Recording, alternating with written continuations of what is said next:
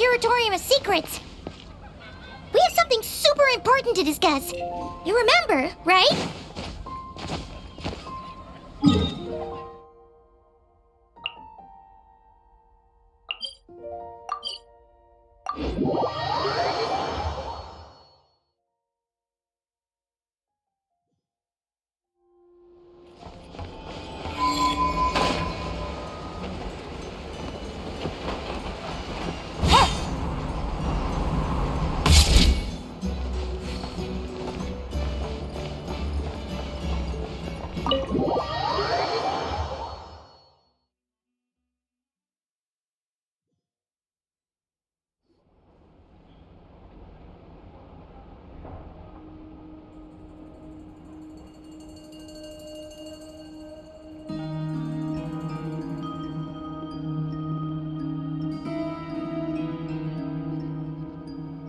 Looks like the gang's all here!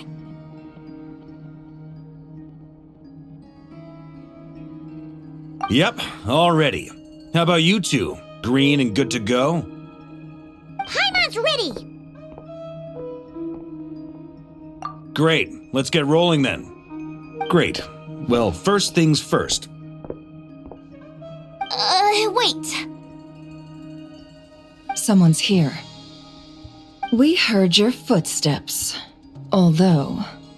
You've been here for a while now. I take it you followed the Traveler, but I don't sense any ill intent in you. Come on.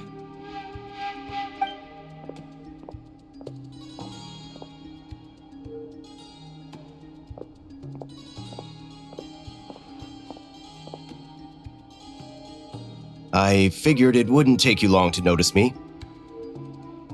I come bearing news from my lady, the Knave. Dottore went through the motions of returning to Snezhnaya, but it was obviously a facade. However, he has not returned to the Kuvaki Experimental Design Bureau, nor has he made an appearance in Nasha Town. Well, in that case, he'll be in his lab way up north. I always wondered why he applied for his own private pad. He was planning this all along. Tell them that Sandrone and I will go on ahead. If they still intend to pursue this matter, they should meet us at the research center in the northern tip of Nod-Krai. Nice of Columbina's two best friends to think of us. We appreciate the heads up. Our sincere thanks to the Fatui for your aid. Lady Damselette may have left our organization, but at least some of her colleagues remain genuinely concerned for her well-being. Not to mention that the doctor's increasingly cryptic conduct gives us great cause for alarm. We have crossed swords many times before, but it's not personal. We're just on different sides. We don't lack humanity. And so, as fellow friends of Lady Damselette, it's only right that you should be in the know about this. Arlecchino's situational awareness has saved us a lot of trouble. I'll leave the map here with you. If you do decide to head to the research center, please proceed with caution. And remember, at least while you're in Nod-Krai, Lady Arlecchino's subordinates are your comrades if you want them to be. This is very accommodating of you. We can't thank you enough. Just doing my duty. I shall take my leave now. If you need us, you'll find us at the Experimental Design Bureau.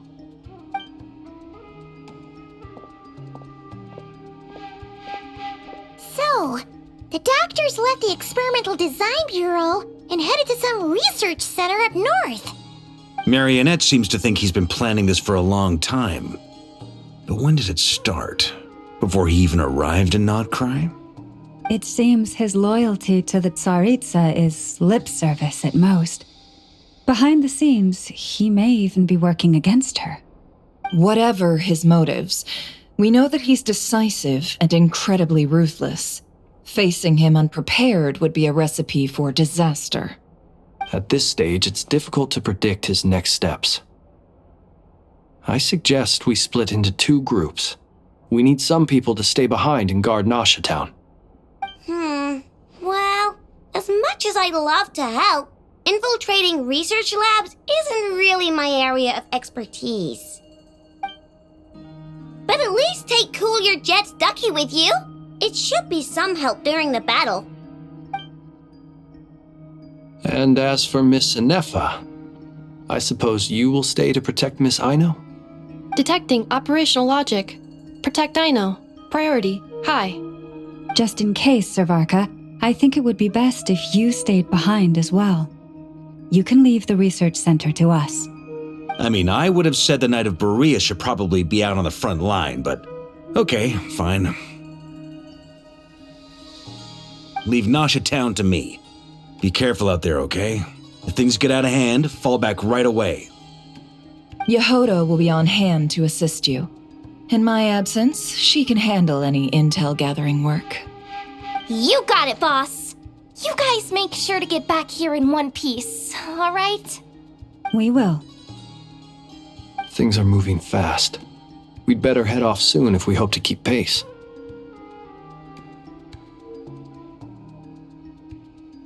So, it's infiltrate a secret research facility, or... Yeah, alright. Paimon will help out here instead. Sounds like it's gonna be a pretty intense fight. We all have to bring our A game here. So, anything you need to wrap up before we leave?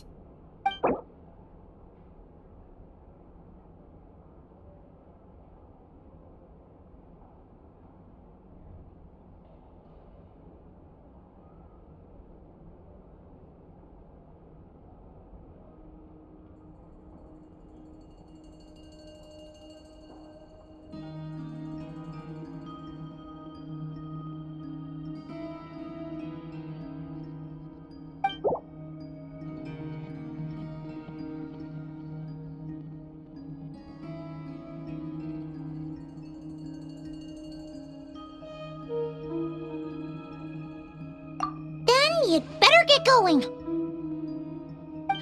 Very well.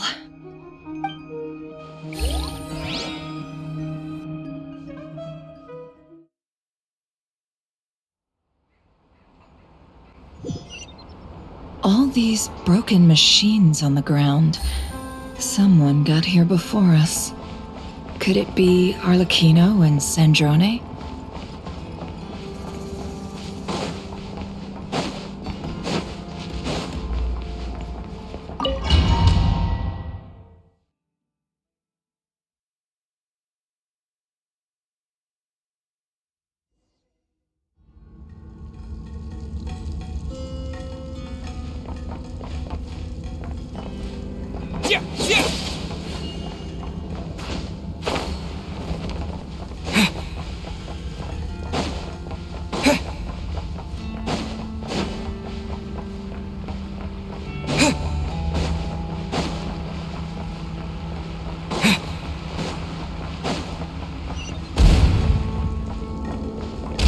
That's quite a welcome party.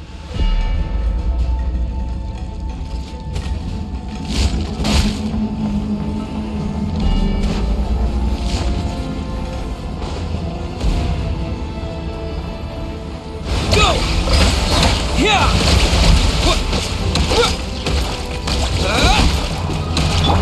The night cometh. Observe.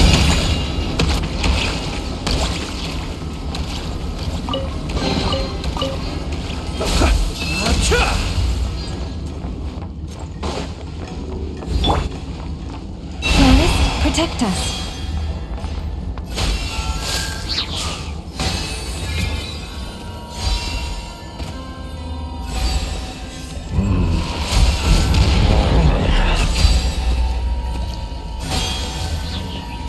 With one heart, we pray. Seek within. Can't hide the truth.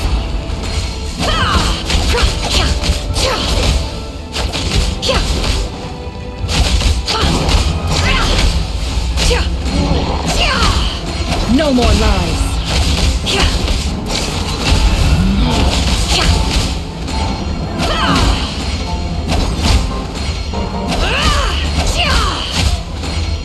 Can't hide the truth. The deception ends here.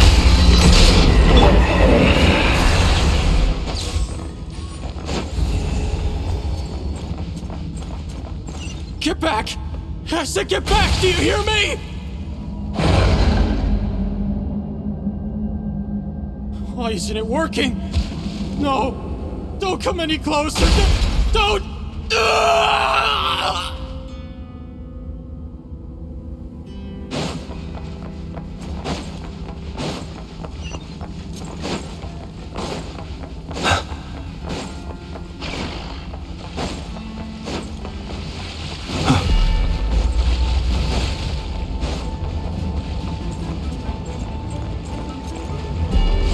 silent.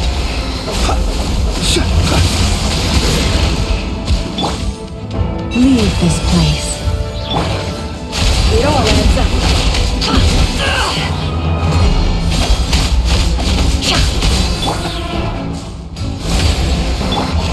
For the everlasting forest.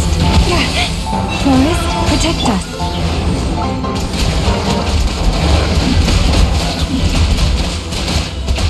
Water jet! Wipe out! You poor soul. May your spirits find peace. Grab that key on the ground. We'll probably need it at some point.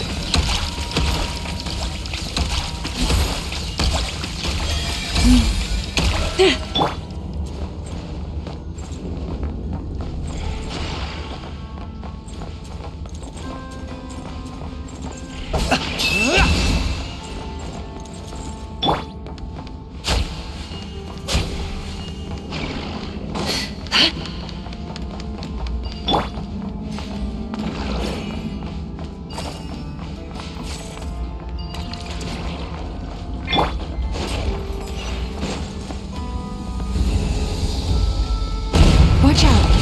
There's no way through. Let's go around.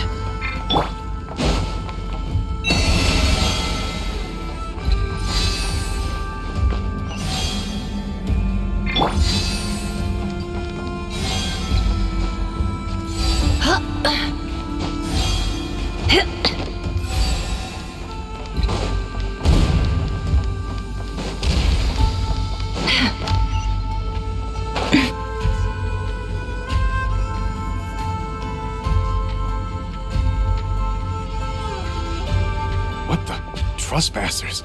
Here? What's wrong with you people? We're looking for the doctor, and we understand he might be here. I see you're fleeing the facility. You looking to settle a score with the doctor? Good luck with that. I don't think you have many chances left. Perhaps. But you might have a chance to live if you start talking. 2 other Harbingers had the same idea as you.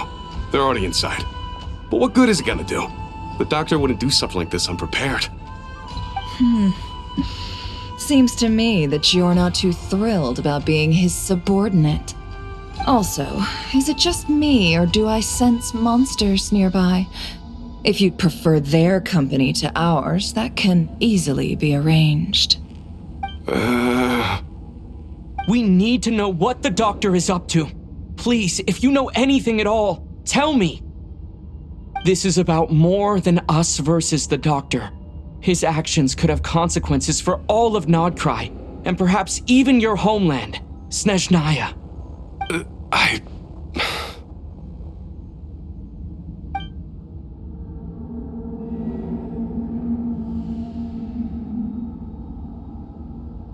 He's building something. Ambitious doesn't even begin to describe it. Feels like this could be the big one. God knows how long he's been planning it. A while back, he told us he'd be returning to Snezhnaya. We weren't expecting him back so soon.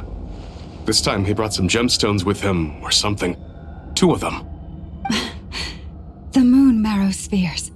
He stole them from their rightful owner, Columbina. Oh, Lady Damselette? Last I heard, she left the Fatui. Before she went, she told us she'd finished what Her Majesty asked of her, and wished to focus on some personal matters. I remember thinking that leaving us might not be the best choice. I mean, I always looked up to the captain the most, and... Back when this all started, the higher-ups dispatched 3 units to Nod-Krai to execute their plan. They were led by the Doctor, Marionette, and the Damselette, respectively. I was a part of the Damselette's unit to begin with. She never really interacted with us much. In fact, she seemed sort of detached from everything. Not because she was distracted, just felt like she was indifferent to the world around her. Like she had no stake in anything that happened. She always seemed like she was staring off into the distance. Almost as if she didn't see anything worth living for in the present, so she had to look further afield. That's right. She always used to stare up at the sky. The doctor used to stand nearby and watch her. Apparently they got along well at first, but somewhere along the way, she grew wary of him, started avoiding him as much as possible. After she left, everyone in our unit merged with the doctors. He's similarly indifferent to the world, except when it comes to the moons. He seems to have big plans for them. Right now, obtaining the 3 moons is his #1 priority. He even said if he can only get his hands on 2 of them, he'll create a 3rd one himself. How would he create an artificial moon marrow? Maybe the knowledge he gained from the Hyperborean phantoms has something to do with it. Thank you for cooperating. We appreciate the level of detail. I get the sense that you'd serve under Columbina again if you had the chance. Would that be fair? No, she's no longer a harbinger. As a member of the Fatui, my loyalty will always belong to the Tsaritsa. I'm only telling you all this because I don't completely trust the doctor. His actions do not align with the goals that first brought us to Nod-Krai. I understand. We'll do everything within our power to stop him. The Knaves unit is based at the Kuvaki Experimental Design Bureau. Maybe you can seek refuge with them. Well, now we know what's going on here. Artificial moon marrow. He's likely well on the way to completing it. Dottore's technological capabilities are far more advanced than I thought. I fear this could get ugly. Everyone, prepare yourselves.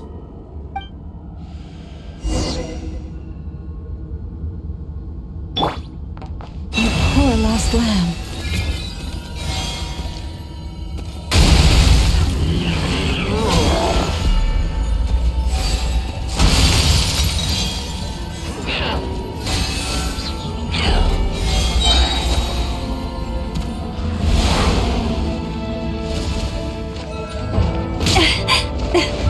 With one heart, we pray. Beware the creatures of the night.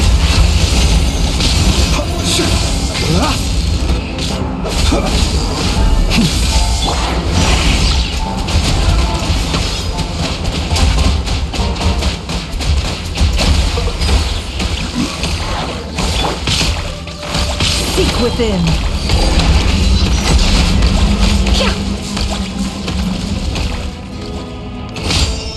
What a joke! Can't hide the truth.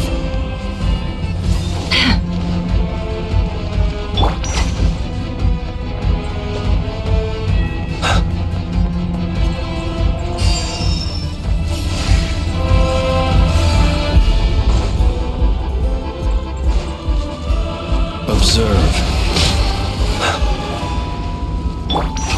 Lush as the moonlight.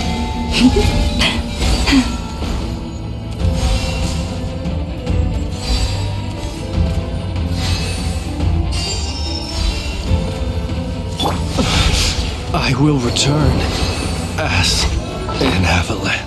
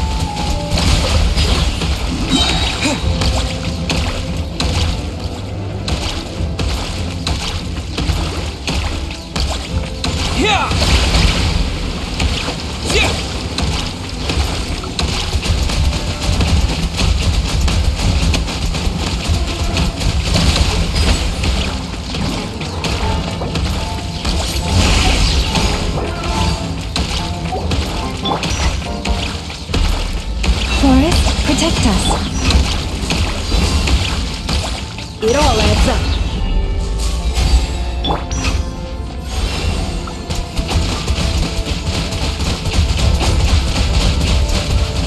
Water jet!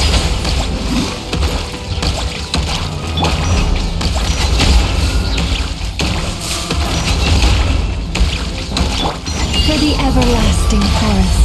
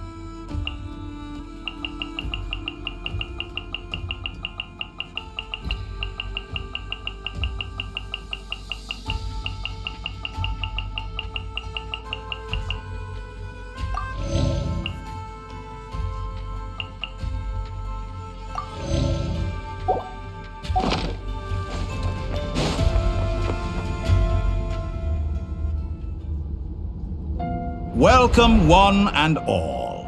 I've been expecting you. I hope my humble research facility is to your liking. Yeah, we really appreciated fighting our way in through a horde of monsters. The gall! You expect us to believe you've just been patiently waiting for us? Of course I have. Should I be worried about something? Everything seems to be going quite smoothly so far, and you've shown up right on schedule. First Sandrone and Arlecchino, now you. Ah, quite a surfeit of guests I've had today.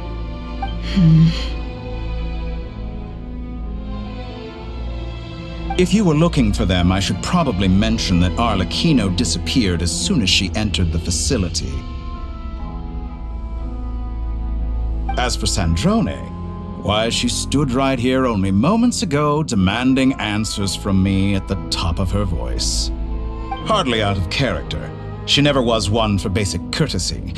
But I have to admit, I was a little surprised to see her showing concern for someone besides herself. Does everyone you associate with undergo such a change in temperament? Speaking as a researcher, I have to say, it is not a change for the better. It threatens one's ability to remain objective. Well, since you ask... So you've got your hands on the moon marrow, and now you're claiming godhood. Don't you think that's a bit of a stretch, Dottore? I must protest what you are insinuating with that phrase, claiming godhood. I am not claiming anything. I am stating a fact. You're a researcher. I'm sure you appreciate the distinction between the two. Huh? Wait, you really think you're all that? You'll excuse me if I'm not being a polite little lady for you. We're colleagues.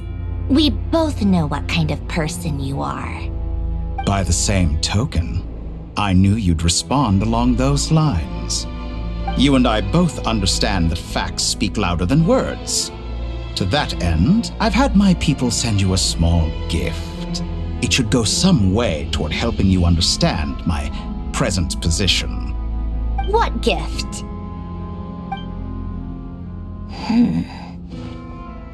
Where have all your troops gone?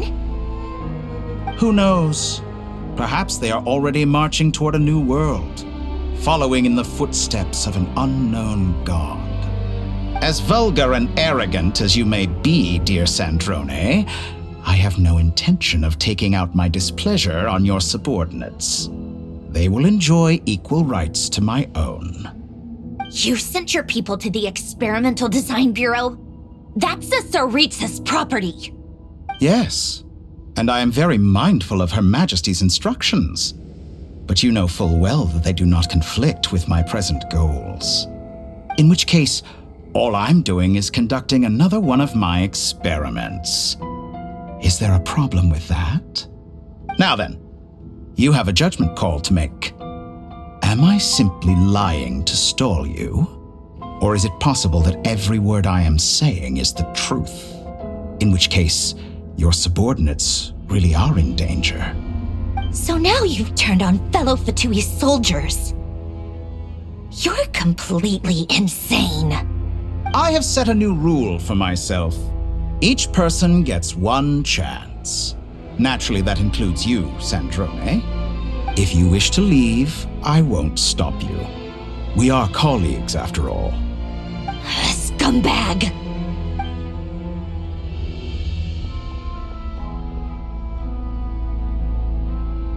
Still, I hadn't counted on Sandrone sparing any thought for the people of this world. Shame. I always found her self-centeredness to be one of her few better qualities. How can she ever hope to achieve greatness when she's so obsessed with protecting her little design bureau? It's more than a little disingenuous to speak of achieving greatness while taking hostages. Or does honor no longer mean anything to you? Honor? I have the marrow of 2 moons in my possession and will soon complete the construction of a 3rd. I will be the god of a new world. And you speak to me of honor? How charmingly naive. Those are sacred relics. You do not deserve them. In my view, many in this world do not deserve to be alive. And yet I mercifully permit them to go on living, do I not? You'll come to regret your actions. Will I now? Let's see if you can make me.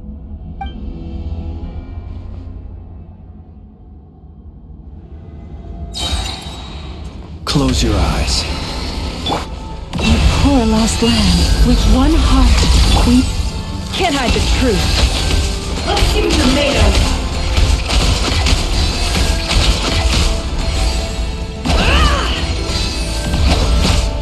Your actions betray your fear. No more lies. It all adds up. An exact practice. Observe. The long sleep beckons. You won't feel it. Leave this place.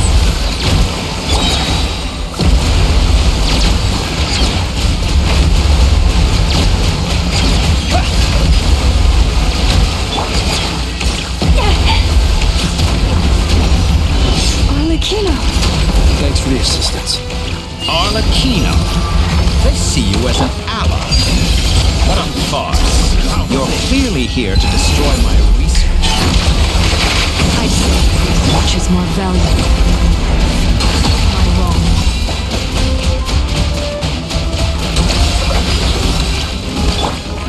Forest, protect. No more lies. The mystery unravels. Your actions betray your fear of me.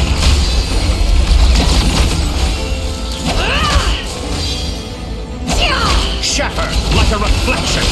Is that the best you can do? Shameless. Can't hide the truth. Close your eyes. Overruled.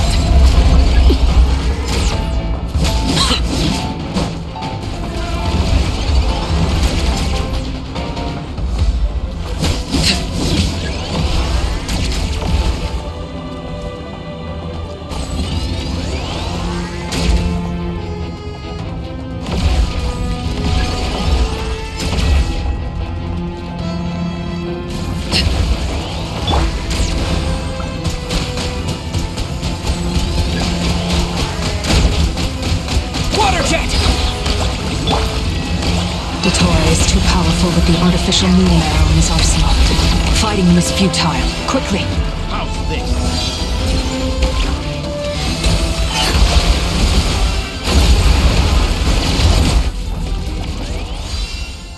Let's go. I've always thought it is wiser to flee than surrender.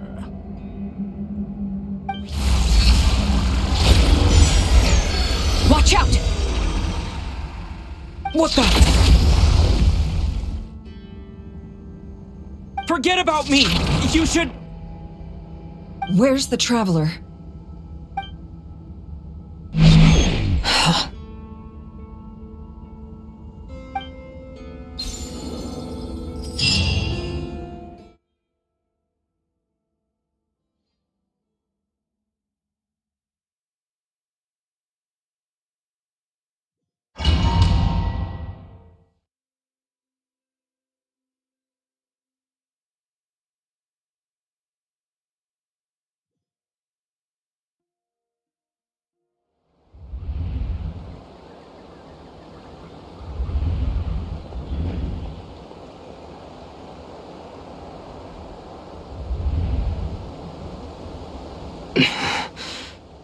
What just happened? Nasha Town? How did I get here? Strange. I remember being trapped by Dottore during the battle. And now all of a sudden, I'm here. Something weird is going on. I guess I'll start by exploring the area. Huh? Traveler? What brings you here at this hour? Huh? What are you in the mood for today? A hot dog? Or something else? We've got some special discounts at the moment. Want to see the menu? Sorry, I'm not hungry right now. Ah. Well, feel free to take a seat for now. Let me know if you change your mind. Everyone seems to be acting normal. Am I just overthinking? Oh, darling, look who it is. One of our regular customers. Get the traveler something to eat, would you, dear? Wait, why is he talking like that? Well, I'd love to, but can't serve a customer unless they order something. Anyway, I take it your business is wrapped up? Yes, thankfully. It was a long trip, and it's left me feeling pretty exhausted. But the upshot is, I won't have to leave again for a good while. We can have some quality time to ourselves. Wait, these two are a couple? I see some kids around too. I didn't know they had a family. Hey there! I haven't seen you in ages! What's keeping you so busy? I've been looking forward to playing with you again. You forgot already? You're silly. Daddy brought you over to our house recently. We had some snacks together. What is she talking about? We've had a lot of customers over the last few days, so we've been real busy. And like my mom always says, some people are more than just customers. They're friends. Oh, another customer's arrived. I better go see what they want. This is all wrong. I never once heard the owner of this restaurant talk about their family. It certainly isn't a family-run business. And that child? I don't recognize her at all. Could this be a false memory? Very good. I knew you had it in you. Aren't you going to try the house special? When did he show up? No, none of this is real. You don't seem to like it here. That's fine. We can change venues.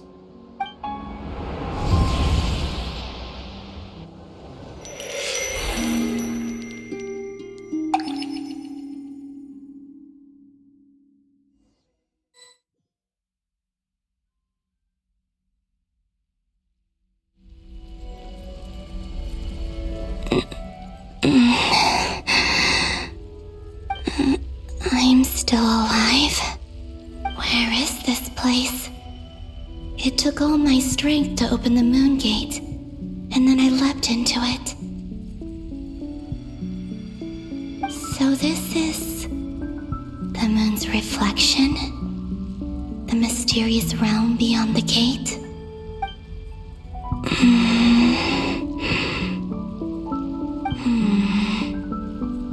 I can't sense anything. I guess I could try opening the gate once more.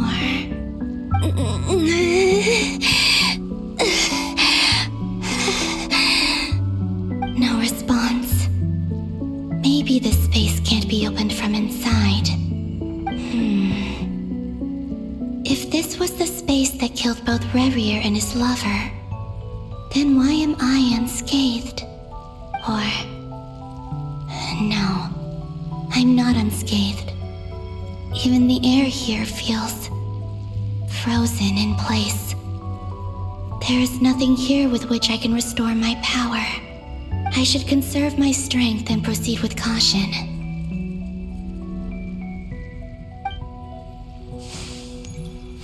I don't believe Dotori's scheming will stop just because I escaped. If there is any chance that I can get back to the others, any chance at all, I must return.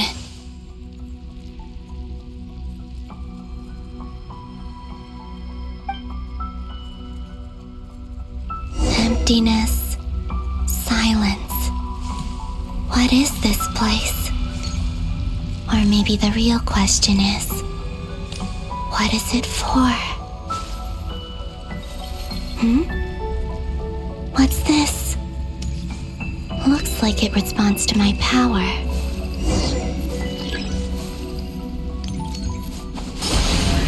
Golden.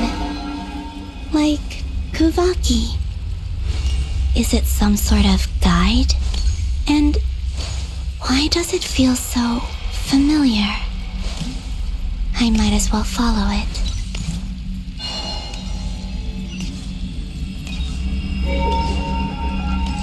Where does this lead? Could it be the exit?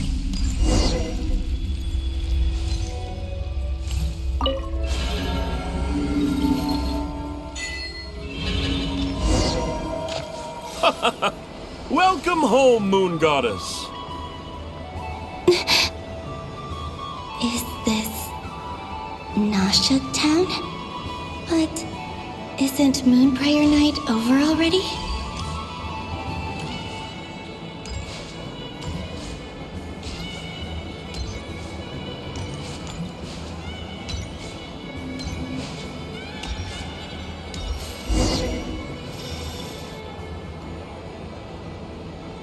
Goodbye for now, Columbina. I hope you have a wonderful night. I will. Llama, everyone else, and me? Are these my memories?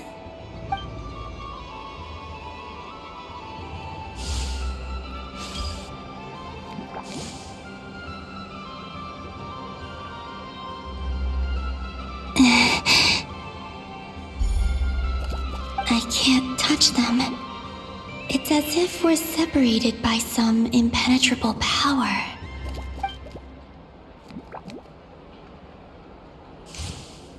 Over here! Over here!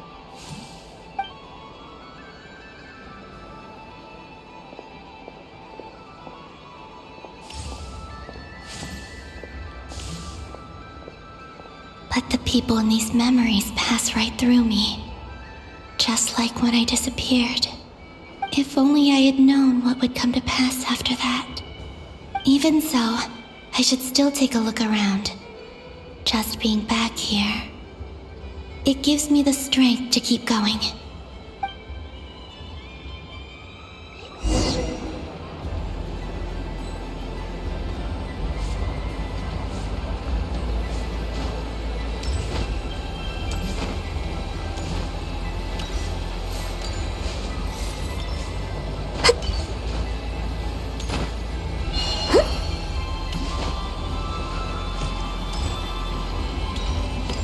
Welcome home, Moon Goddess. Oh, you're the genuine article. Alice was right. This Moonprayer Night was worth watching after all. Oh, yes. That was the fortune-telling stall run by Barbaloth from the Hexen Circle.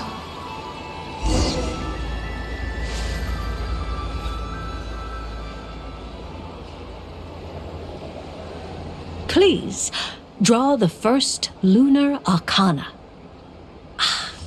This represents destiny and is the foundation for the divination as a whole.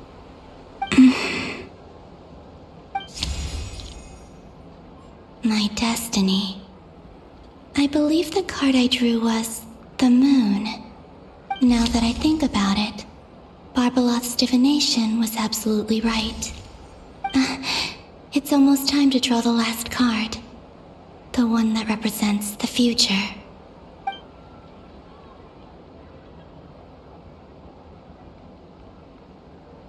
That was the card that popped out on its own. From here, I think.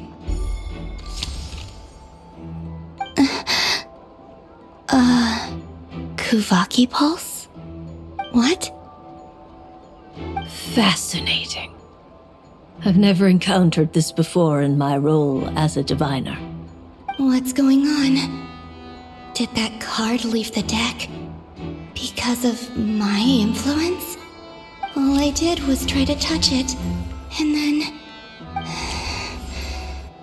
Maybe this memory space is not untouchable after all.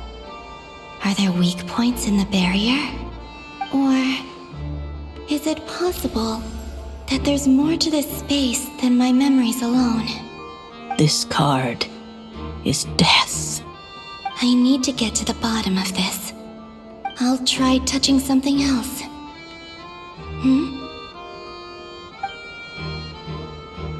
Is this the wind? No, it's gravity. It's pulling me outwards.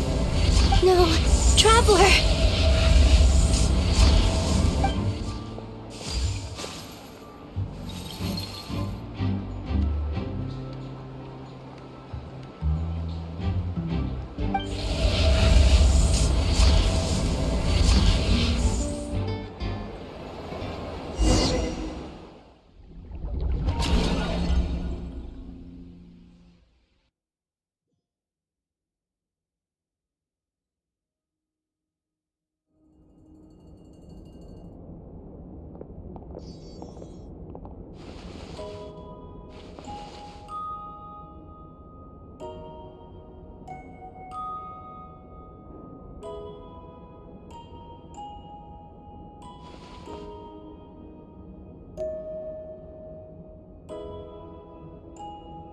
Haimon, listen to me. From the bottom of our hearts, we are so sorry. We completely understand how you must feel. The Traveler is trapped, and we all feel responsible for it. Don't say that! Haimon's not a little kid! You didn't leave him behind on purpose! There was nothing you could do!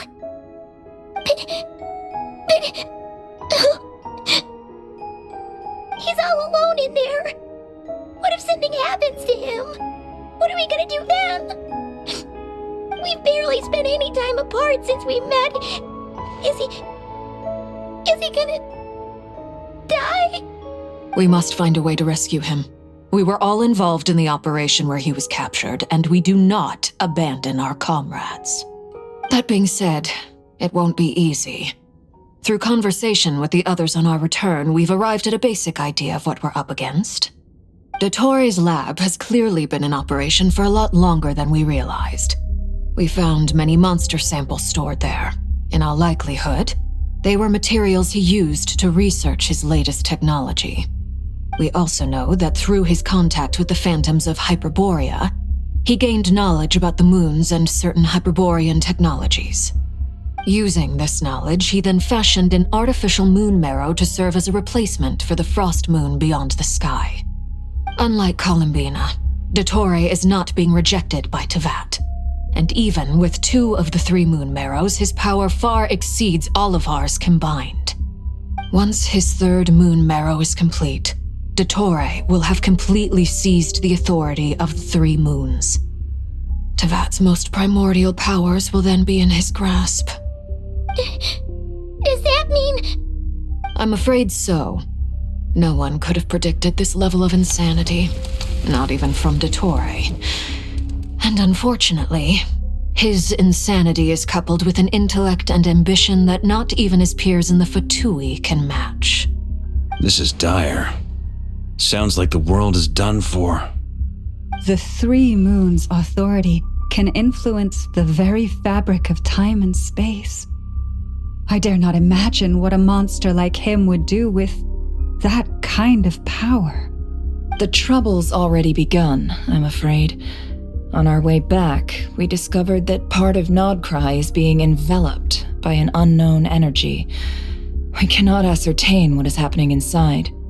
I'm convinced this is Dottore's doing. Not that there's any way to prove it. The issue is, we have no idea what his intentions are. The only thing more frustrating than facing down evil is knowing that it will surely come, but not knowing when. The Doctor is guilty of numerous crimes in Mondstadt as well. One of our knights, well, former knights, his father was murdered by Dottore. His ideology and methodology are a danger to everything in his path, from individuals to entire nations. He does not feel guilt, even when he acts against his own people. He doesn't see them as his own people, that's why. People like him see everyone else as beneath them. Right. He views other people only in terms of how they can benefit him. That's the basis of all his social connections. Granted, he's hardly the only harbinger to pursue their own interests. We all do. And Her Majesty is gracious enough to permit it. Still, her mercy has its limits. Dottore's actions have gone beyond even what the Fatui could have imagined. Usurping divine authority to become a god. For a servant of the Tsaritsa, that goes beyond being disloyal. It's treason of the highest order. We can't expect him to heed the Tsaritsa's will once he gains the 3 moons' authority. Even we harbingers consider him the most self-interested among us. Poor Traveler. Of all the people to get caught by... We have to go save him right now! Please! We gotta find a way! Paimon, I promise you, we are with you all the way. I get how you feel. I do. But it's gonna take more than strong emotions to take down an enemy like Dottore. What we need now is more information. Right. We can't even guarantee he's still at his research center. Before we can think about mounting a rescue operation, we need to confirm the Traveler's location. I'll find a way. Paimon knows, but... She's so scared. If anything happens to the Traveler... He might be the strongest person Paimon knows, but he's still human. He feels pain and bleeds just like anyone else. Then think things through before you stick your neck out. Unless you want to lose your head. Sandrone. Miss Sandrone, you're okay? Put the stuff over there, and be gentle with it. Am I okay? As you can see, I've had to move my whole livelihood out of the Experimental Design Bureau. It's been swallowed up by Dottore's energy field. If I'd left it any longer, I probably would have gotten stuck there. Ugh, Dottore always goes a little loco when he finds a shiny new toy. Not that he'd ever admit that. But this time, he's gone full psycho.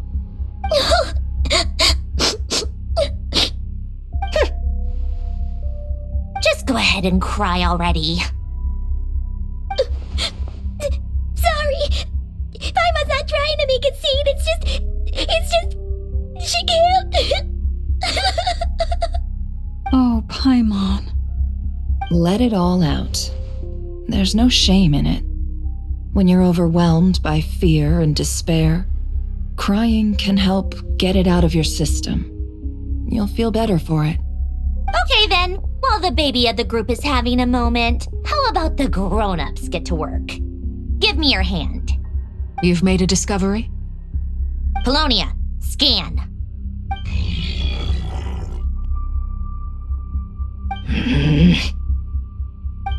You, hand, now.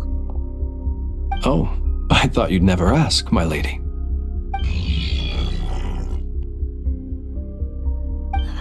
Curses! You're next, then you.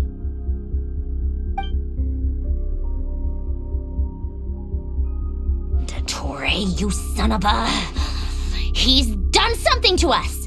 Everyone who entered his research center has been implanted with some sort of curse. I don't feel anything unusual at the moment. Does that mean it hasn't activated yet? Is there a way to figure out its purpose and what might trigger it? My best guess is Dottore created it using the Moon Goddess's powers.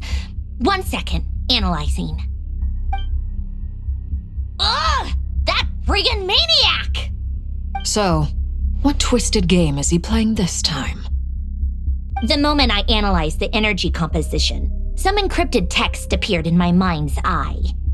And when I deciphered it according to the Fatui's standard encryption protocol, I got the following message. Feel free to run, or you will perish in Nod-Krai. He's mocking us. Yep, he loves to toy with people. Only in this case, there might be more to it. But I didn't detect any murderous intent or malice either in the message or the curse's energy. As if this is him at his least malicious. Or perhaps all people are cowards in his eyes.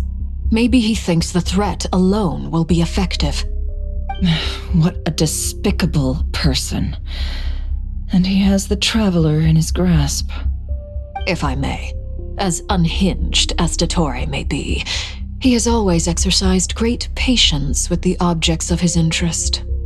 I remember a comment he made when we first arrived in Nod-Krai. He said, "This world is, on the whole, an exceedingly dull place.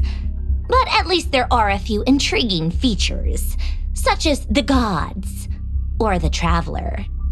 Presumably, they interest him because they're unknown quantities. He wants to understand as much as he can about them." Agreed. The Traveler is Tevat's fourth descender. All Harbingers are aware of this. Since Dottore took such pains to capture the Traveler, he is unlikely to kill him right away. Okay, but we still have to do that rescue operation. Of course. I also think we need to read between the lines with Dottore's message. If he's encouraging us to run, that means we mustn't leave Nod-Krai under any circumstances. My guess is, his curse will only trigger if we leave.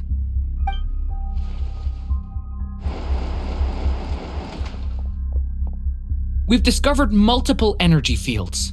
Albedo is still attempting to analyze their structure. He told me to report back first. Each field is slowly growing, swallowing up more of the surrounding area in the process. And the pace of their expansion has increased since we first examined them. He's probably trying to swallow Nod-Krai whole. His nefarious ambition knows no bounds. If this continues, the whole of Tevat will be in trouble, not just Nod-Krai. The loss of Columbina could not have come at a worse time. Do we think she's truly gone for good? She entered the space beyond the Moon Gate, knowing what became of Rerir and Thalindus. I'm sorry, but I fear the odds aren't good. Don't be ridiculous. If I know her, she's busy finding a way back as we speak just so she can annoy me. She isn't dead. Whatever has become of her, the fact remains that we are two comrades short on the eve of a decisive battle. We need to find out the Traveler's location, but there is also other work to be done. Agreed. Whatever Dottore's planning, we have to get the local populace somewhere safe. So, as well as a rescue mission, we have to organize a mass evacuation at the same time. It would be best if someone could approach leaders of neighboring nations and negotiate emergency asylum for Nod-Krai's inhabitants. Can anyone handle that? Snezhnaya is one option. I'll see what I can do. This would be so much easier if the Traveler was here. No! Stop thinking like that, Paimon. Paimon will join you. She's pretty well connected thanks to the Traveler. Maybe it'll come in handy. Either way, that's what the Traveler would do if he was here.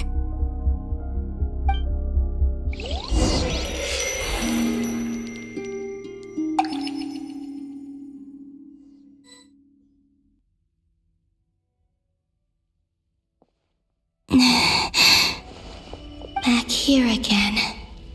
That gravitational force that pulled me back. Is this where it came from? When I saw that memory of Moon Prayer Night, I think I influenced reality. Was it just a coincidence? Or, if only I could have sent the others some kind of warning on Moon Prayer Night, maybe we could have stopped Dottore. I feel so heavy. Does entering that space consume a lot of energy? Well, even so, I have to keep moving forward. Back to emptiness and silence again. I should try and find my way back inside that memory.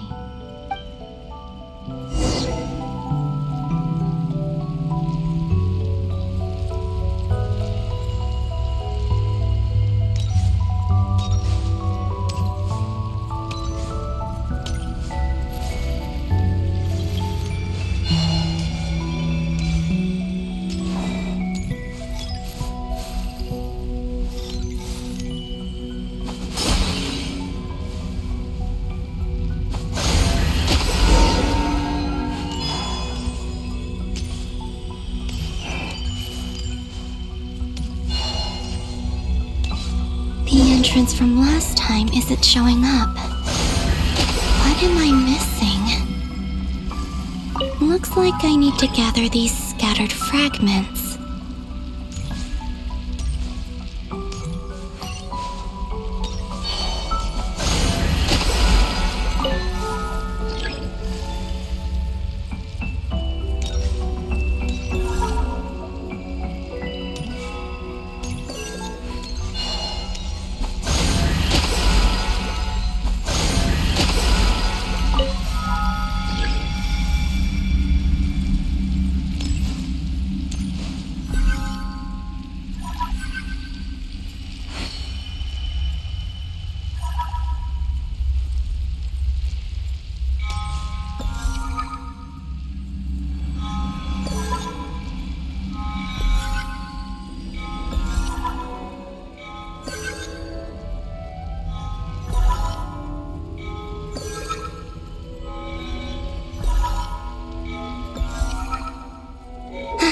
It worked! Hopefully I can stay inside for a bit longer this time.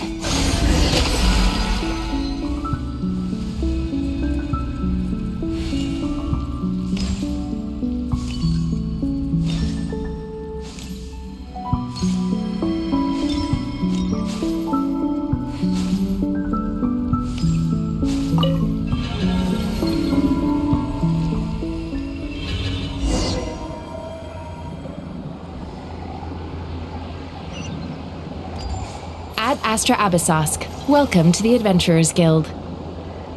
What? This doesn't look like Moon Prayer Night. Extra, extra! Latest issue of the Nausea Express! I don't think I've ever been here. Maybe this space isn't comprised of my memories after all. There aren't any festive decorations around. Is this Nausea Town after Moon Prayer Night ended?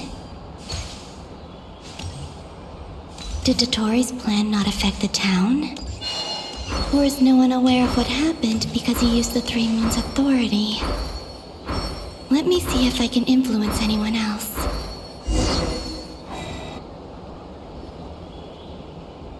So, what do we do next? Wait, that voice. Paimon? The most important thing right now is to find that mage. Lauma, the Traveler, and Mr. Varga are here too. I'd better go pay the Fatui a visit. Traveler!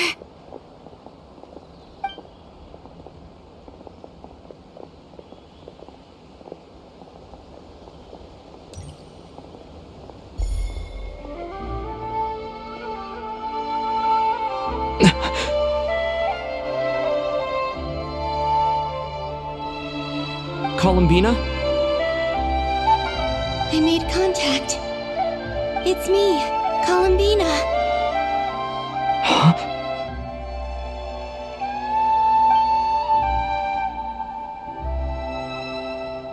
Traveler? Let's go! This is no time to be spacing out!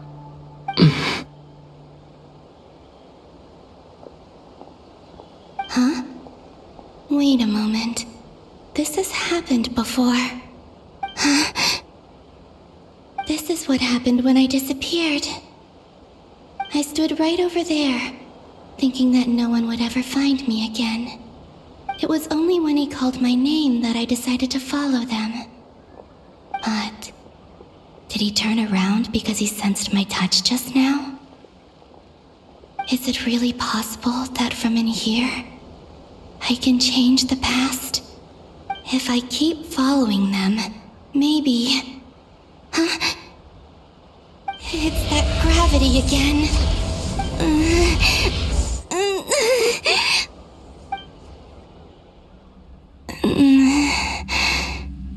Every time I influence reality within that space, this force intervenes and pulls me back.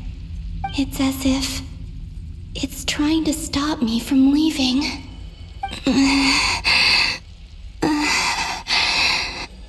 I'm getting weaker and weaker. I'll just have to try another approach next time. Come on, Columbina. Keep going. You have to tell everyone what happened.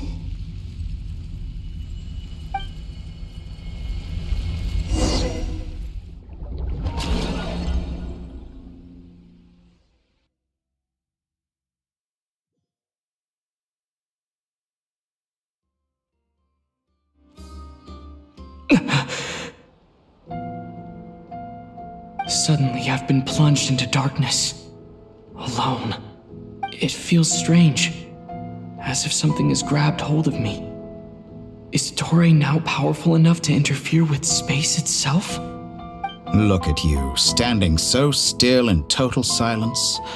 I almost didn't recognize you. Hello there, traveler. He seems to be in a good mood. Wait, what's that behind him? Ah, so you noticed. This is the completed Trilune. 2 primordial moon marrows and 1 artificial specimen. You are wary of it. Good. Maintain that reverence. You performed well in that recent battle. Brave and reckless as always. Courage is the sign of a true hero, and impulsiveness is the hallmark of those who strive to advance. I say this not to belittle you. Most creatures are far more timid by comparison. 3 moon marrows? Does that mean the artificial one is now complete too? Well spotted. What do you think? For a replica I built myself, I dare say it looks the part. Toray, are you planting illusions in my mind? I have no interest in fooling your eyes. On the contrary, I hope to show you the true essence of all that you see before you. Is this not a beautiful city? People live in peace and find joy in their work. The streets are safe. People can even leave their doors unlocked at night. You might say it is the Elysium everyone dreams of. All available data indicates your values and worldview conform with the mainstream. This kind of society should be quite to your taste. False beauty is deceitful. Lies are to no one's taste. I wonder, is it your moral standards that are too high, or your expectations of reality? Answer me this. If someone existed in a sweet dream from the moment they were born, a dream in which they never once felt pain, which do you think they would consider superior? The dream or the reality? That's pure sophistry. It has nothing to do with your actions. As I suspected.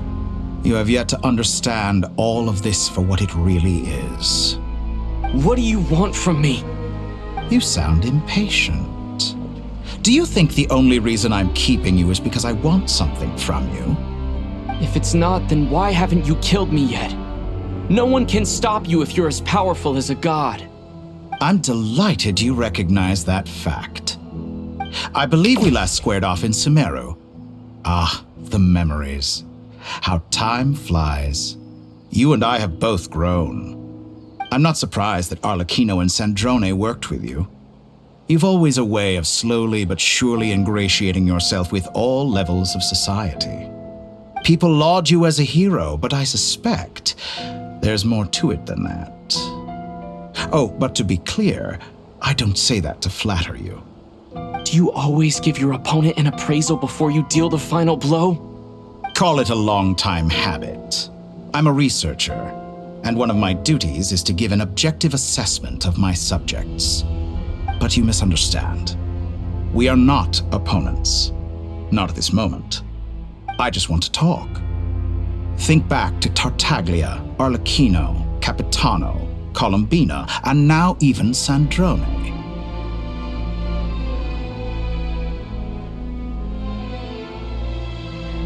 You've worked with each of them in the past. I believe you can work with me as well. What makes you so sure? Well, why not? Should the good associate only with the good and the bad befriend only the bad? I like to think we could have a more mature relationship than that. Surely you don't think all your relationships are grounded in friendship or shared ideals. People come together because it benefits them to do so. If you think of the people you admire, you must surely admit that they have provided some benefit to you.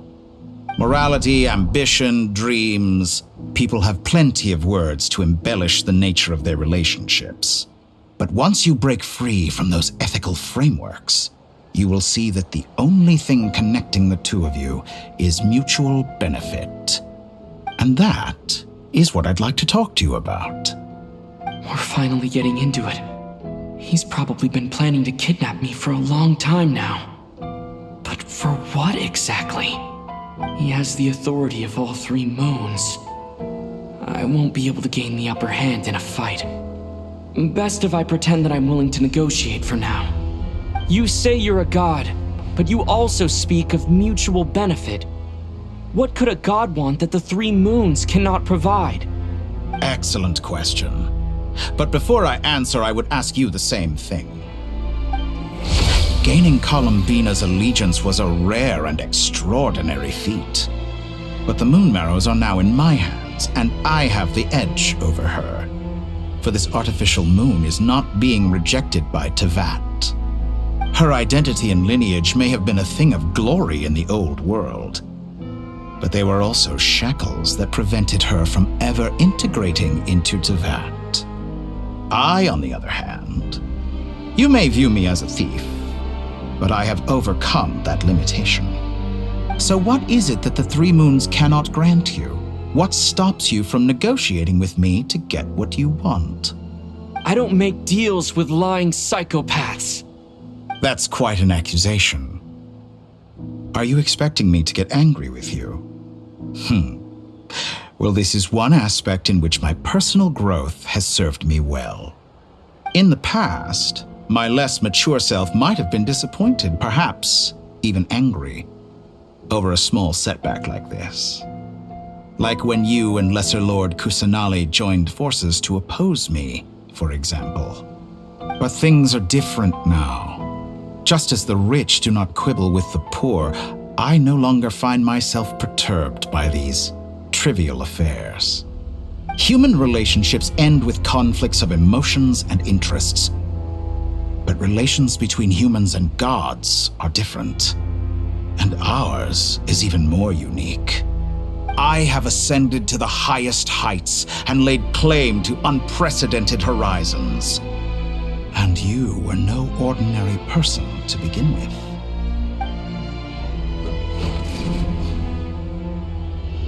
Allow me to show you the world, Descender.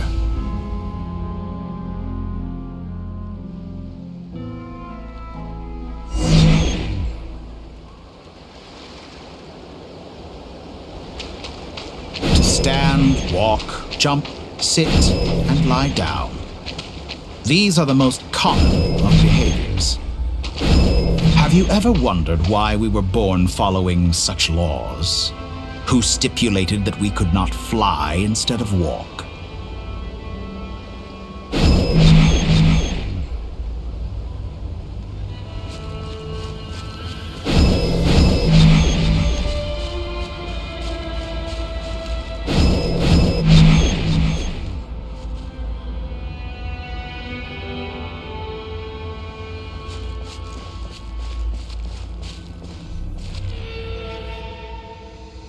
Someone of your talent and experience must surely know of the 4 great rulers who serve the heavenly principles. They govern life, death, time, and space. One wounded by a blade will die from blood loss or infection, and one who falls into a lake will drown in agony. The elderly wallow in solitude, and the solitary age faster. Eventually, new life is born, only to embark on the same path of suffering. These 4 divisions anchor the world and shackle those who live in it. But they themselves transcend its boundaries, squandering the power bestowed by the heavens. All who live yearn for equality, but unless the gods prostrate themselves and profess that they are mere servants of the living, equality can never exist. Who makes the rules we must live by? Who has the right to restrict us? The limits of the body can be rejected.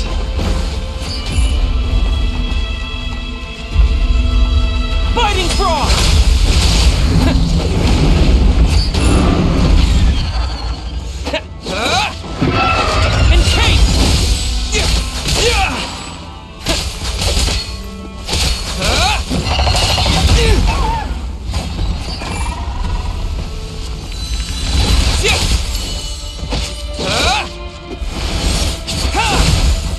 How does it feel to be among those with absolute power?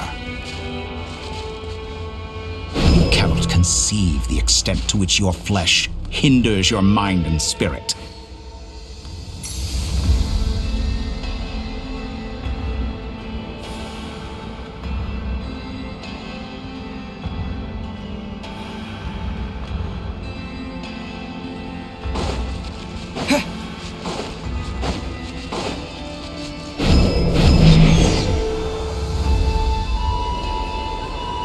Only by discarding our useless, primitive eyes can we perceive a new world. How narrow-minded we all were in the past. Why should the final answer of the world not be the power that predates those of life, death, time, and space? The power of the Trilune. Through it, I have glimpsed new experimental possibilities. Nature suppressed, authority exiled, souls controlled.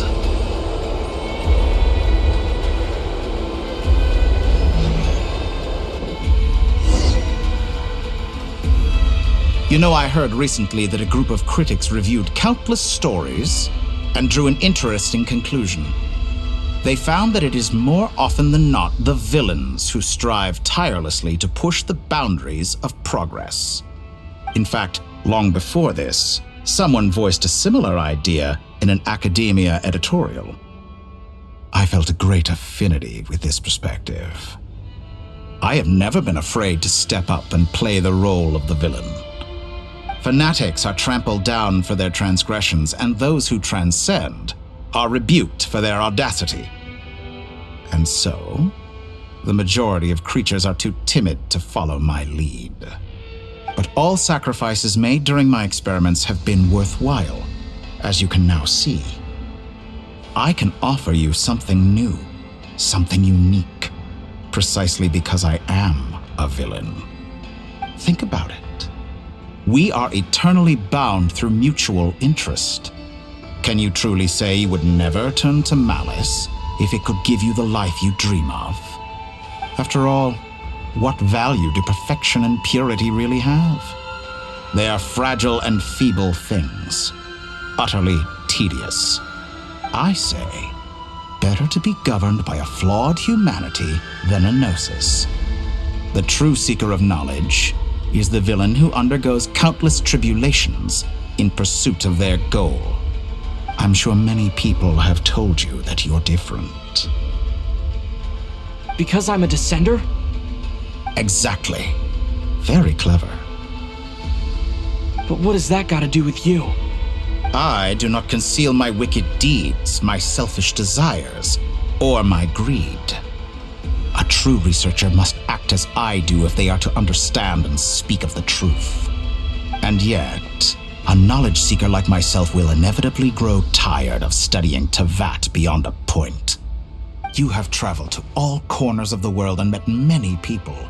Along the way, there have been moments when you were misunderstood or even became a wanted criminal. And all the while, you have spent your days doing some of the most mundane jobs in the world. You fight and toil, claim minuscule rewards from my friend Pantalone, then you fight some more, winning some battles and losing others as your search goes on. And this cycle continues, with no end in sight. Surely you must sometimes grow weary of being stuck in this same loop day after day. We're completely different. I embrace everything that life throws at me. I am engaged in every step of my journey. How does that make us different? I too embrace what life brings, researching everything that interests me. Think of all the novel things I've managed to create, like the artificial moon marrow. Don't you see? As unique a specimen as she was, even Columbina is not irreplaceable. Take that back! She's gone because of your actions! I didn't say that to anger you. Though admittedly, I don't see what there is to be angry about. Anything Columbina could do for you, I can do better. I know what your ultimate goal is. You wish to walk the path your sister walked, and seek answers from her at the end of that journey, don't you? Someone like you could never understand what it feels like to care about another person the way I care about her. Perhaps not, but that doesn't mean I can't help. I could find your sister right now, bring her before you, and make her give you the answers you seek. Don't be so presumptuous. You'll never begin to understand the situation between us. Oh, no. This is no presumption. I'm only offering what I know is possible with the power of the Trilune. But it seems like you would sooner continue with your journey through this world. Why? Do you truly desire this journey?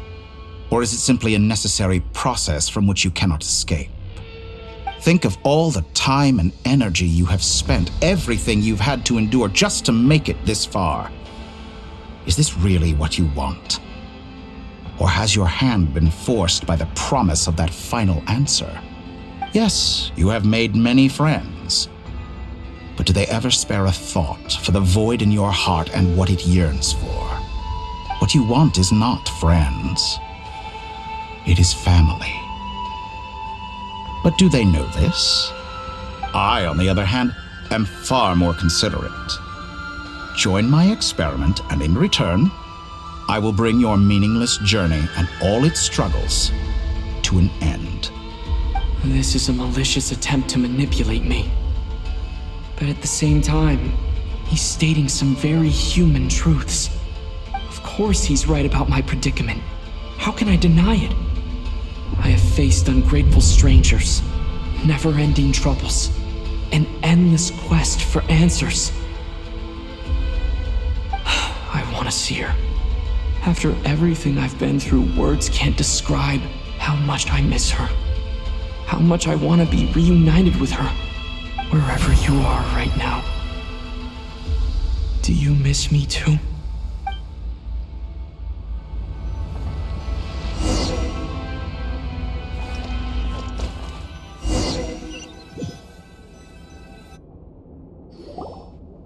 All right, everyone. Our next mission is clear. We need to contact all the major organizations, explain the situation to the public, and then begin the evacuation. The residents of Nod-Krai are quite dispersed. The two most populated areas are the Southern Isles and Pyramida. Miss Lauma, I will leave Hisi Island and Nasha Town in your hands. I will liaise with the Fatui and Pyramida. Agreed. We will reach out to Natlan and Snezhnaya. Anyone found north of the Experimental Design Bureau should follow the Fatui to Snezhnaya. As for those dwelling south of that line, I will ask the Voynich Guild to help persuade them to leave. Then I, Mr. Varka, and the Frostmoon Scions will escort them to Natlan. The Voynich Guild has dealings with the Curatorium of Secrets. I will send them a letter vouching for your credibility. Yehoda, you should help Lauma. This is too big of a task for one person. My wish has come true. You're willingly lending me your most capable employee for the day. Well, good for you if all this only takes a day. Of course, if it takes any longer, I'll be charging a fee. Boss, wait! Don't I get a say in this? Oh, I'm sorry. Something to add, Yehoda? Well, no one's more important to me than you, boss. And remember how Lauma healed your eyes after that big battle? I think that's worth at least 2 or 3 days' work for the Frostmoon Scions. Are you completely incapable of acting in your own self-interest? Or do you simply devalue your own labor? Are you sure you don't want to come with us? Who will see to our other work if we're all busy evacuating residents? Sandrone insists that Columbina is still alive, and we have a traveler to rescue. There's much to be done. But boss, I'm just worried that... Well, Nefer, I'll link up with you once my tasks are complete. What makes you think I'd need you to do that? I'll need it. And considering the way you approach certain matters, I think you'll be better off with me present. That's quite enough. Just focus on your work first. I bet we're in for an uphill battle here. But we can help out too. Inefa and I are gonna help Nasha Town's residents carry their stuff. Loading schedule. Store essential local research data and technology samples, then escort the people to Natlan. Understood. I will execute this to the best of my abilities. Great stuff. Thank you, ladies. I've contacted the Lightkeepers. A colleague of mine will join us shortly. I will persuade them to conduct a thorough search of the region to ensure that no civilians get left behind. As for me, I guess I'll be making an early return to Sumeru. I think it's important that someone informs the Dendro Archon of what's going on in Nod-Krai. Roger that. Someone should inform Mondstadt, too. Mr. Duran, can I trust you to handle that? I think you fly faster than any of us can run. As an added incentive, get there fast enough and I'll see about getting your gliding exam waived. Really? Ha! Mission accepted, sir. I intend to stay behind and help Miss Sandrone with her research. She has some alchemy-related questions that she'd like me to explore. She recognizes your expertise, then. I wish you a fruitful collaboration. Thank you. In truth, I was surprised to hear her express an interest in subject matter outside of machines. I believe she has been investigating some Fontainian technology recently. She made a point of bringing the relevant materials with her when she left the Experimental Design Bureau. She's sorting through everything in her room as we speak. I should mention that we have one other friend who isn't present. He hasn't made his position in all of this clear. But if we know anything about him, he's likely investigating on his own. Paimon's been very quiet today, but I know how close she and the Traveler are with the Natlanese. She should come with us to the border. Okay. Paimon will do her best. Make sure to heed Sandrone's warning. Many of us have been cursed by Dottore. As such, under no circumstances should anyone cross national borders. Remain within Nod-Krai. That aside, personally, I have faith in Columbina. Things look grim, sure, but who knows how it'll play out. Same goes for rescuing the Traveler. Both of them are important allies and friends. We'll be counting on you to gather intel on them, Miss Nefer. Oh, wonderful. You're all here.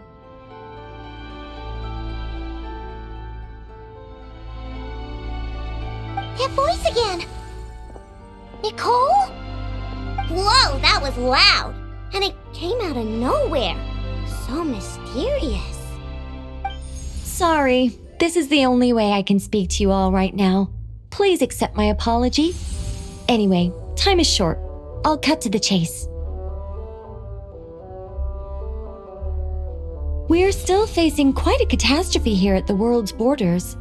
Alice has roped in every Hexen Circle member she can get a hold of, except for me. She told me I had to come and help you all out as a matter of urgency. I quote, "You love talking, don't you? Well, now it's finally your time to shine. Take these. Make sure the whole party gets one each. You'll be in charge of making sure everyone stays connected." Huh? Is this a Dodo communication device? Scanning. Unknown device. Analyzing. Unknown device. Conclusion. Cute. Affirmative. It is cute and good. I believe that I quite like it. This is no ordinary Dodo communication device. It's my very own special modified version, specifically... sorry. I almost went off on another tangent there. Anyway, help yourselves.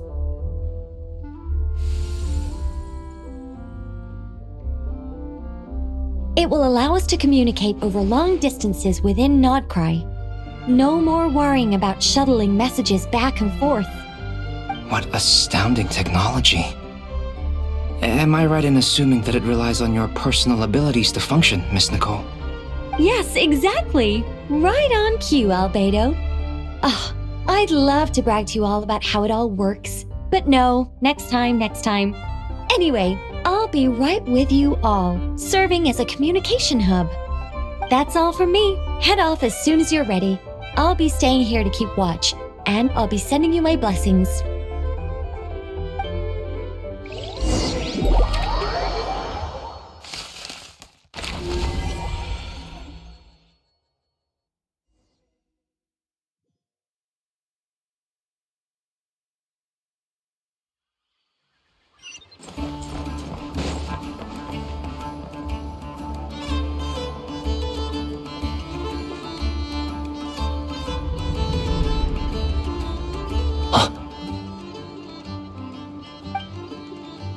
Sir Flint.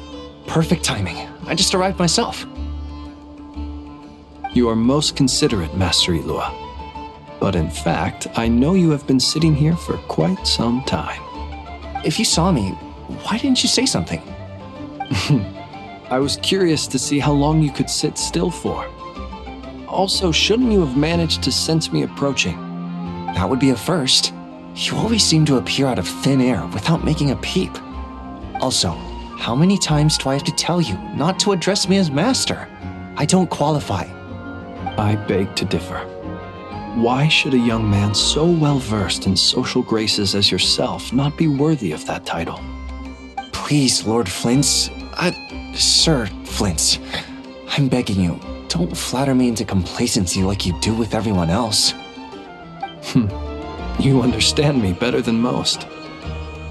My newest acquaintances tell me I love complimenting others. What do you think? I think they don't understand why you do it. You just love puffing people up till they're a big, happy ball of hot air that floats away into the sky. In all sincerity, I can only hope that they bring good tidings when they come back down to Earth.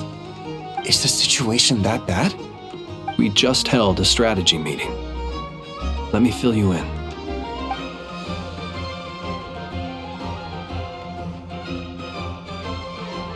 In short, we need everyone gone from Pyramida. We also need a team of Lightkeepers to scour the more remote regions of Nod-Krai for civilians to evacuate. I only hope we have enough personnel. We do. Old Man Nikita will definitely help, and we can recall anyone out on patrol to focus on this instead. Good. I'm sure you and the others will make short work of this. Now, don't forget, once you've completed this task, make sure you and the rest of the team evacuate to either Snezhnaya or Natlan as well. Flint? If you've got something to say, Master Ilua, why not guess what I'm thinking right now? You mentioned that you have something else to deal with later. How difficult is it going to be? I doubt it will be easy. I know you're a Lightkeeper, and it's your duty to protect others in times of crisis. But I have a feeling that you'll be walking into grave danger. However bad things have gotten in the past, Nod-Krai has never faced a mass evacuation before. But from the sounds of it, you don't intend to come with us. I don't mean to pry, and it's probably none of my business. But whatever it is you're intending, you don't have to go through with it, you know. I've been afflicted with some sort of curse, and I'm told it may well trigger if I set foot outside of Nod-Krai. As such, I cannot leave. I have to act, if for no other reason than to fight this curse. What? No. Why? Why would anyone want to curse you? There are plenty of people out there willing to trample over others in pursuit of their own goals. Frankly, Sir Flint, I am furious. You're making light of what is an incredibly serious situation. Indeed I am. And? And what? I told you, I'm furious about this. Nothing I can do about it, I'm afraid. Things happen, and we just have to deal with them. If you find yourself feeling angry, perhaps start by drinking a big glass of water. Hey, you mean you're completely unmoved by my anger? I'm devastated. Then allow me to express my sincerest regret. Come by the lighthouse sometime. We'll catch ourselves a few fish, have a little barbecue, play some cards, and bask in the sun. Maybe I need to spell this out. Lean in a little, Flint. Oh my, this doesn't bode well. Word is that you were caught up in a real horror show recently. People were amazed that you returned safe and sound. They've been debating whether you're even human.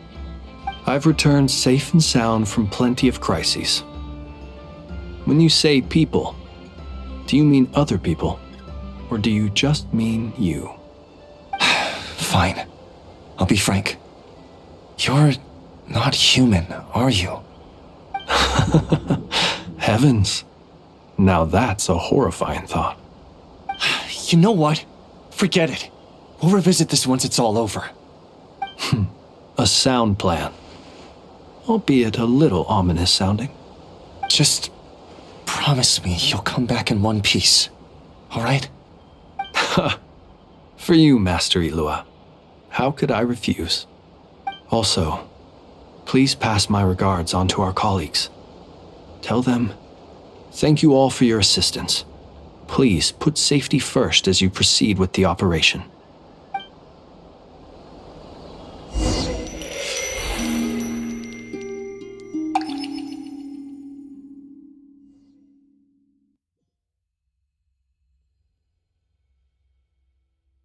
I have to keep searching for a path toward reality.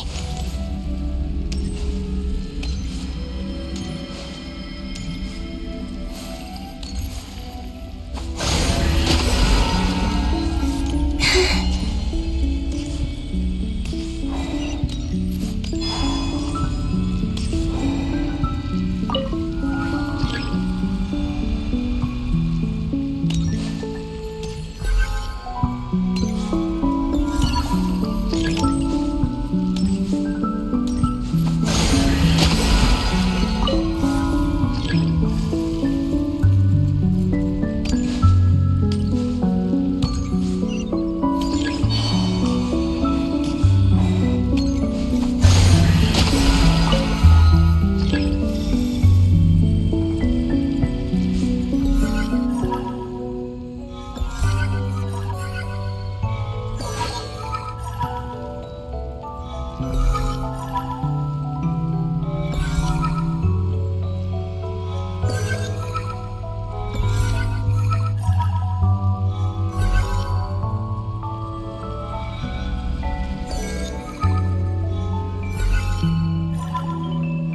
should do it. The last 2 times I tried to influence reality in this space, it consumed a lot of Kuvaki. I'll try and be more careful this time. I need to leave key clues behind using less power. I hope everyone still remembers what I said on Moon Prayer Night.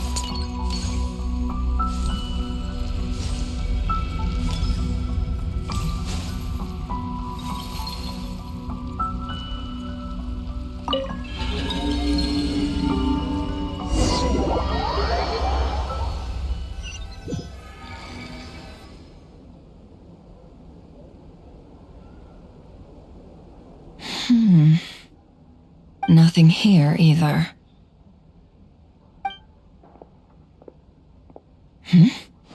Flints? Ah, Miss Nefer. What are you doing here? Unless... I just spoke with Itlua about arrangements for the search and came for a walk nearby. As for you, why would... It appears we think along similar lines. And neither of us likes to accept things at face value. As well as figuring out how to gather intel on the Traveler, I wanted to confirm some of my own suspicions. Also, we'll need to bring a lot of force to bear against Ettore, even if we're only looking to rescue the Traveler. We can't leave anything to chance. You don't think Columbina perished either, do you? I'm merely considering the possibility that she survived, just as you are. How much can we really know about a deity like her anyway? Do you remember what she said on Moon Prayer Night?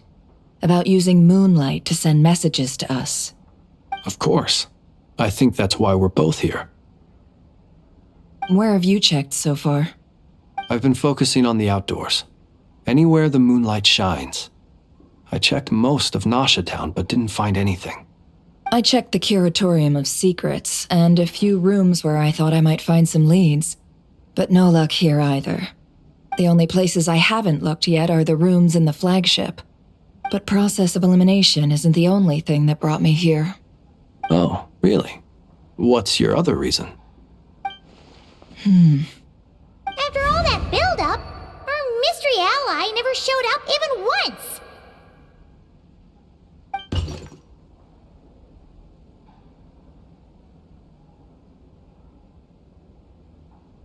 Huh?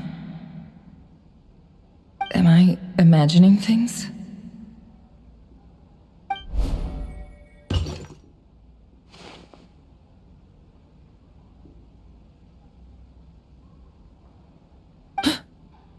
Come on, let's see what's going on. Oh no. I knocked over a vase as soon as I came in. It must have been caused by a Kuvaki fluctuation when I entered the space.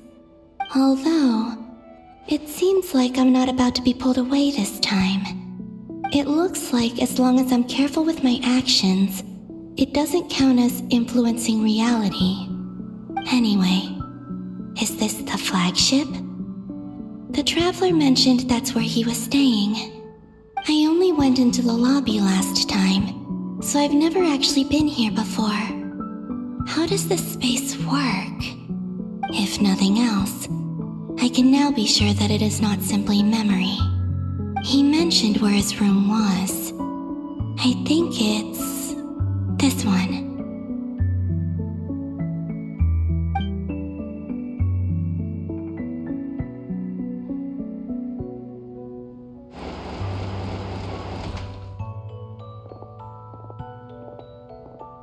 The door is closed. But if this is anything like when I disappeared, then maybe...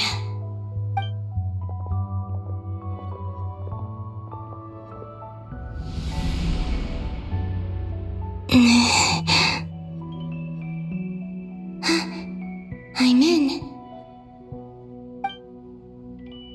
He and Paimon aren't here at the moment. I hope he's okay.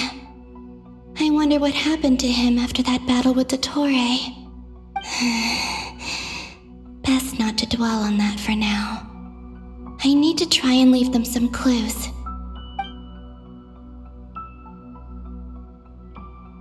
Please, Traveler. I really hope you find this.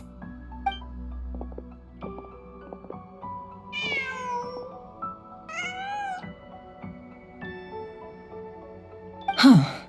Just a cat. Nothing else here strikes me as noteworthy. Didn't you stay here for a couple of nights once? Before Rerir showed himself, yes. It's also where the Traveler and I first met. Did you notice anything unusual during your stay? I remember thinking how much noisier the flagship is at night compared to the graveyard. Other than that, no. The Traveler and Paimon were most congenial neighbors. This is where they've been staying, yes? Over here? That's right. I wouldn't usually condone breaking and entering, but we can make it up to them later. Focus now. I have to write a message on the wall using Kuvaki, just like I said on Moon Prayer Night. Simply open your windows on nights when the moon shines bright, and the moonlight will naturally flow towards the words I have written. Here goes. I'll need to carefully control my strength.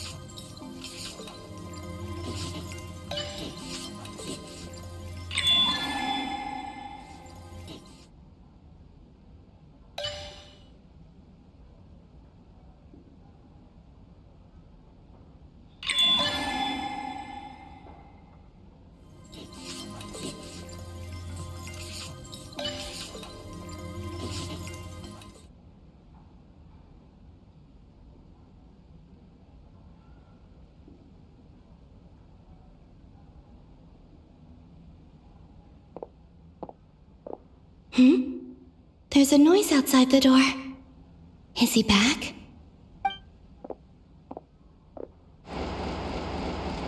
Please, you have to see these words.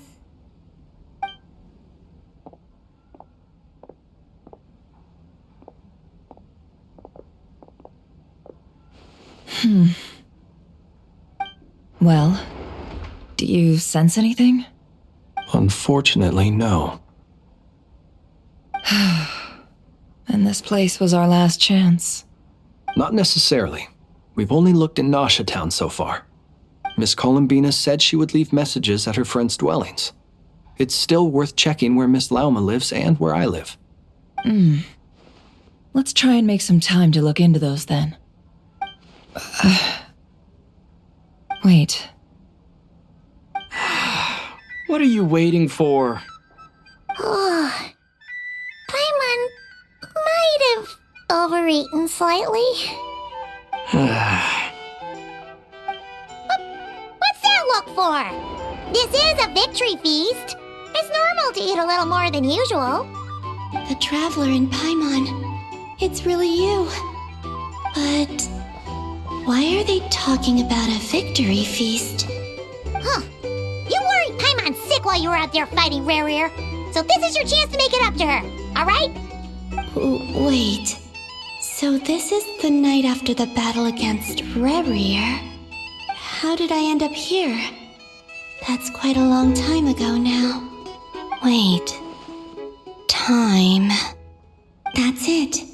Every time I've entered reality within this space, it's been at an earlier point in time. Every one of those points has been before I fell into the moon's reflection. And everything I've done to affect reality really did happen in the past. Does this mean that, within the moon's reflection, time flows backwards? Starting from the moment I fell in? Not long till Moon Prayer Night now. It's gonna be even livelier than tonight. Although, it's gonna be sad saying goodbye to the damselette. She seems like a really nice person. Paimon. No, I can't. Even if I make contact, they probably won't understand what's going on. And in any case, I'll likely get pulled away again if I do. Instead, I have to find a way to get them to notice what I've written using the moonlight. Wait, even I hadn't thought of doing that before Moon Prayer Night. They'd never conceive of that possibility. Is there truly no other way? Don't lose heart.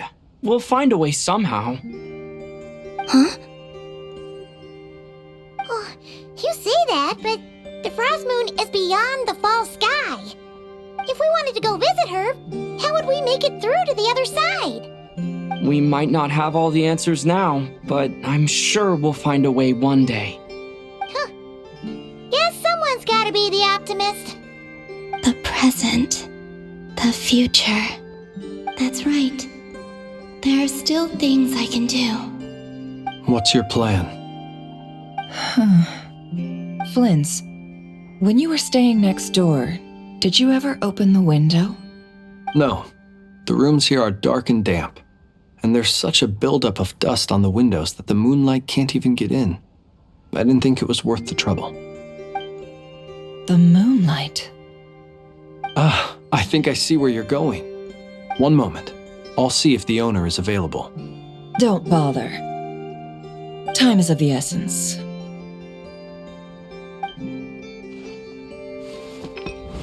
Time.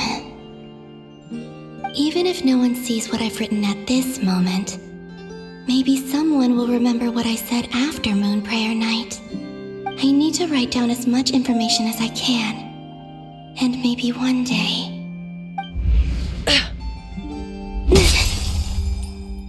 Huh? What's up with you? You can't even hold your cup steady. Are you getting tired? A little. Well, you should probably hit the hay then. You've had a really tough couple of days for you.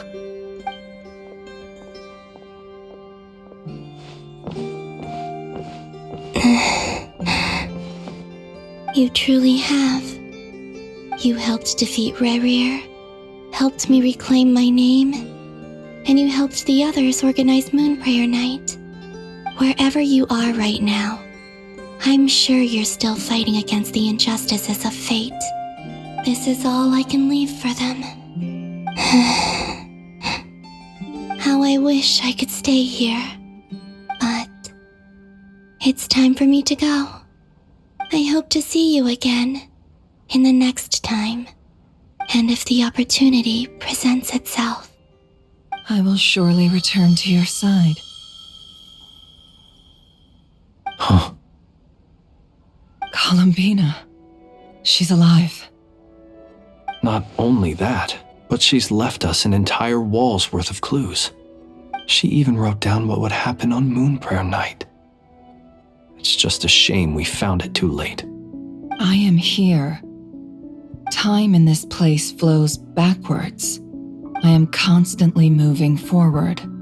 It sounds like she's found a way to influence the past using Kuvaki. But her future is our past.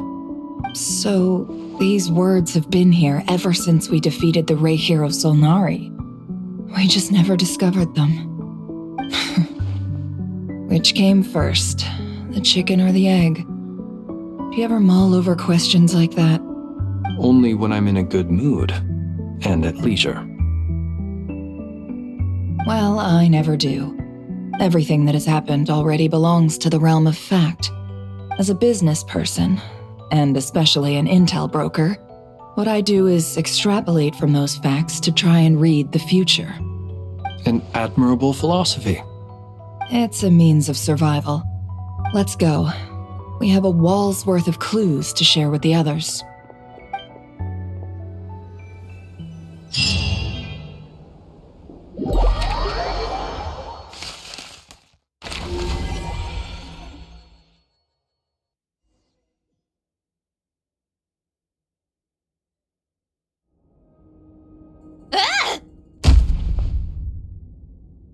It appears that the doctor's energy signature has changed to something similar to Kuvaki, but not like the Kuvaki we're used to. Nod-Krai's Kuvaki devices will only have a limited effect on it. I can see why you've chosen to place your hopes in alchemy instead. Also, I must say these books are rather profound.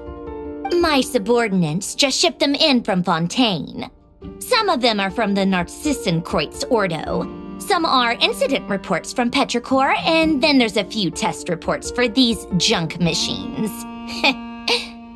Additionally, after some further scanning, I've discovered something extremely annoying. What's that? Teyvat's skies contain multiple moons. A long time ago, when I did my first scan, I detected 3, just as the legends say. But when I checked again just now, I detected 4 moons. So there's one extra? Yeah. Originally, I thought that if I could still find 3 moons, that would at least mean Columbina's still alive. But then it occurred to me that apart from the frost moon, Teyvat's moons are just husks.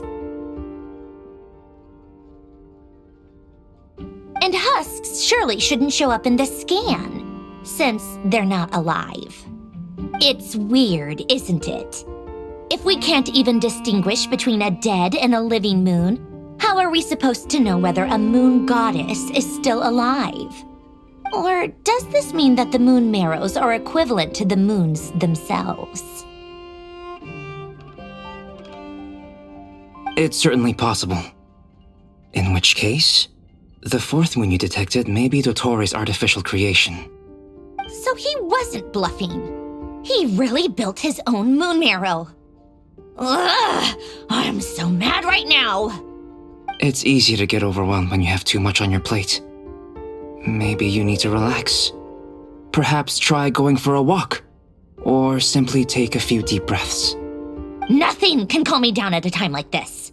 I need more time, and I need progress.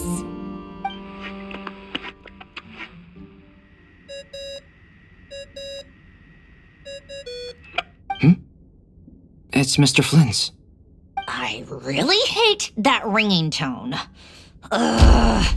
First the 4 orthants of the Narcissenkreuz, then moon marrows. Now what? Oh, sorry if we're disturbing you. Might I ask what's troubling you? What do you want? We're busy. Are you still at the Curatorium of Secrets? Yeah. Look, everyone else is still out, so there's no hurry. Plus, I'm busy, so I would appreciate if you gave me some space. Even though we have crucial intel to share? Fine, I'm listening. Do you intend to share it via the Dodo communication device? Ordinarily, I would, but this is a unique situation. I think it's best that we discuss it in person. See you at the Curatorium.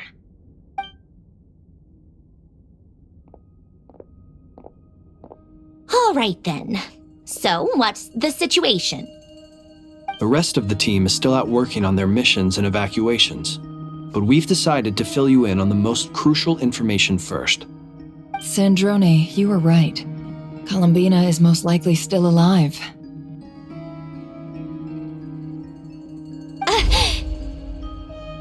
That's the best news we've received in a while, by a long way.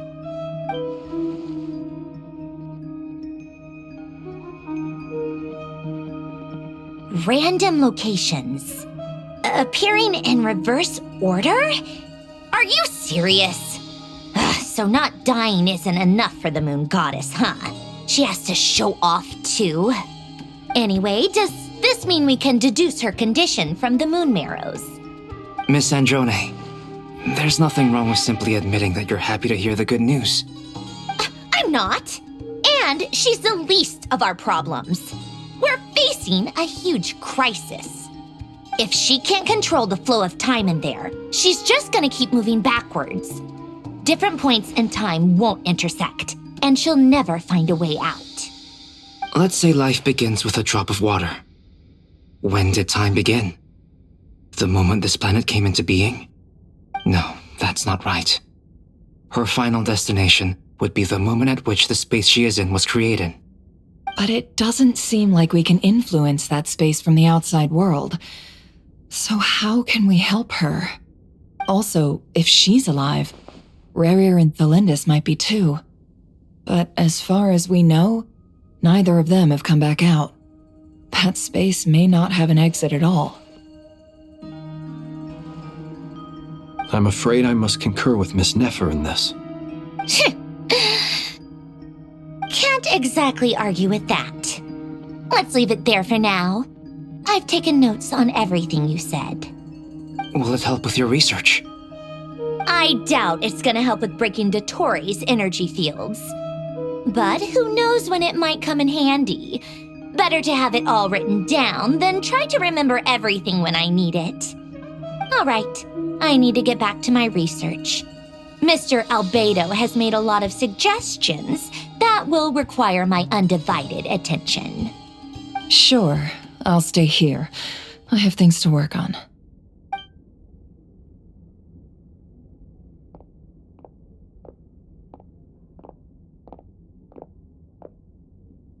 Paimon, are you there? Oh, right. She went with Varka to Natlan, didn't she? Good thing we've moved her and the Traveler's luggage in here. Speaking of the Traveler, where could they be? There's a note from Paimon. Paimon here. Not in at the moment, but if anyone needs to borrow her stuff or the Travelers, go ahead and help yourself. Paimon won't be mad. Also, Traveler, if you get back before Paimon, make sure to get some rest.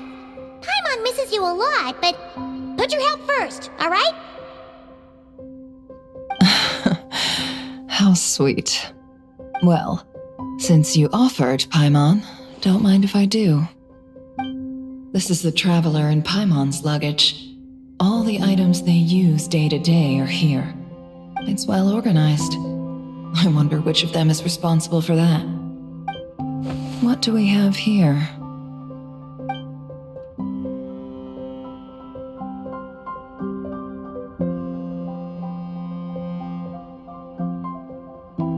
The camera captured a special moment that can only occur between people who are close to one another. You can really sense how the photographer feels about their subject. I wonder why this picture was placed outside. Is it because Paimon recently looked at it?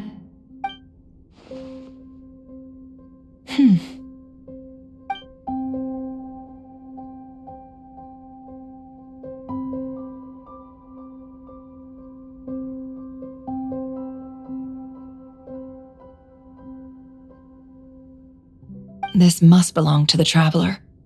Perfect. I'll use this. Hang in there. We'll find you.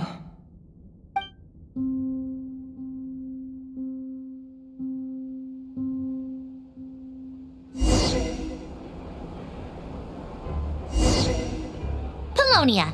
Search keyword world formula and bring me all relevant books.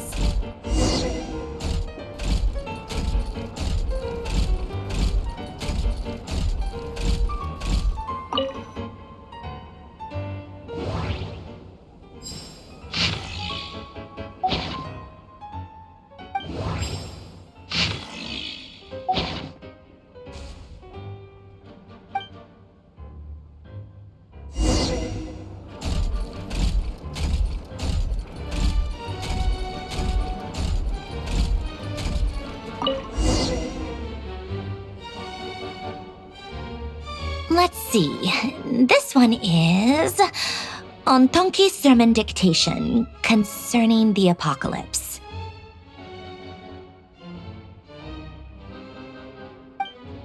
I believe that the correct term for this is Fortuna.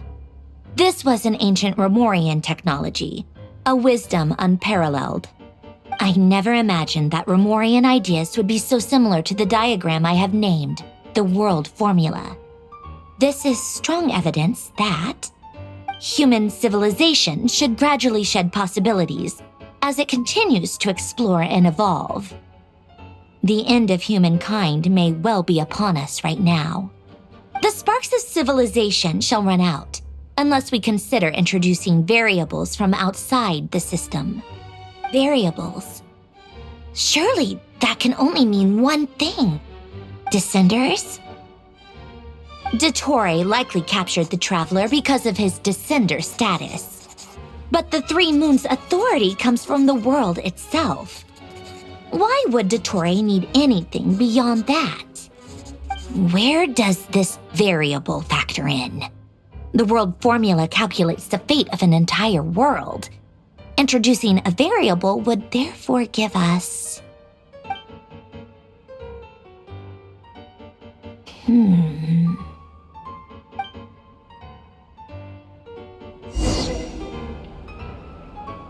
Polonia, search keyword pathway and bring me all relevant books.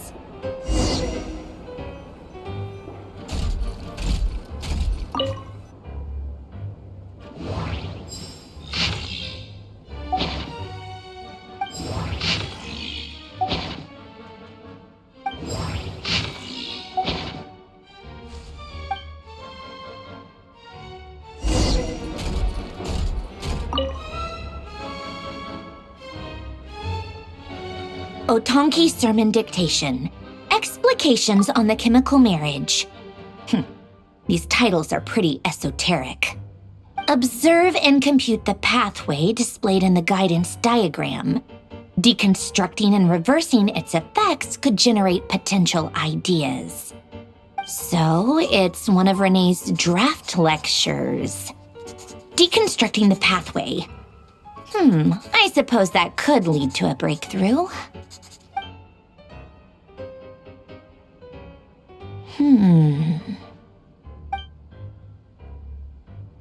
This is so long. This guy sure loves showing off his knowledge.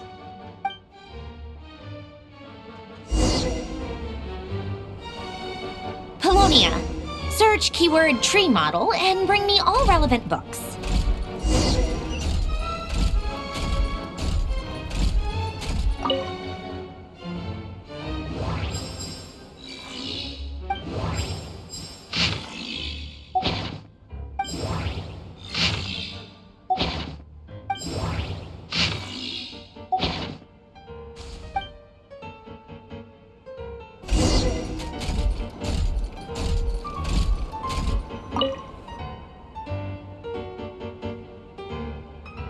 Most of the experimental devices proposed by the Lilia Crucis Ordo are built based on the simple and basic logical structure of a tree model.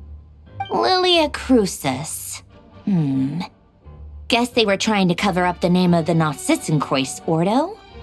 When Duke St. Germanus departed, he said, "It seems that there's no going back." Alas, he is only a genius when it comes to machines. In all other things, he is but ordinary. Excuse me? I'm sorry. That's just ridiculous. What kind of book is this? Great Detective Herlock, The Alchemist and the Clockwork Saint? Isn't this a novel? Come on.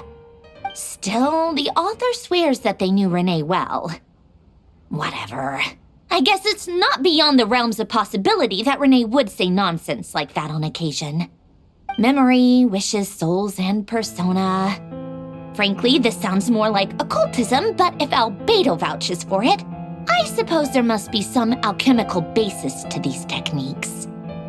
The way Alain Guillotin saw it, the world was comprised of machines. The universe needed machines, and thus his technologies were created. That's why I was born. René, his full name was René de Petrichor, if I recall correctly. Sounds like he and the town must be intricately connected. That place was also the source of most of our information regarding Remurian civilization. Seems like some of his projects were based on their technology. The cutting of souls and storing them in vessels. These seemingly unrelated techniques underpinned Renee's research. Assuming that the 4 orthants correspond to alchemical categories. The chemical marriage model? Elen would have scoffed at that. He never would have let those theories or parameters anywhere near his mathematical formulas.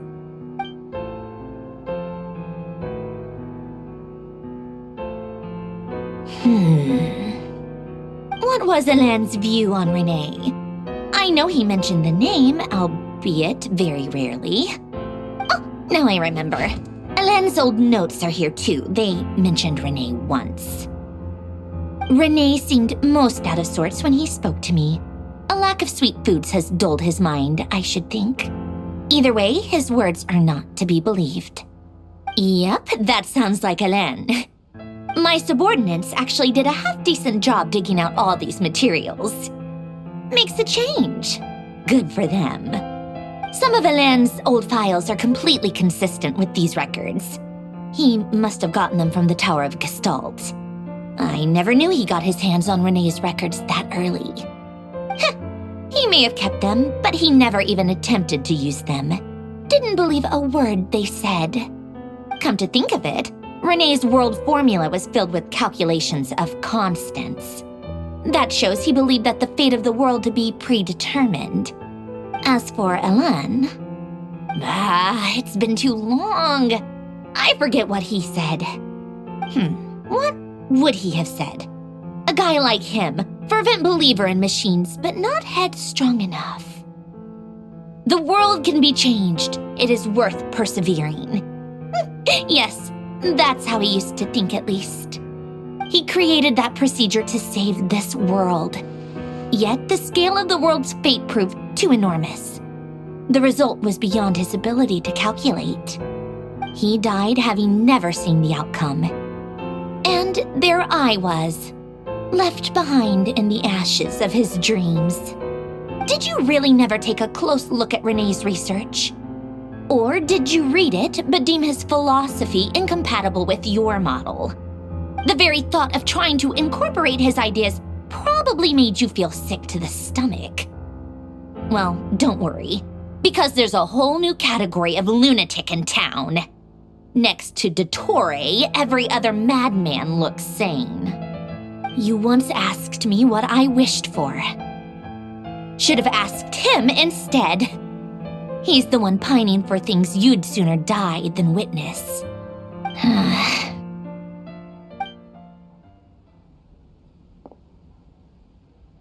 Even the tiniest variable can make big waves in the present. Now then, allow me to put these incompatible fragments together in your stead. First, establish and verify the existence of the Great Circle. Absolute nihil on one end, absolute reality on the other. Now, search between these two extremes. Then, the construction criteria.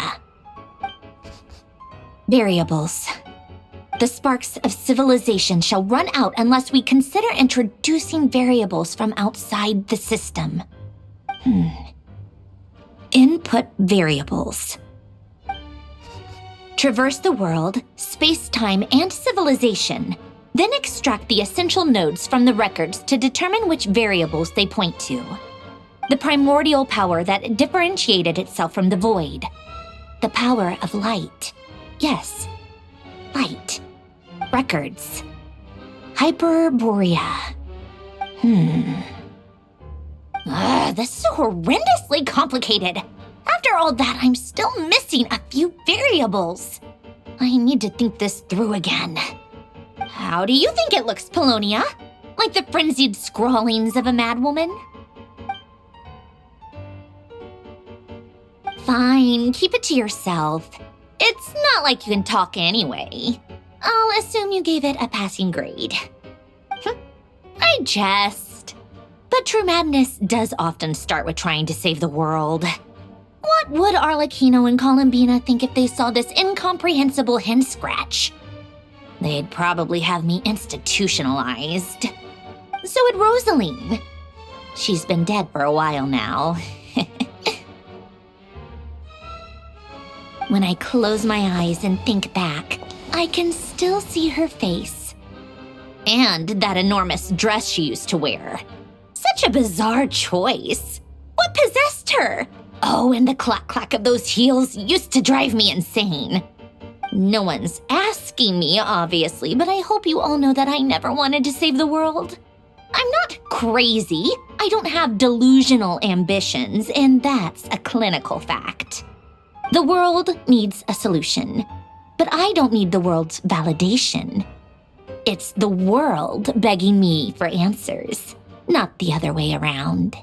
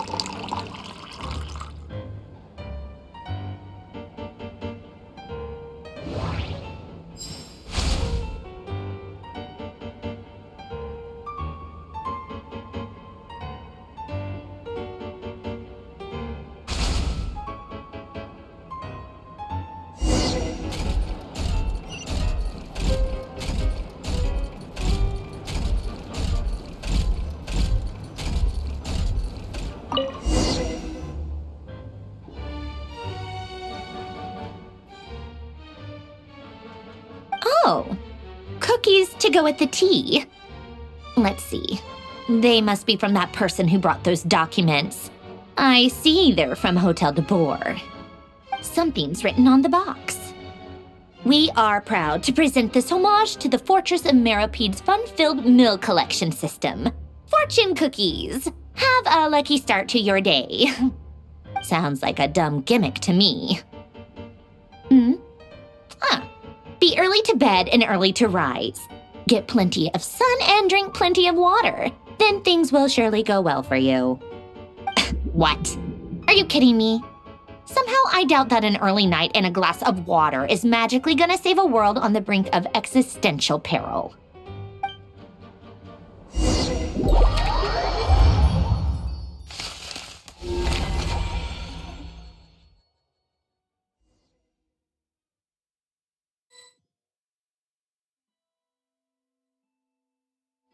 Lady Arlecchino, word has reached us that Lady Marionette's troops are all in position. They are ready to act as soon as the order is given.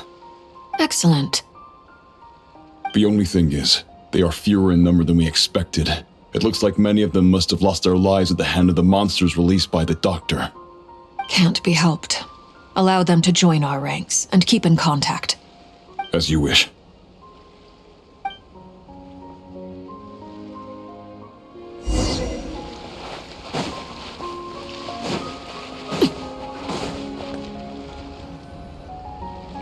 It's been a while, Arlecchino. You look well.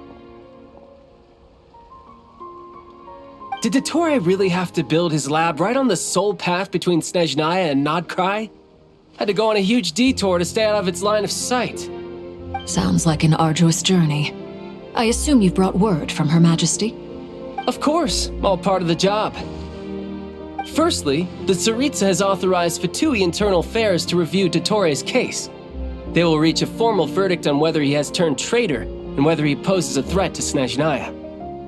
While they're working on that, I've been ordered to come and receive the refugees from Nod-Krai. They are nearby. My team will escort you to them shortly. Great. Aside from that, Her Majesty has a message for you and Sandrone personally. Huh? Where is Sandrone? She stayed behind to work since I was making the trip anyway. It seemed sensible to have one person on standby at base while the other came out to meet you. All right, guess that's just how she rolls. In that case, tell her that the Tsaritsa's decree this time is pretty awesome sounding. I think she'll like this one.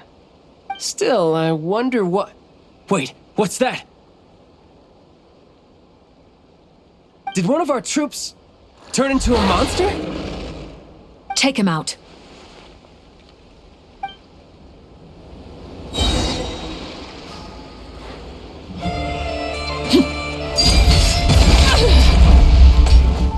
This is where you fall.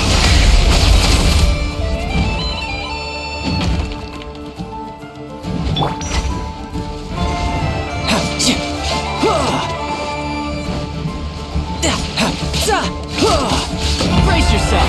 This is gonna hurt.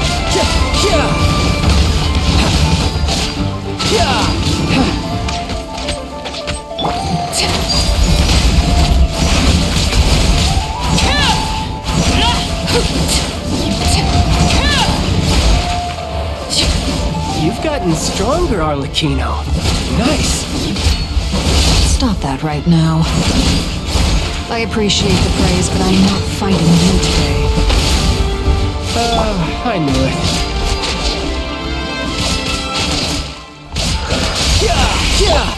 Lay to bear.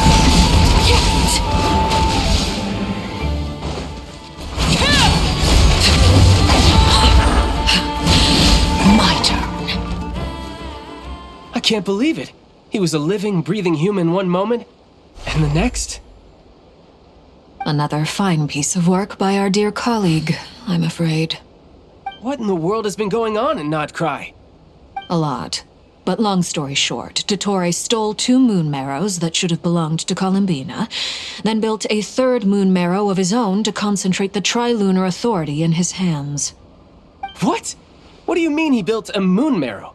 People build roads and houses, not moon marrows. What's his next DIY project? He's gonna build a god? You could stand to be less surprised. We are harbingers. The work we are engaged in makes the creation of gods seem mundane by comparison. I tell everyone who asks that you once crossed swords with Rex Lapis while serving as a key supporter for Rosaline's plan. But right now, you're acting like a common adventurer. Thanks for speaking up for me. Those 2 really took me for a ride back then. Then again, surely no common adventurer would manage to get tangled up with them the way I did. That's gotta count in my favor, right? It almost sounds like you wish to repeat the experience. I might have to lower my opinion of you. No. I'll stop talking. Please, go on. Dottore is currently still experimenting with his newfound power in ways that continue to corrode the outside world. As for the human mutation, I believe this is simply a consequence of his experiments, and not a strategic move. That radiant beast was once a subordinate of Sandrone's. I suspect he was only allowed to live so that he could become an experimental subject. Also, those of us who fought Dottore have been afflicted with a curse. As such, I cannot leave Nod-Krai. This is so much worse than I thought. No wonder Her Majesty's decree is so extreme. While these exceptional circumstances persist, the Harbingers are hereby authorized to use unilateral executive powers. Should Dottore pose a threat, Arlecchino and Sandrone are permitted to eliminate him. My thanks to Her Majesty. I will pass these good tidings on to Sandrone. Her Majesty has also declared that she will refrain from launching an attack on the now evacuated Nod-Krai due to the presence of unretrieved research material. A wise decision. By the way, how's my old partner doing? I'm assuming they're with you? Partner? You mean the Traveler? I'm afraid I have bad news. He was captured after our failed assault in Dottore's lab. His whereabouts are currently unknown. What? Why? Since when does Dottore have a bone to pick with him? That is indeed the question. I'm not sure he does. He must have some other goal in mind. This won't do. I have to rescue him. You can't. We have no idea where the Traveler is. What am I supposed to do then? Stand here twiddling my thumbs? Sandrone is working on it. The best thing you can do right now is complete your mission. Fine. I guess I'll leave this to you then. One last thing. Tell the Rooster to get the message out to the gods and citizens of every nation in Teyvat. Beware, an uncontrollable pollution is spreading forth from Nod-Krai. The source of that pollution is a madman drunk on the success of his experiments. The Fatui and our allies will endeavor to contain the threat. However, if Nod-Krai falls, things are likely to escalate. Considering Dottore is one of our own, all Fatui stationed in Nod-Krai consider it our duty to stay and fight him to the bitter end. Whatever the cost. Hey, don't be too pessimistic. If it comes to it, I'm sure Her Majesty won't stand by and do nothing. I hope you're right.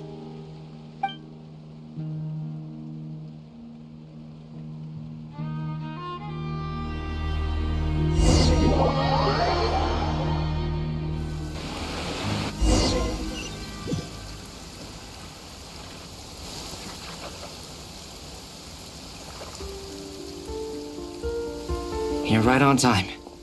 Thanks. Hey, do you think I'll get that gliding exam exemption? I made sure I was on my best behavior in Mondstadt. I landed well outside the city and walked in through the gates. I'll help you apply, don't worry. For now, let's see what we have here. What are the doctor's energy fields even made from? The usual attract and repel principles that govern Kuvaki don't seem to apply to them. They are very mysterious, but ultimately, they appear to be comprised of energies from the three realms. Thanks to research by Master in the Hexen Circle, we know that Tevat's 7 elements are derived from the more primordial power of the Light Realm, which is antagonistic with the power of the Void Realm. Since you have the power of the Dragon Durin within you, I'm sure you can already tell that this energy field contains no abyssal energy. That's true. It's not abyssal energy, it's something pure, wild, and untamed. I've been thinking about something.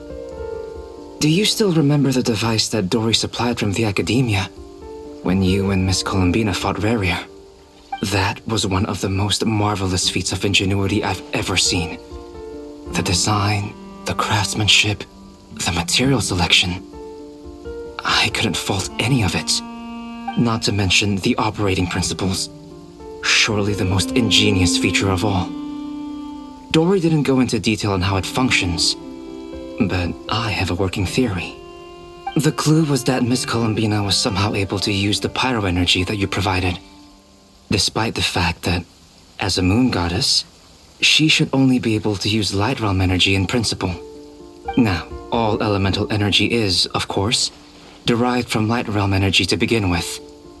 Hence, I suspect that the device works by restoring elemental energy to its original state. This presumes a theoretical model of the 7 elements akin to that of light refracted through a prism. Perhaps it is no mere analogy. Maybe there is indeed a prism in this model. I almost wonder if the idea for the device was conceived based on direct observations of said prism. It would explain how such an ironclad design concept was achieved. It is at once a masterwork of engineering and a groundbreaking application of the Academia's latest elemental theories.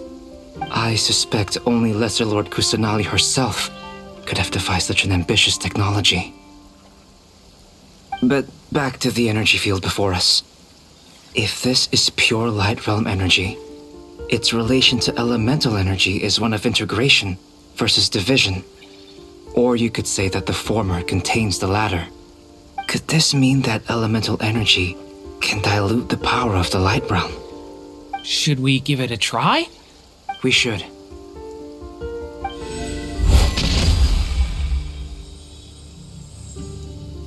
Ha! It works! Clear signs of disruption were detected at the periphery of the energy field. This indicates that elemental energy can disturb or even negate the field. Now you try. All right, here goes. It's working! Switch to abyssal energy and attack again. No surprises there. Abyssal power drains the energy field to a significantly greater extent. I now feel confident in asserting that the energy field is indeed pure light realm energy, and that elemental energy can dilute it. But the energy field is huge. How much elemental energy will it take to neutralize it? We don't have to neutralize it completely. We can try other approaches. That's all for theory. Would you like to continue watching? So you knew I was here? Huh? When did you get here? A while ago. But Albedo sounded like he was working on his thesis defense back there. Back in Sumeru. You can end a person's whole career by interrupting them mid-speech. Very thoughtful of you. I'm truly touched. Could I ask you to lend me a hand? With what? A little test. Try using Animo to unleash a concentrated assault with circular blades, with the goal of breaking through at a singular point. Nice! This time it tore through the field. Tremendous. This is a major breakthrough. Should we go through? We probably shouldn't risk having mutually antagonistic energies in such close proximity. Durin, you stay here and watch the entrance. Hat Guy and I will go in to investigate. Sounds sensible to me. Keep your eyes peeled, Durin. Don't worry, I got this. You two be careful in there. Just give me the signal if you need help and I'll dive right in. What do you mean, signal? It's based on a new alchemical concoction I developed last month.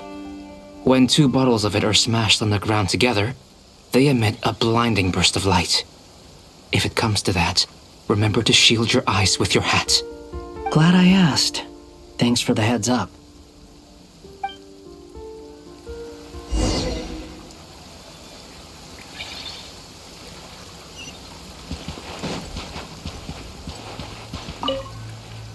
Like I thought. Beyond a certain distance, we can't see the opening where we came in. Maybe that's to prevent people from escaping. Sounds like Dottore style to me. Not much has changed. Things are basically the same here as they were before the energy field appeared.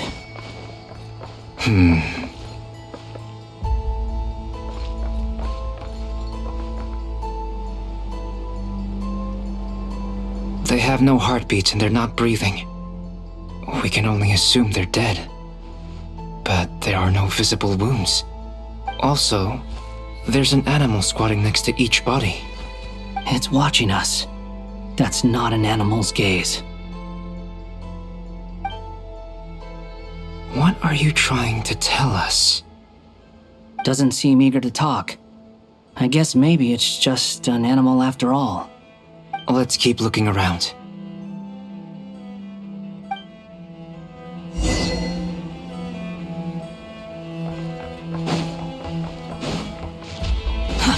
Too slow. Squall and Fury.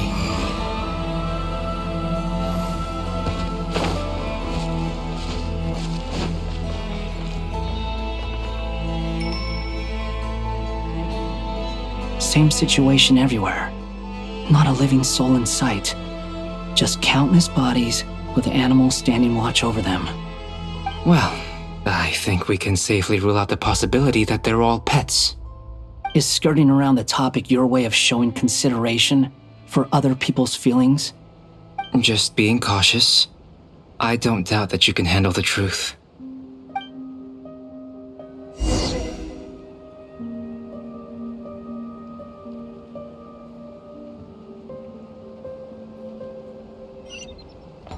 Quit following me.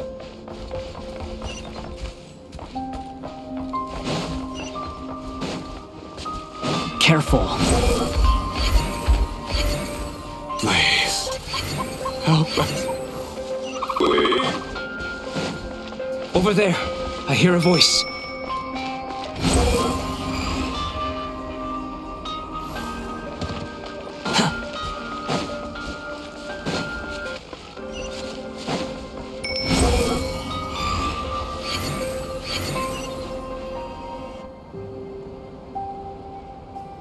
Please. Help us. Please. What happened here? I don't know. Suddenly, everyone collapsed. Then my line of sight got lower. I still have some of my senses left. I gotta get out of here.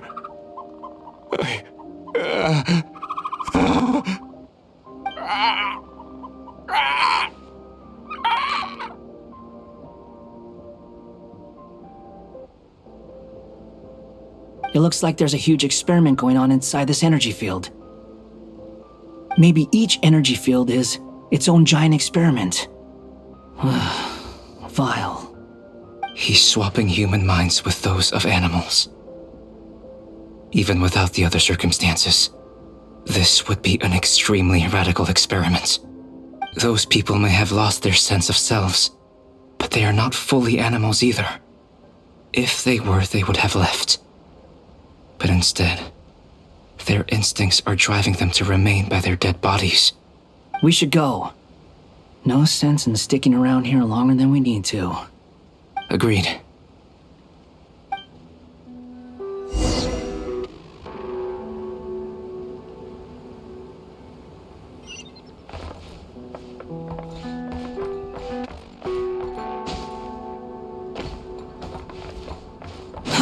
Too slow.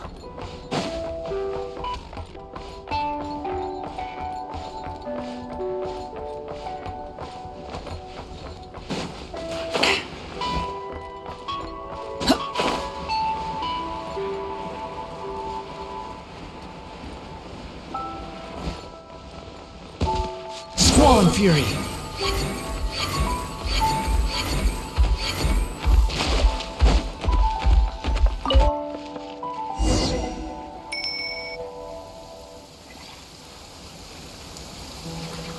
You're back! Everything okay? We saw some things that take a strong stomach. Otherwise, we're fine. We should share our findings with the others.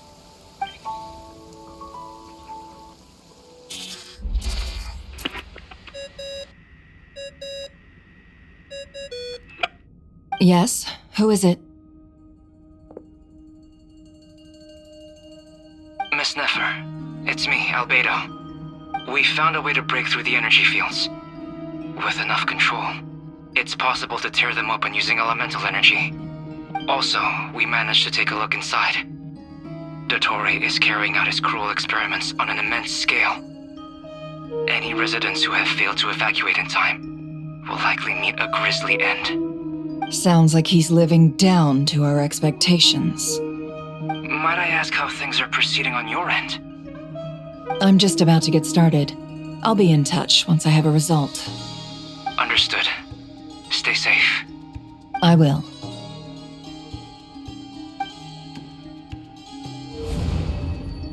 Well, Nefer, I'll link up with you once my tasks are complete. What makes you think I'd need you to do that? I'll need it. And considering the way you approach certain matters, I think you'll be better off with me present.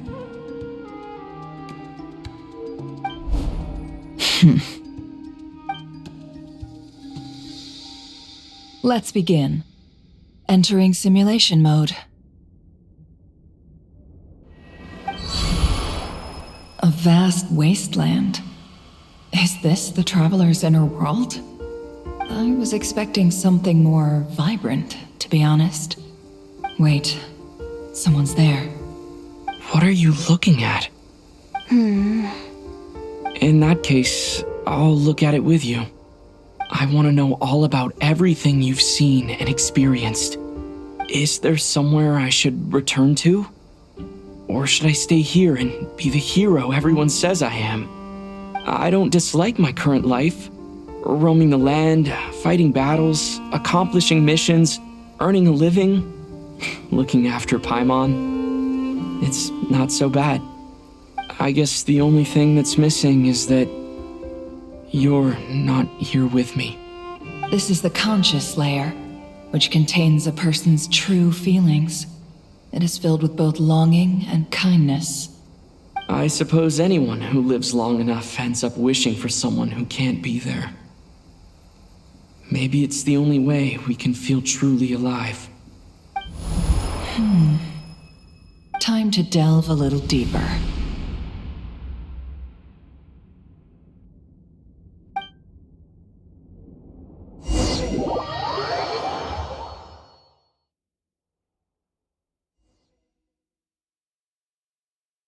Nasha Town is hardly the optimal choice for a place to live, but it has character and a reasonable population density. What are you trying to say? Oh, don't be nervous. I was just thinking where might make a good starting point for your journey. Perhaps I should send you further afield. Conria, perhaps. Conria ceased to exist long ago. Once again, you fail to understand the possibilities that the Tri-Lune creates. Anything that has existed in the past, I can now recreate. You simply do not wish to see that happen. That might be because you miss your sibling and fear getting answers that you are not ready to learn. But this is not for me to judge. If we are to collaborate, we need to maintain an amicable relationship. In a moment, you will be able to... Oh no. What are you...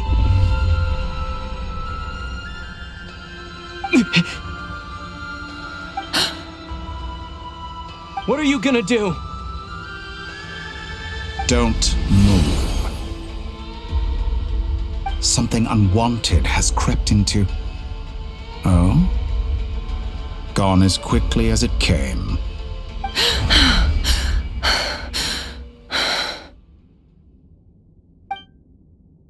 Did you save me? If I hadn't cut the connection, Dottore might have caught you from the other side and destroyed you. This was a good idea, but once is plenty. You were exceptionally brave. Excellent work. Thanks, but now's not the time for that.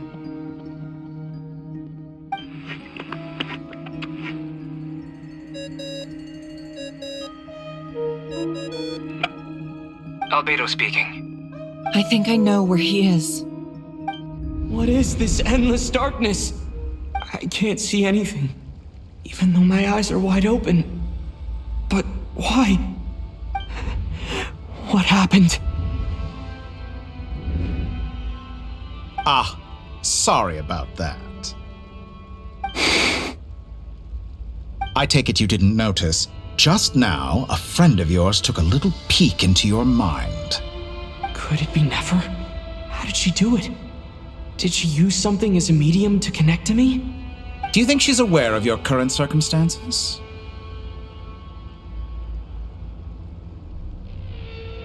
Oh dear. Have I stunned you into silence? I only wanted to slow down your time a little so I could stop your intruder in her tracks. It would have been nice to capture the spy. I must say, I'm finding the ability to adjust the flow of time rather intriguing. The moment you closed your eyes, time seemed to grow impossibly viscous, didn't it? A whole month passed before you opened your eyes again, but only for you. No one else was affected. I dare say this is something only a god can achieve. Point taken. You've proven once again that you have god-tier powers. Oh, you misunderstand. This wasn't about proving a point. I was testing things out. I find I learn best by doing, and I have to admit, time is not the easiest dimension to control. I only wanted to make you sleep for a short while, but it ended up lasting a whole month. Clearly some finesse is required to wield the authority over time as I wish. I hope you're not angry with me. It was only a month's discrepancy, nothing too serious. Had I been off by a year, a decade, or even a century, that would have been quite a different story. You could have frozen me for millions of years. So much for collaboration. You aren't showing much sincerity. Millions of years? To what end? I wonder if you don't understand humans all that well. They are very pragmatic creatures who understand only that which they can perceive with their senses. If I had you sit here for a week, I imagine people might sympathize. But if I left you here for 100, 1,000, or 10,000 years, the sheer size of that number would cause it to lose all meaning to them. They would not have the capacity to comprehend your suffering, and thus they could not empathize. Unfortunately, while gods do exist in Tevat, It is ordinary humans that account for most of the population. Their lifespans are so limited, their bodies so fragile. Did you ever really hope that they could begin to understand someone like you? Your long life and unique origins make you fundamentally different from them. How long will it be before they start to treat you like the alien you are? Before you are ostracized, outcast? Alien? Even I feel bad for you sometimes. This world has made you into a slave. So many times you have served its will, and not once have the powers that be ever thought to grant you the one simple thing you wish for. You have been treated most unfairly. I can change that. I will grant you special privileges and give you back the status you rightly deserve as a descender.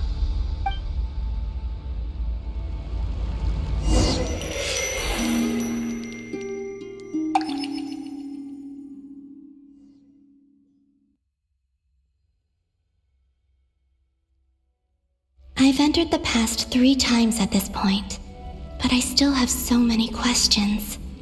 For instance, beyond each point being further back in time than the last, what determines the specific locations at which I can make entry? So far, the common thread linking all 3 scenarios is that the Traveler has been present. But it's more than that. I know I sensed something familiar around him. What was it? I'll keep this question in mind as I carry on.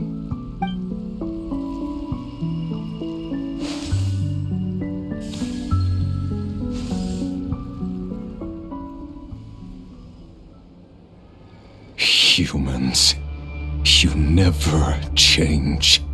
Always trying to use powers you neither comprehend nor control. This looks like Star Sand Shoal.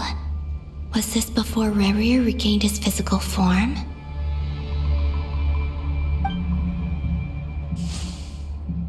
You've messed with the cannon again, huh?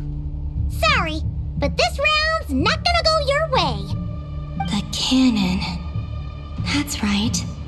I was at Silver Moon Hall and I sensed an abnormal Kuvaki fluctuation coming from Nasha Town. And right after that, came an ominous power emanating from Star Sand Shoal. My body was once torn into countless pieces and hurled into the swirling chaos of time itself. But even so, my life and will were not extinguished. I wonder if I could try to prevent his resurrection. But how would I do it? What can I do, here and now? Traveler! Behind you! Look at that light!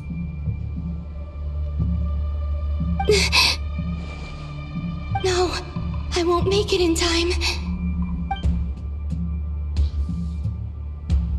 He's using the Kuvaki shield, like I taught him. Is he going to use it to block the cannon's beam? He's strong. I'm sure he can manage. But the force released when the beam impacts the shield might lead to collateral damage. EC Island. The Frost Moon Scions will be exposed to lethal levels of Kuvaki. A question, if I may, kind Miss Columbina. When the cannon's Kuvaki beam was deflected earlier, I saw several bolts of energy streak toward Hisi Island, only to be blocked. Did you also have a hand in that? Maybe that really was me after all. Well, future me. But I don't know if I have enough power left. Sigi sato pasa sax niti ipotuvtos. There's no time. Osestikos paratin tirantur risuriku to pirto aithion feraton. I have to make it. Oh, Frost Moon. Oh, great land. Oh, slumbering moonlight of Nod-Krai. If you can hear me, if you can sense my call, then please, heed me once more!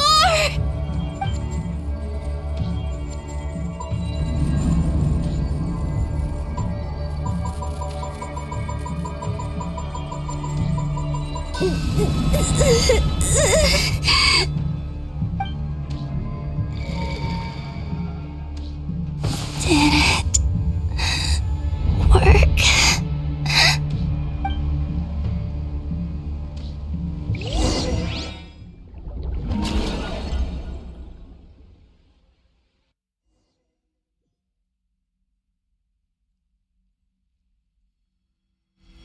Hey, wake up. Hey, did you hear me? Call him, Bina. I said wake up now.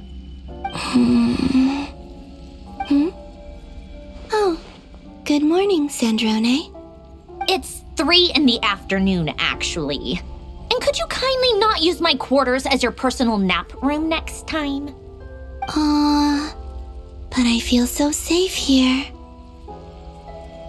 And your coffee, right? It's so bitter, but it smells lovely. It's like you were raised by wolves in a forest or something. What did you drink growing up? Grass tea? The Frost Moon Scions certainly led a more frugal existence than the Fatui. Then I'll bet you've never eaten one of these before. It smells delicious. That's because it's a Fontainian recipe. I had a little free time today, so I made a batch. Rosaline will be here shortly, but if you really can't wait, I guess you can go ahead and... Hey, at least let me finish before you start eating! Did the Frost Moon Scions not teach you basic table manners? Or did the rules not apply to you because you're the high and mighty moon goddess? These are so tasty. Of course they are. I made them. I was worried they might contain traces of machine oil. What?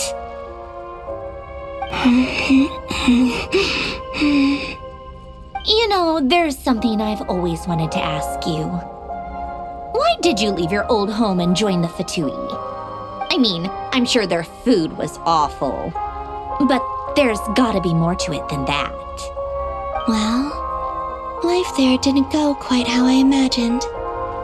What were you expecting? You're a god. Your followers are gonna make some demands of you, right? Surely you can just answer a few prayers here and there in return for the free food and drink. How bad can it be? Well, would you help other people just for free food and drink?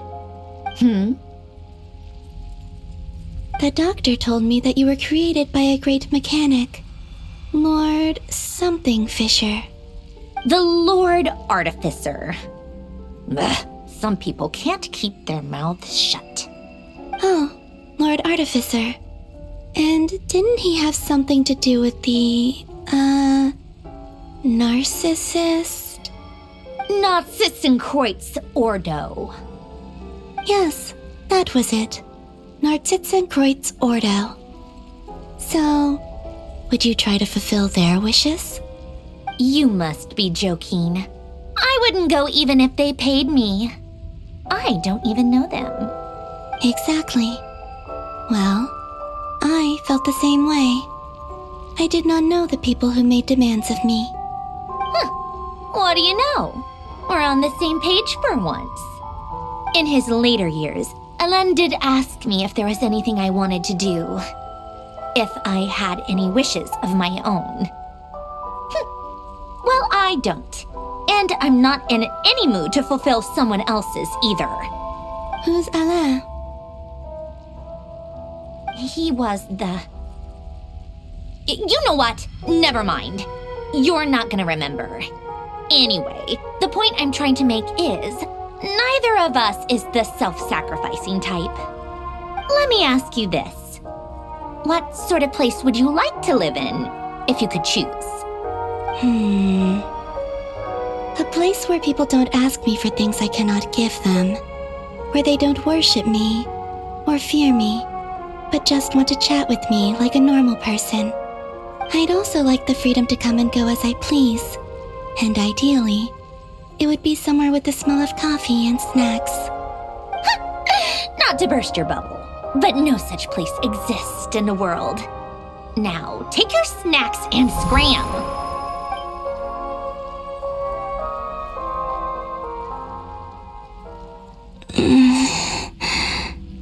Did I pass out? Of course. I'm back here again. I dreamed of events from my past. Sandrone. Traveler. I miss you all so much.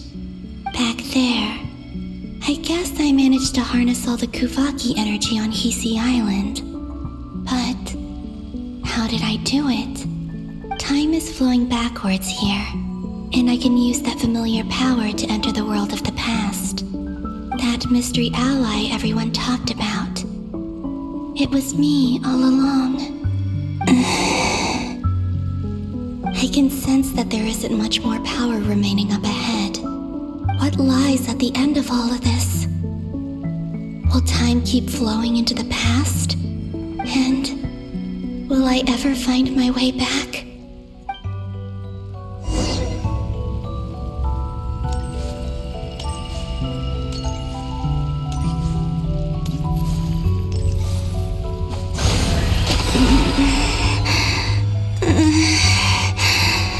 It's getting harder and harder to use my power.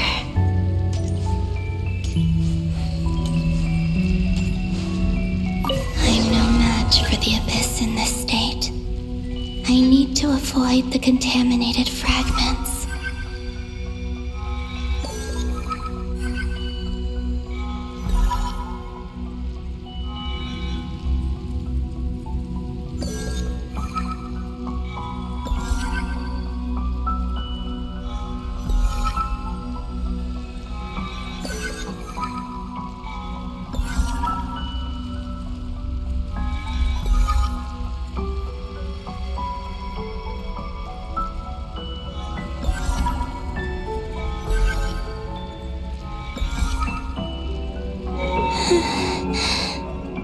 Time to go. I wonder where I'll find myself this time.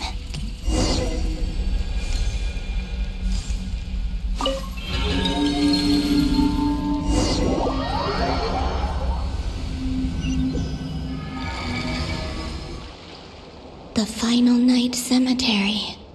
This is where Flint's is based. Or not! How are we supposed to read through this many files?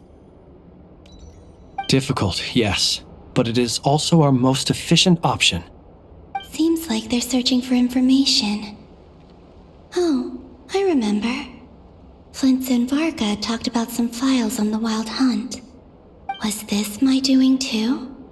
To expose the true intentions of this Rarir, we need to dive into Nod-Krai's history. Are my actions changing the past? Or are they simply completing a process? Is all of this inevitable? Or am I the one making these decisions? If I choose not to help them now, will it change how things turn out? Hope we don't land on our heads then. They're my friends. I can't not help them.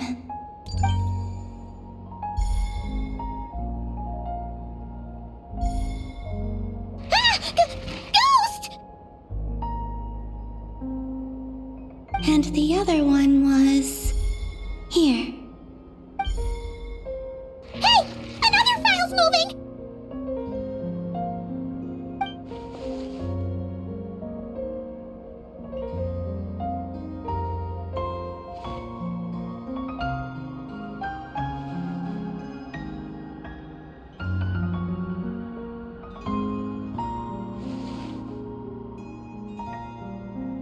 That should do it.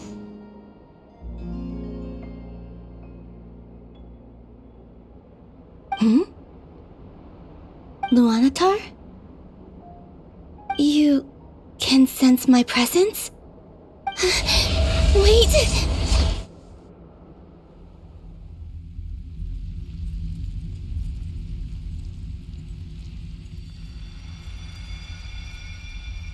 Luanatar. So she's that familiar presence I've been sensing all along. She's always been by the Traveler's side. That explains why the Traveler has been there each time I've entered the past. But why Luanatar? Is it because she has a connection to me as the Moon Goddess's familiar? If so, why not any other Kuhenki? That's...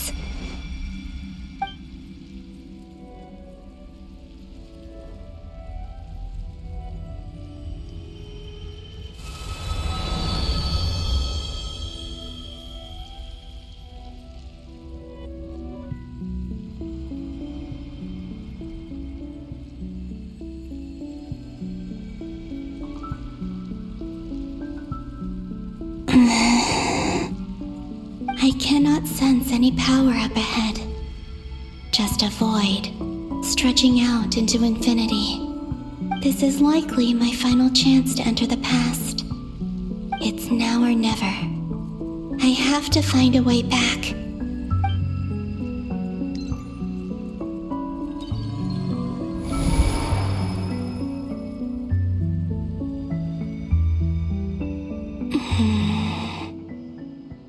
Hisi Island?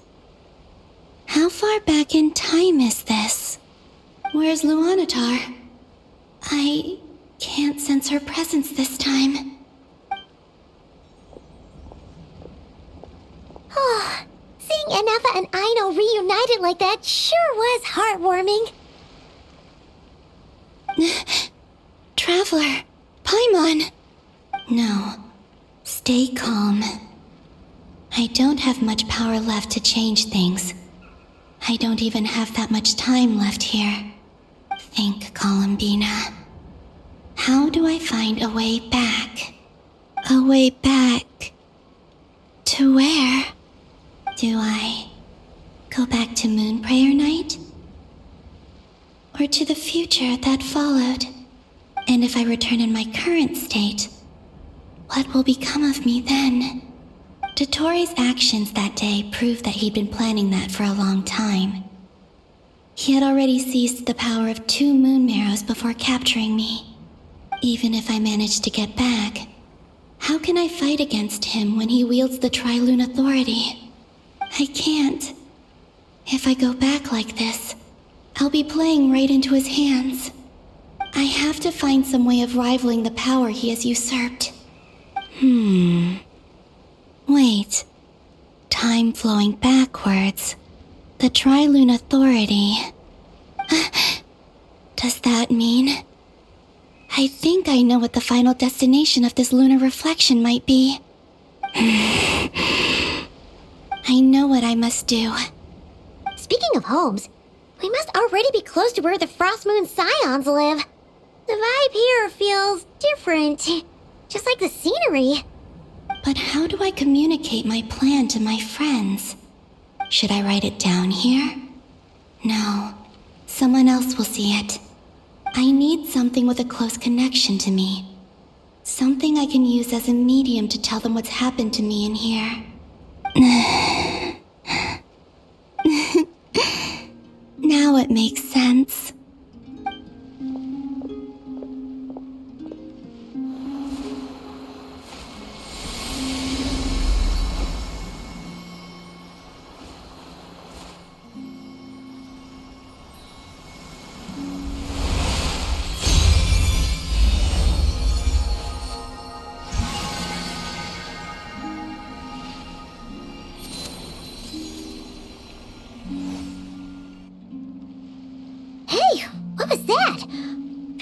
Some sort of breeze blew by, and then the petals suddenly turned into...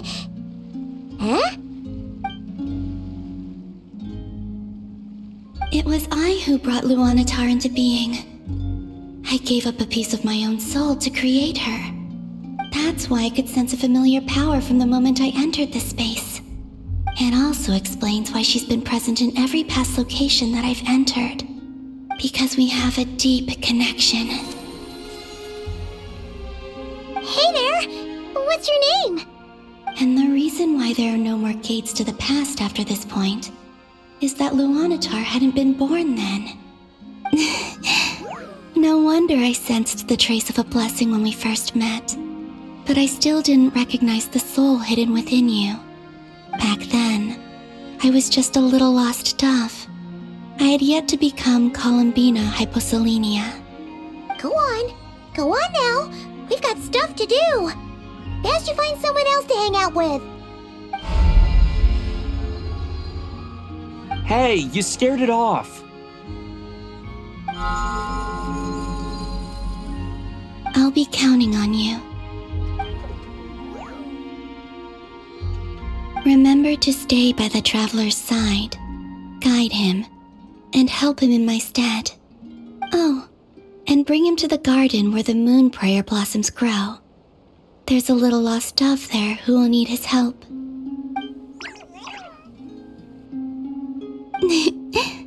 Go on.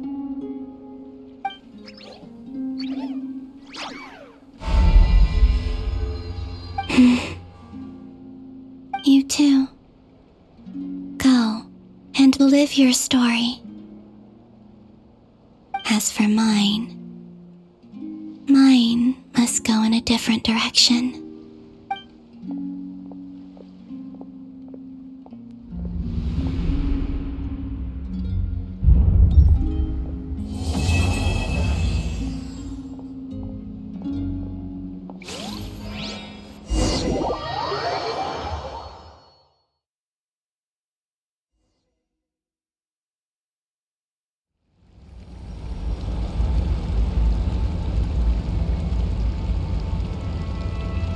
How would you like to experience the thrill of never being held accountable for your actions?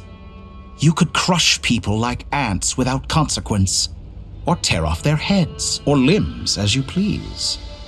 Believe me, such a life is but one small step away. What point is he trying to make? Freedom? But the freedom to kill? To do evil and get away with it? Why would you offer me that? The creation of a world is the ultimate scientific experiment.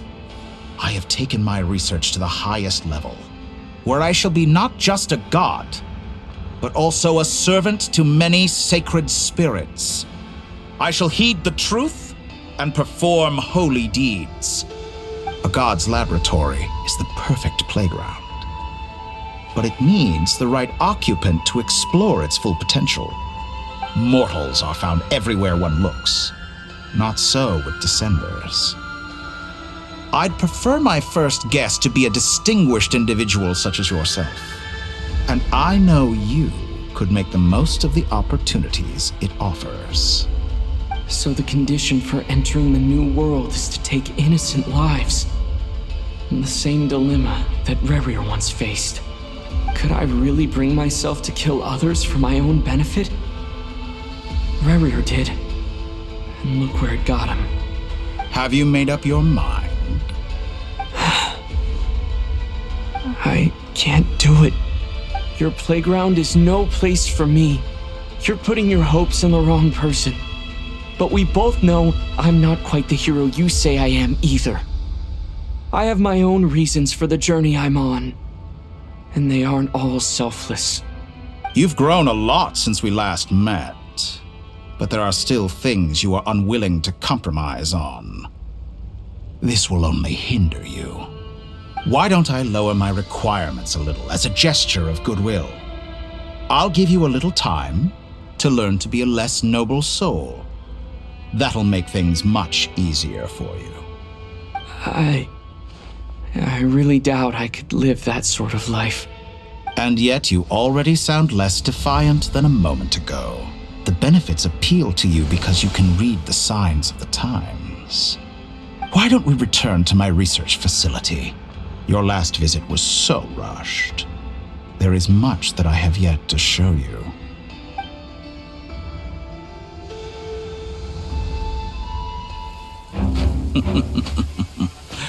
Now to that question, Heroes don't attack from behind. Guess I'm no hero. This is most disappointing.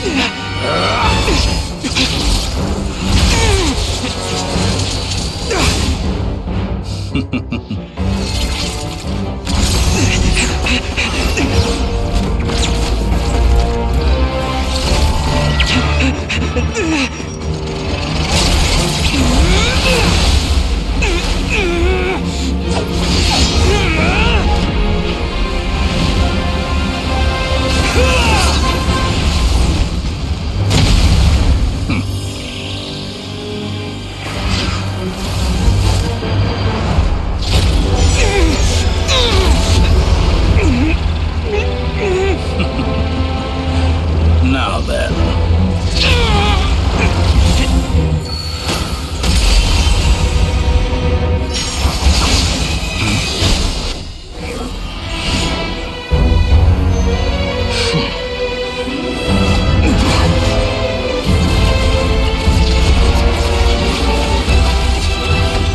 A new face. Interesting.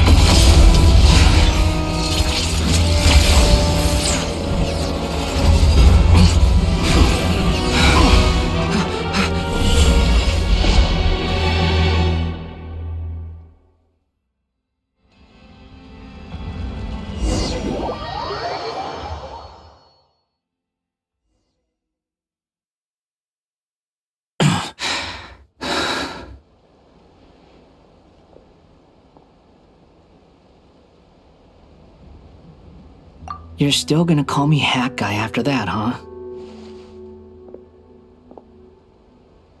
I didn't see anyone else in there who needed saving.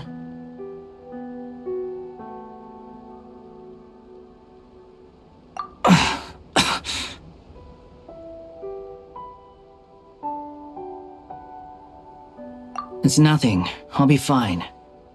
Why are you looking at me like that? Is it that shocking that I'd come to your rescue?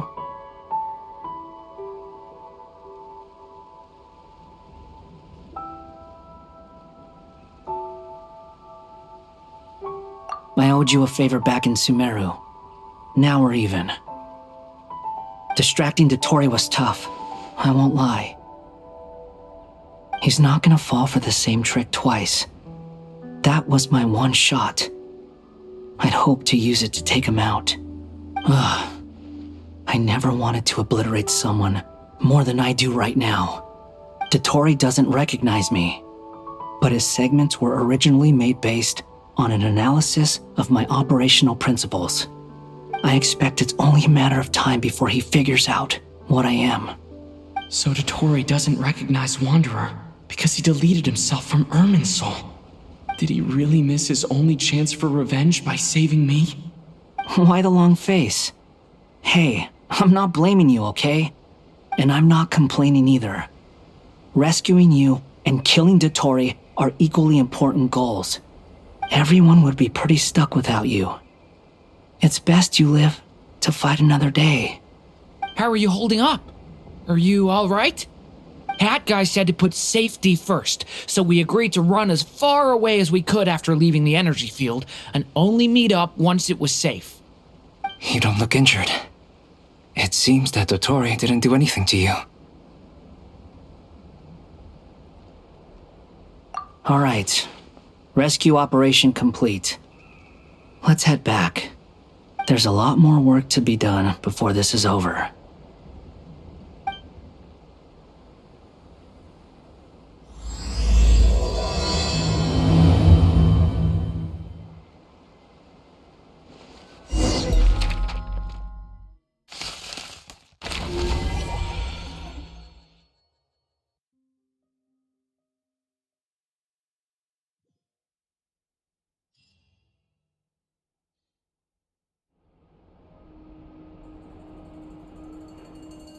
Understood. I will bear the Tsaritsa's decree in mind. I don't see what's so awesome about it, though. Does he really think everyone else is as immature as him? I'm not stooping to Tartaglia's level. I thought you might say that. How's your progress? Quite promising, actually. That alchemist Albedo gave me a few ideas. Remember how I asked you to look up some files for me? That stuff on the Nazi-Kreuz Institute. René de Petrichor and Jakob Ingold. Alain Guilton despised René's theories and methods, but he never managed to come up with better alternatives either. So I adopted some of René's ideas. I thought Alain was like a father to you. He and René were mortal enemies, were they not? And what would you say if Lenny and his friends one day learned something useful from someone you utterly detested? I would applaud them for it. That would mean that they have surpassed me. For all we know, Alain Guilton might have thought the same thing. Not that it matters, though. He's dead, and I'm alive. So it's my call to make. Once you die, it doesn't matter how great you were in life.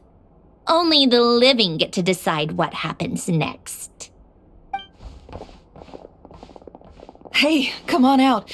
They're back. Huh?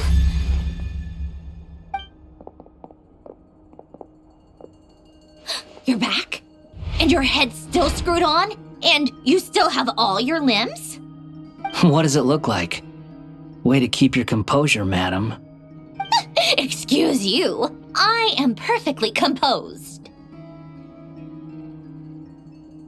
Glad you're okay. Yes, it's a huge relief. Worry? Oh, yeah, right. You think we, the Fatui, were worried about you? We were worried sick. Hey! The Traveler and I were already friends. You are free to join this mission in whatever capacity you please, much like your tea parties. It's a laugh a minute with you guys. I must say, I was quite surprised when Mr. Albedo told me he would need no additional aid. We discussed this on our way back as well. I am rarely so unequivocal, but in this case, we had full confidence in Hat Guy. He said he knew what he was doing. Albedo and I pretty much had to just wait outside on standby. Meanwhile, Hat Guy broke into the energy field and rescued the Traveler solo. You didn't have to mention that. Well, I'm thoroughly impressed. You are a force to be reckoned with, Hat Guy. Is he back? Is he really back?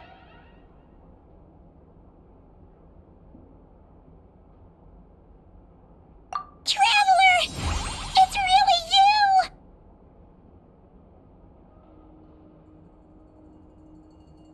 Oh, thank goodness! Paimon missed you so much! You can finally breathe easy, Paimon. It's great to have you back in one piece! Oh, Paimon's been having nightmares the whole time you were gone! Look at them. You know, once you reach my age, there's nothing better than watching a misty-eyed reunion between friends. It's nothing. Same goes when you get to my age, too. I bet Ino and Anefa would be tearing up as well if they were here.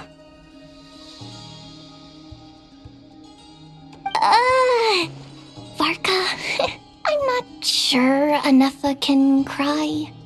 Oh, yeah, good point. Hey, your eyes are looking a little red and puffy. Come here, let's hug it out. What? Ew, no! No, thank you. You're not my dad, okay? Knock it off! Everyone, I'm sorry for all the trouble I caused you. But the silver lining is, I didn't come away from this ordeal empty-handed. While I was being held captive, I learned a lot about Dottoro's current capabilities, and what he plans to do with them. Allow me to explain.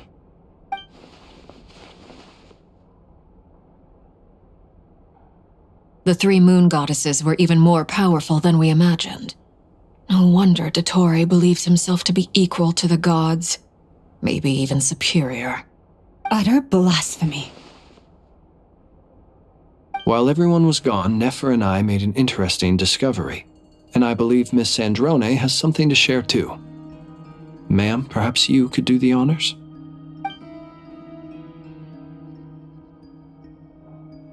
Called it. Getting rid of a pesky troublemaker like her is like trying to clean up after a crumbly cake. It always comes back to haunt you.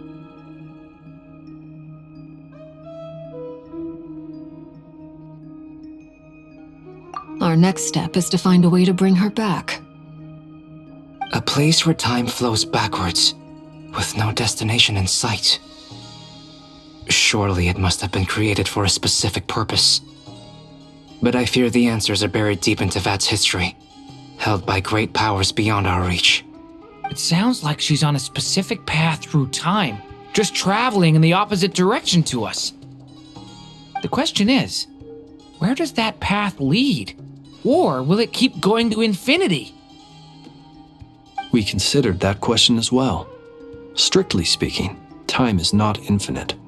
Indeed not. Every road has an end. Nicole! You sure loved quietly sneaking in mid-conversation. I do, in fact. It's something I've always done at our mages' tea parties.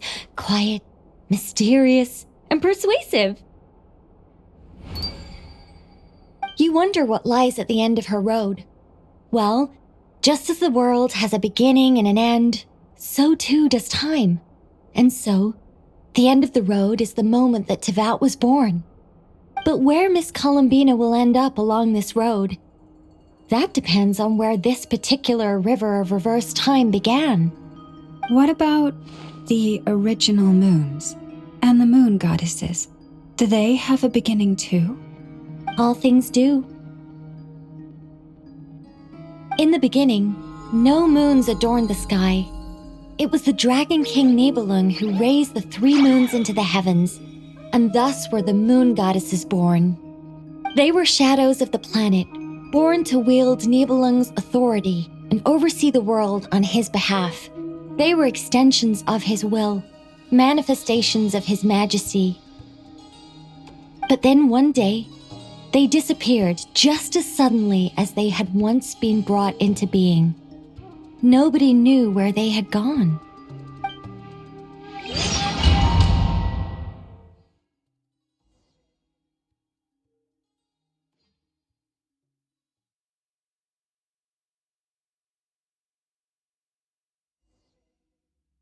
Like I thought, no more paths back to reality have emerged since. But how can I be sure that I'm going the right way without scenes from reality to keep me on track? I can't even be sure of how long I've been walking for. The further I travel, the less stable this space becomes. There are even moments where I can sense something that feels like abyssal energy. They can just materialize out of thin air. I have to keep my wits about me.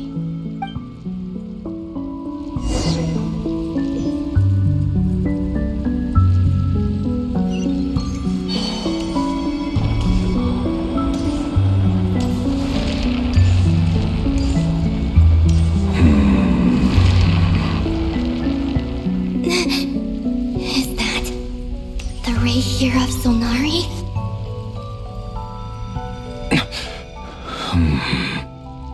You are the moon goddess. But how?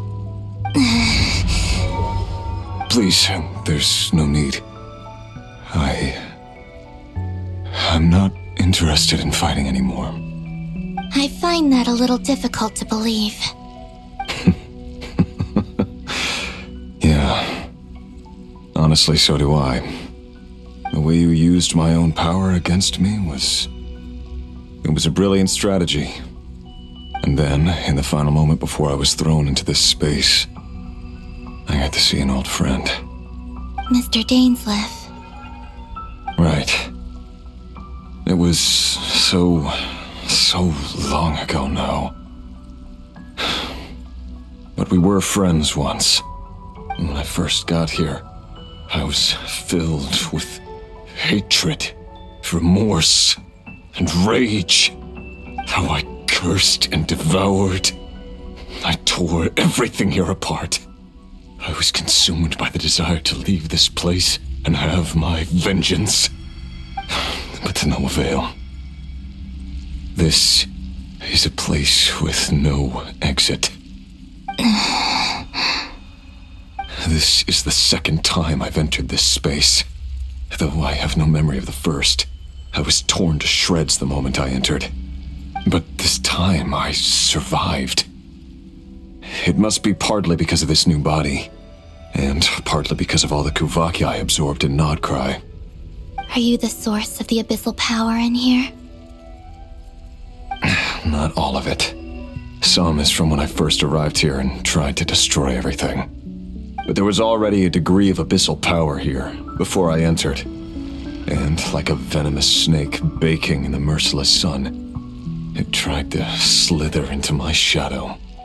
Tried to? So, you rejected it? Yes. Because after that, the world suddenly became silent for a moment. What do you mean? The voices in my head, they were gone. And then, I saw her. Her? Thalindis. My former lover. Never mentioned that she saw a memory of Thalindis leaping into the moon's reflection. More precisely, I saw her afterimage. I'm sure the real her is long gone. She was just an ordinary Conrian. She couldn't have survived here for very long. Anyway, why have you come here? Didn't you know it was a dead end? If I hadn't escaped through the moon gate, my friends would have been in far greater danger. Oh, I see. Because of your power. The power of a moon goddess. What? You'd like to know how I know, wouldn't you? The one who resurrected me said so. I could hear a deep lust for power in his voice. Do you mean... Dottore? Dottore. So that's what he's called. He'd been collecting fragments of my body for a long time, all so that he could resurrect me at the moment of his choosing. I had no interest in his research. But being as corroded by the abyss as I was, we were aligned as far as hunting the moons and recovering my strength were concerned. So that's why the Wild Hunt suddenly became so active in Nod-Krai. When I left the Fatui in my weakened state, Dottore must have felt that his time had come. Moon Goddess, could I ask a favor of you? What? I know this is a lot to ask, especially from someone who tried to kill you. If you refuse, I won't fight it. But this is the only thing I desire now. Nothing else matters. What do you want? I'd like you to take a message to Thalindis for me. Thalindis? But... Yes, she's dead. But like I said, I saw her afterimage. I can sense that some part of her soul remains here. Far, far ahead. Why don't you go and speak to her yourself? I can't. I don't know why, but I can't move freely in this space as you can. All I can see is a glimpse of her, walking away. Just like the moment when I last saw her in life. In return, I will clear these abyssal obstacles for you.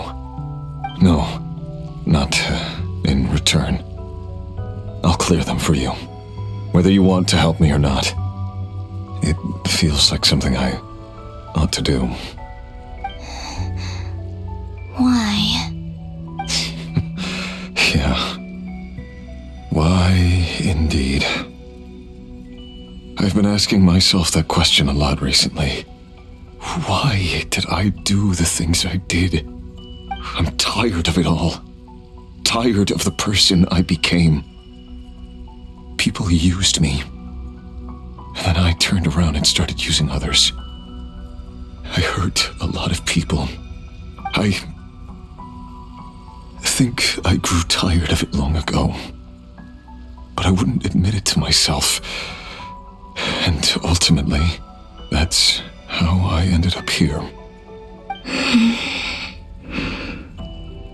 What do you wish to tell her? All of it. My past. My mistakes. Everything that happened after we were separated. Is it okay if I give her the abridged version? Yeah, I'm sure there's plenty you can skip over. Just tell her the important parts. Whatever you think that means. Like the part where you relentlessly tried to kill us? It's up to you. Love demands honesty. But my relationship with Thelindis was built on lies. We hid too much from each other. But after living my whole life in the shadows, I don't want to hide anything anymore. I will do my best. There.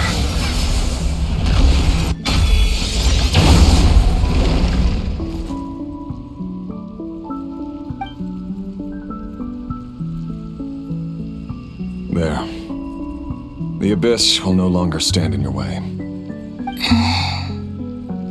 Even though Mr. Dainsliff felt he had to fight you, I think he still regarded you as a friend.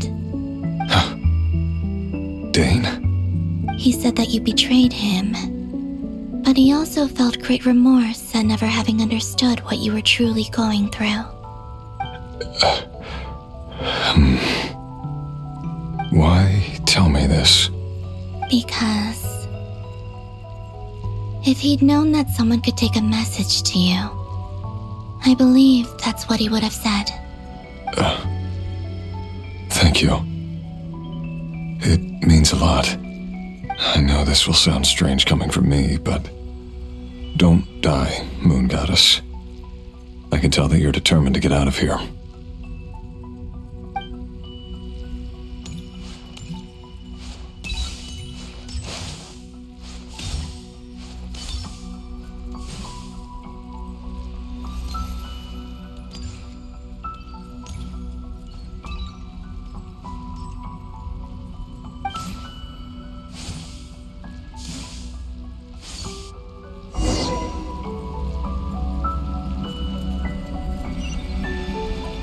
He kept his word. The abyss is no longer obstructing my path.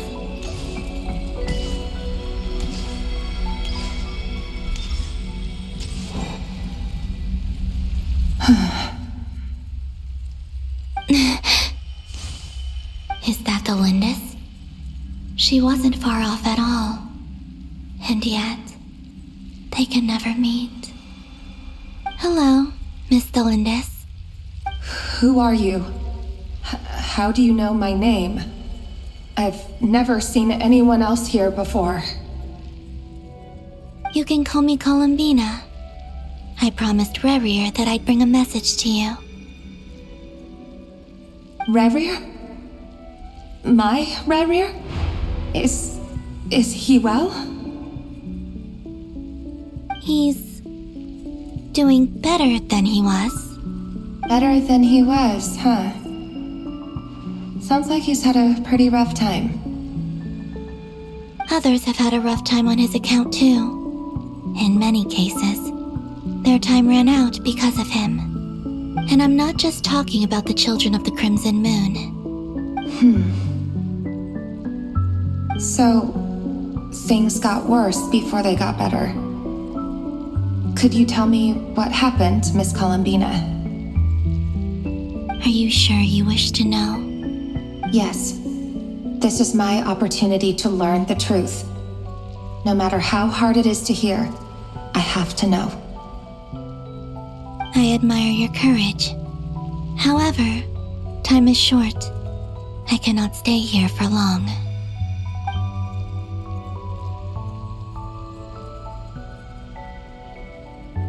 Rerir had seeds of hatred in his heart. and many people nursed them for their own ends. On some level, everything he did was to try and find a way to see you again. But in the end, he came to regret his mistakes. He wanted to apologize for hiding his past from you. Beyond that, he did not say specifically what it was he wished to convey to you, but I'm sure that you've always been on his mind. You are what has kept him going over all these years.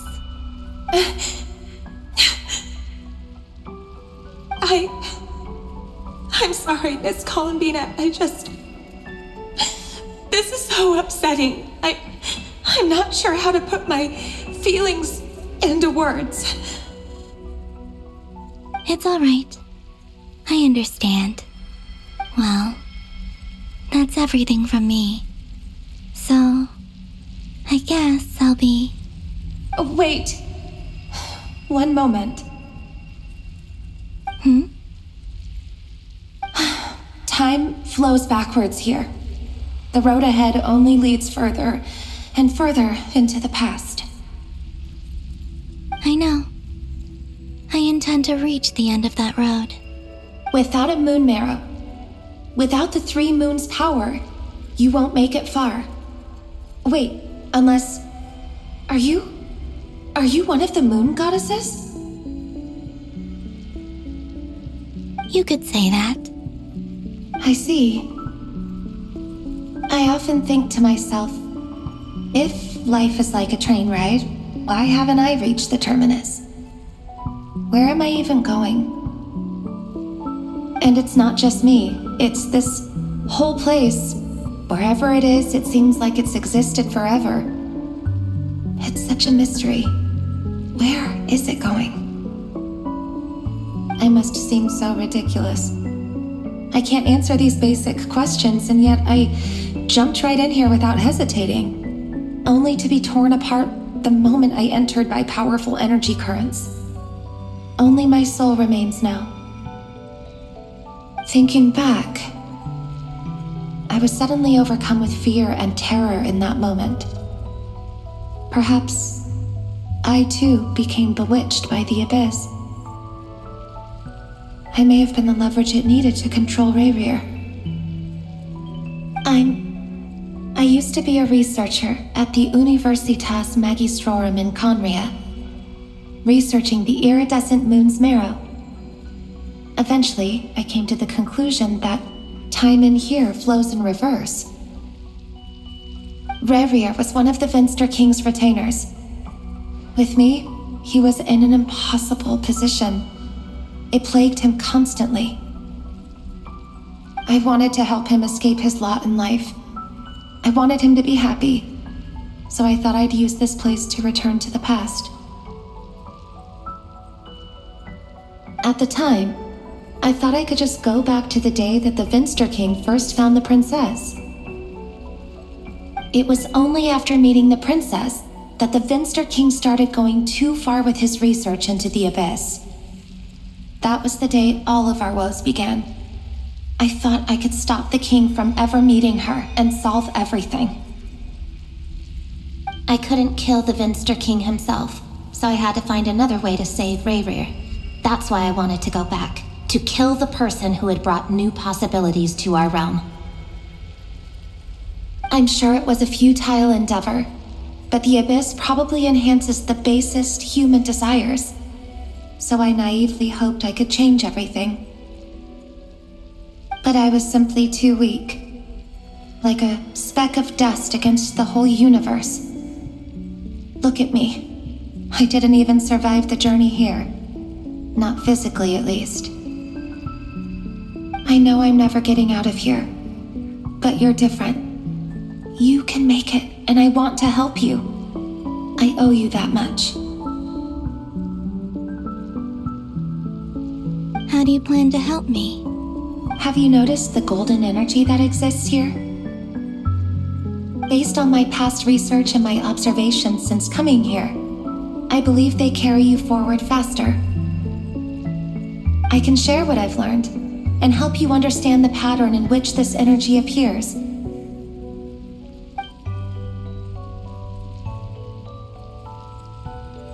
I think you just might... Now, I know you will be able to change the past. Also, I've been speculating about where this space ends. The documentation was scanned, but from what I know of the legends about the moons, the oldest ones seem to begin with Nibelung, king of dragonkind. I have no way of verifying any of it by this point, but if it's true, you might be able to reach that era if you keep walking. Understood. Thank you, Miss Thelindis. I'm the one who should be thanking you. If you hadn't entered this realm of everlasting death, what use would my deductions be? Thanks to you, they have some meaning. About Rayrir, I'm so sorry for everything. It wasn't your fault. That's not true. Because we both feared bringing trouble upon each other, neither of us ever told the truth. And that dishonesty sealed our fates. But enough about that. I wish you a safe journey, Miss Columbina.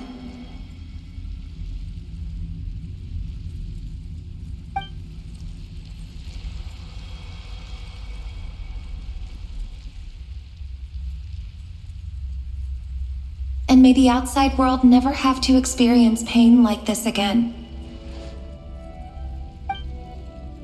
Rayrir, you're there, aren't you? I cannot see you, because you exist in the future. I expect we'll be trapped in this prison of space-time for all eternity. But please, gaze upon the past, and then sit for a while.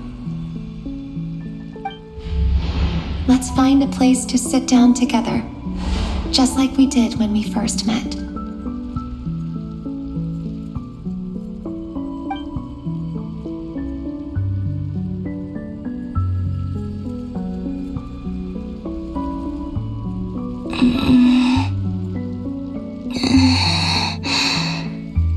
How long have I been walking? How much further till I reach the end? Is there even an end to be found? Everything's getting blurry.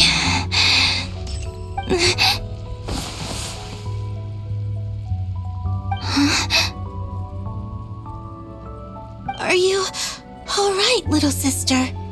Have you come from the distant future?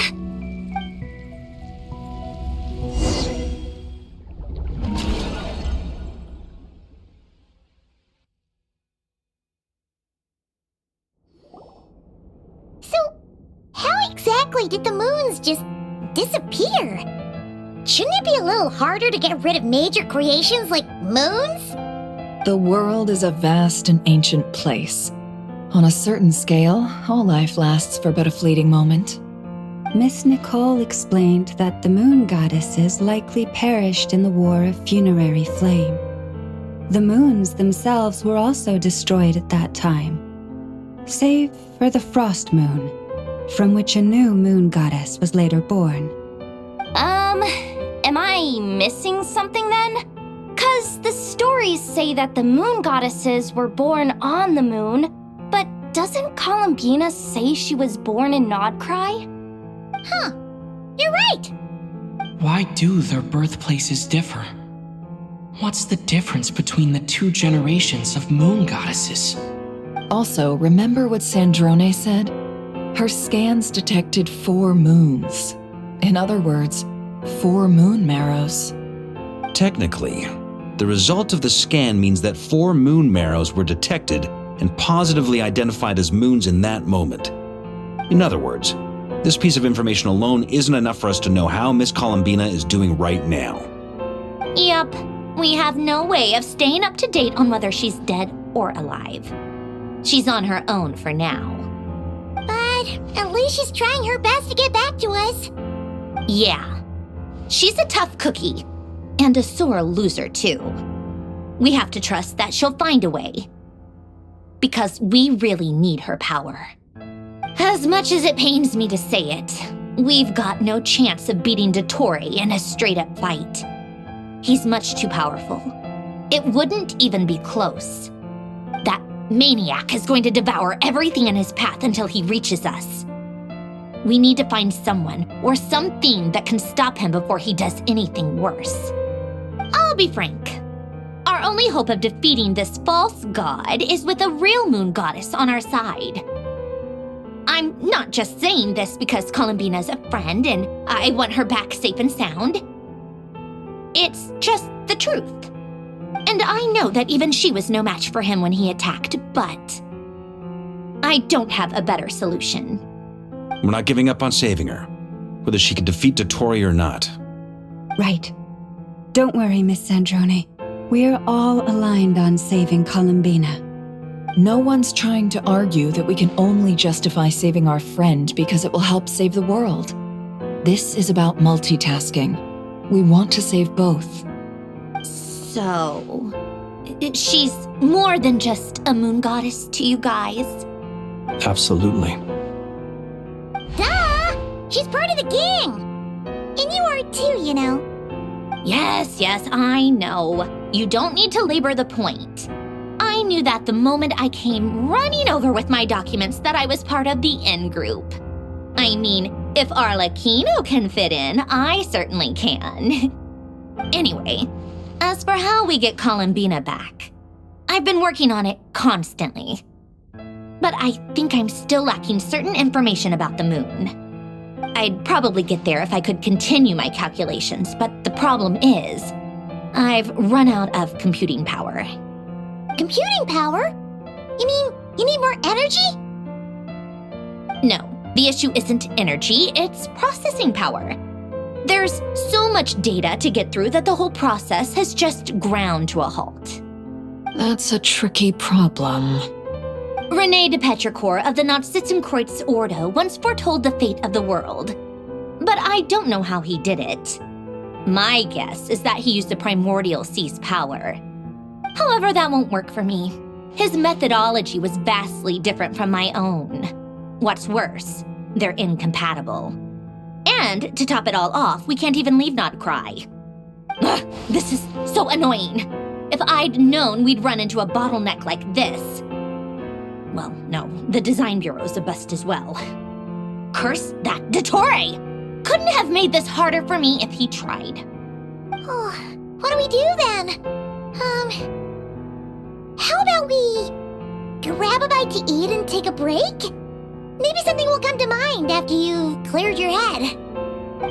You don't get it, do you? I'm trying to calculate the fate of an entire world here. And I need accurate results, not vague prophecies. Where the heck am I gonna find the computing power for that? Anyway, time to shelve the discussion on technical difficulties. Being a killjoy isn't very ladylike after all. Either way, we've done what we can. Rest well, everyone. Remember to let us know if anything new comes up. Hat guy? Is he hinting that we should talk outside?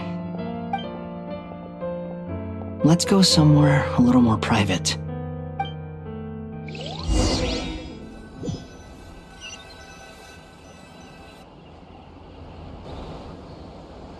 You know that Dory went back to Sumeru, right? Yeah, she mentioned she was planning to head back. Things aren't looking good for Nod-Krai. She's gone to spread the word so that Sumeru has a chance to prepare for the worst. From what I know of Dottore, there are two possible reasons why he hasn't made a move yet. One is that he's still working through some kinks in his new powers. The other is, he wants to see how we're going to react. He'll easily devour everything eventually, so I guess he's in no rush to make it happen. The first false god he made was me. Now it's his turn. Even though my records were erased from Irminsul, Dottore's ideas haven't changed one bit. He once told me that becoming a god was like turning yourself into a hungry wolf or giant serpent to devour the moon. Clearly, he began studying the moon goddess's powers long before he even tried making a god. He's always wanted to get his greedy hands on divine authority one way or another. And in the end, he devoured the moon where I failed. In the desert of Sumeru, there is a chessboard built by King Deshret, also known as Al-Ahmar. I don't know if it was a real game, or if he was just trying to challenge his servants and citizens in some way.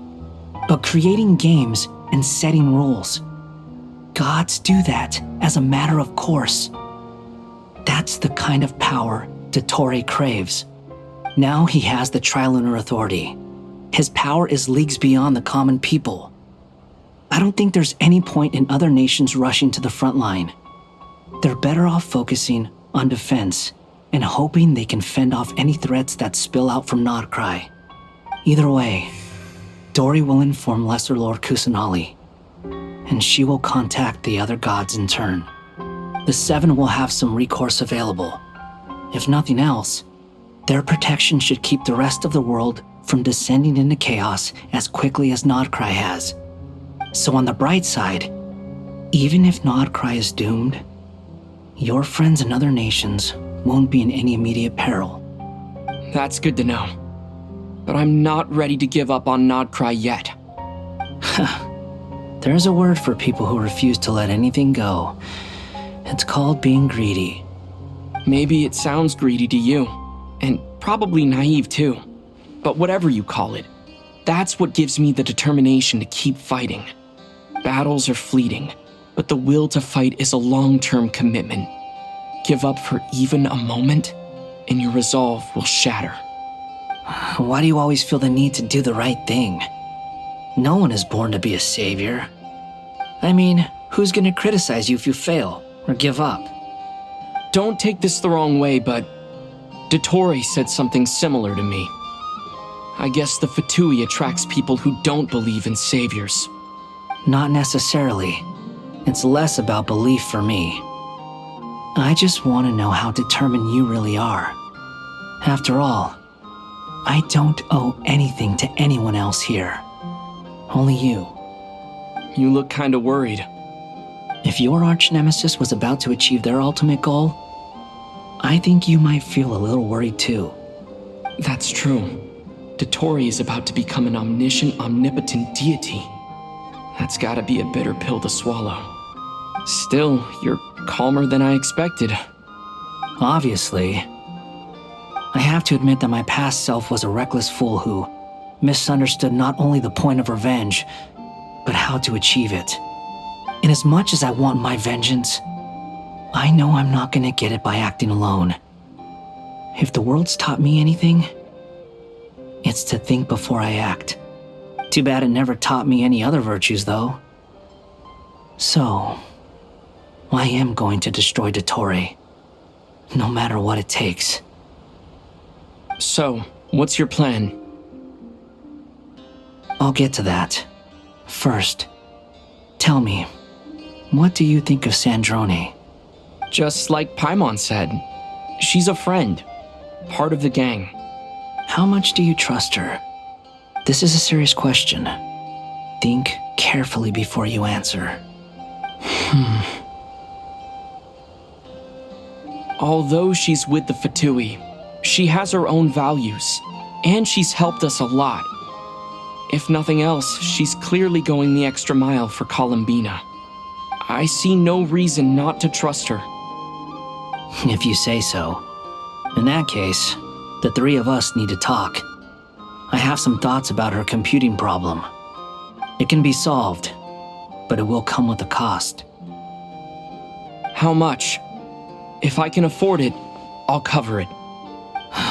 Sometimes your heroism really backs me into a corner. You know that? Come on, let's go talk to her.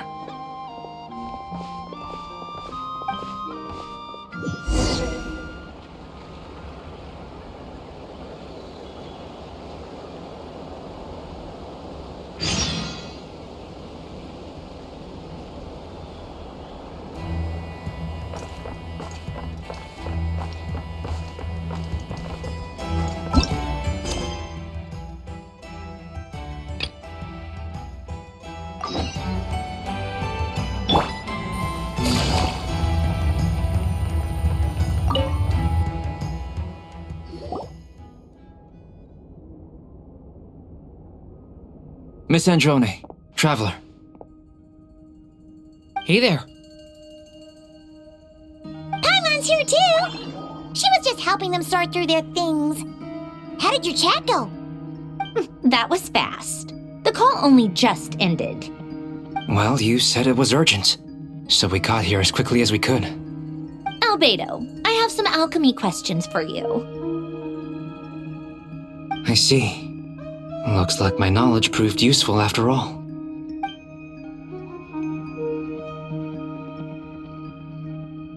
If I might ask, what is the end goal for the modified formula you'll be using? I needed to predict the future of the entire world. But I've run into some teething issues since trying to implement Renee's theory of the 4 Orthants. I see. I'll have a look at it. Still, computing power is the real issue here. How do you plan to solve it? About that, it's been sorted. Oh, with the Traveler's help?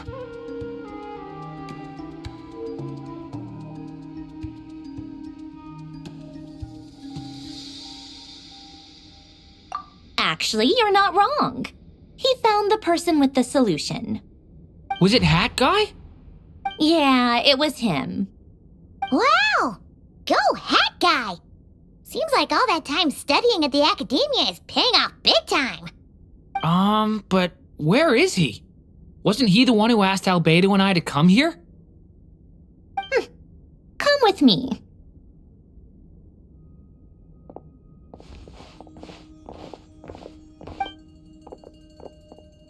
Hat Guy? What's happened to him? Hat Guy! Can you hear us? No response. I guess he's in hibernation. Hat Guy mentioned that he was a puppet. It seems that his functions are currently shut down. I presume this has something to do with the solution to your computing problem. That's right. He and the Traveler came to see me. Wait, what? You have a solution? Would you calm down? Why do you always react so hysterically to everything? Excuse me? How would you know? You shouldn't be so quick to judge complete strangers. It's very bad manners. Oh, please. It doesn't take that long to figure out that you have a temper. Where does a mere student get that kind of confidence? I've actually published more papers than you. Not that status counts for much. Even Paimon's applied for academia admission. Huh? Are you serious? See? This is why I can't be bothered to explain myself. She recognizes no one's skills but her own. Okay, fine. I'll hear you out. So, tell me, how do you propose to solve my computing power problem? This world itself is constantly processing all kinds of information. If it's the world's future you're trying to calculate, you need a processing device that's designed to cope with that volume. Easier said than done. Only Irminsul can handle that kind of... Wait, is that what you're suggesting?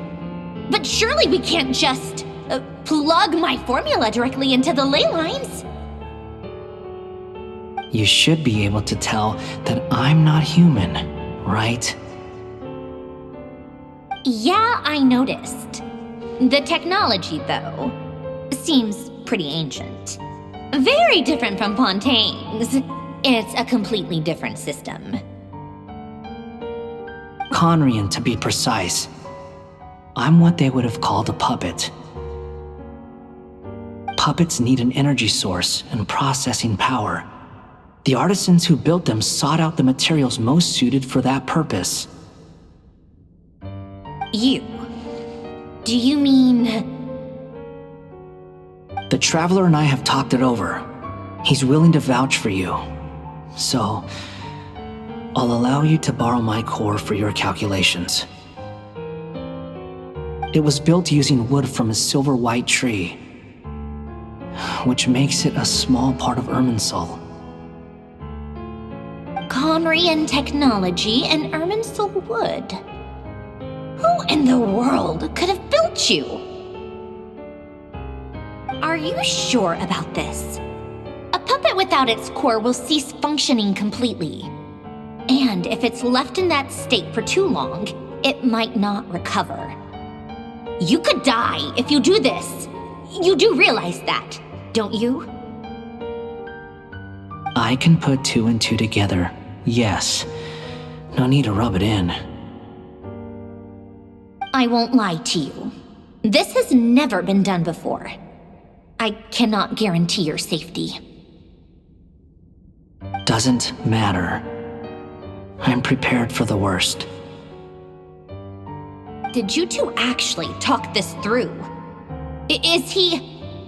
Are we really considering this? Yes, we discussed it. The bottom line is, he trusts me, and I trust you. Let's give it a shot, shall we? Honestly, I have no clue where this kid even came from. But for whatever reason, he lent me his core to use in my formula. I'm very close to finishing my calculations now, and the core is currently in use. So I'm sorry, but I can only show you a sketch right now. This is what the core looks like. A silver white branch. It certainly matches the legends told about Irminsul. Is Hat Guy gonna be okay? He's not gonna die, right? Right? In theory, he should be fine. As long as we put his core back in time. Beyond that, all I can say is that I'll try my best to avoid risk and make sure the core doesn't sustain any damage. I think I know why you called us here now. Someone needs to watch over his body and make sure it's protected until the process completes. Correct. He said that the only ones he trusts here are you two, and the Traveler. And the Traveler will have other work to do.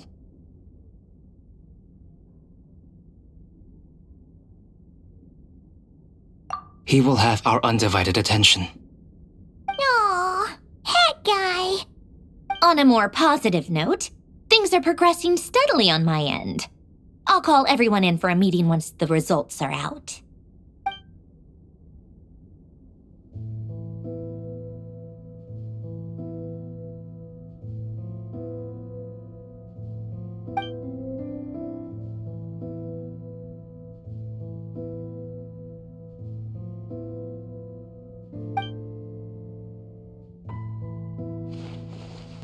The worst case scenario with the core removal is either a system reset or a total loss of function.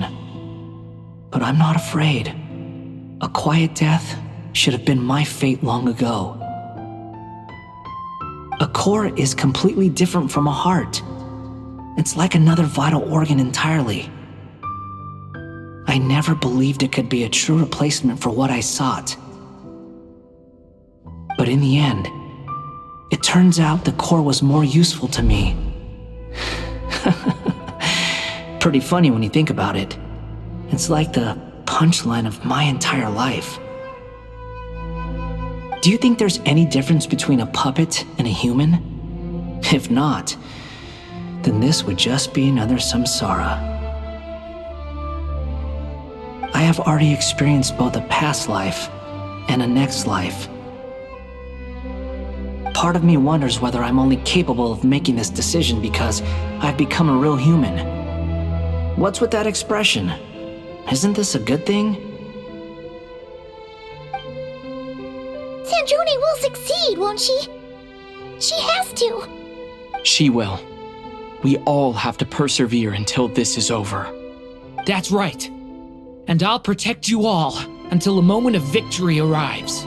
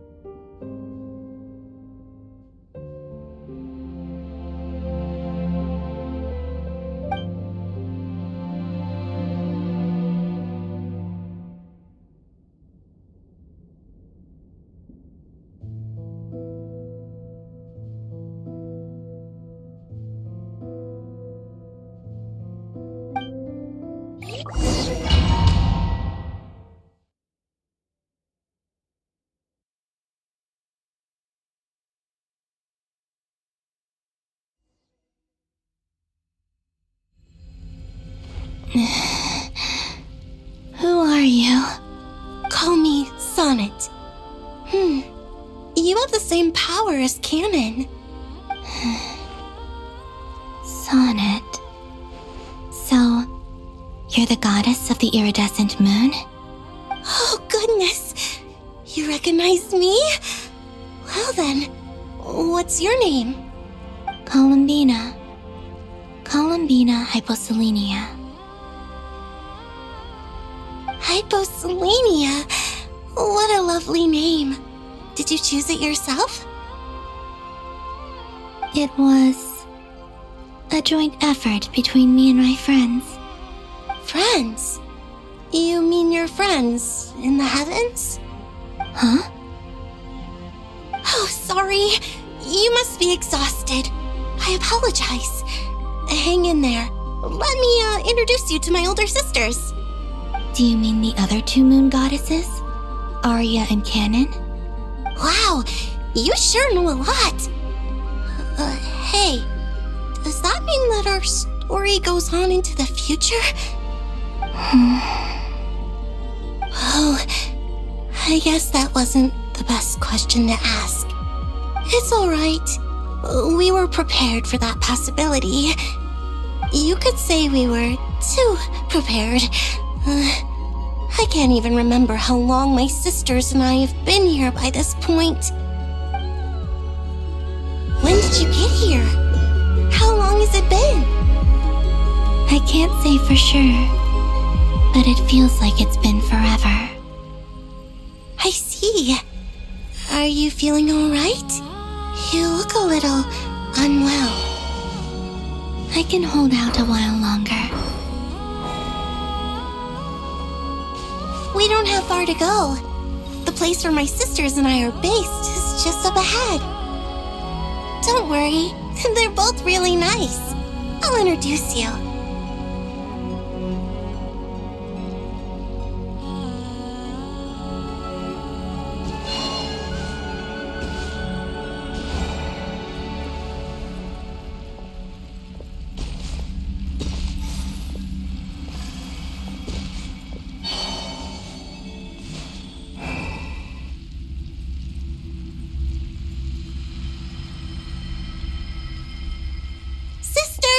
I'm back! And look who I've brought with me!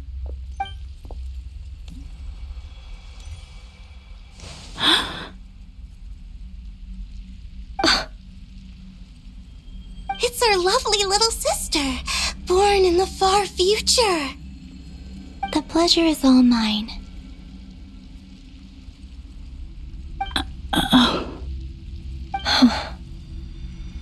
Allow me to introduce you to Columbina Hyposelenia.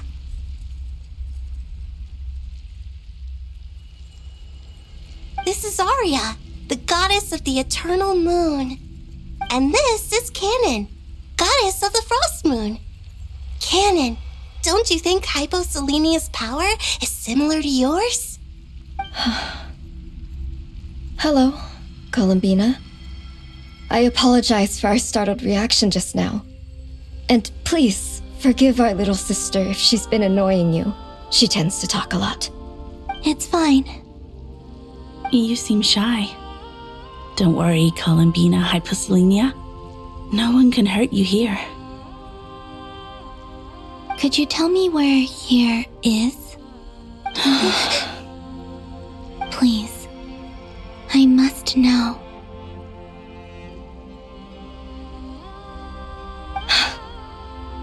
My dear sister, this is where Tevat's original ruler, the Dragon King Nibelung, imprisoned the moon goddesses. What? You're scaring her, Canon. No, I'm fine. Please, continue.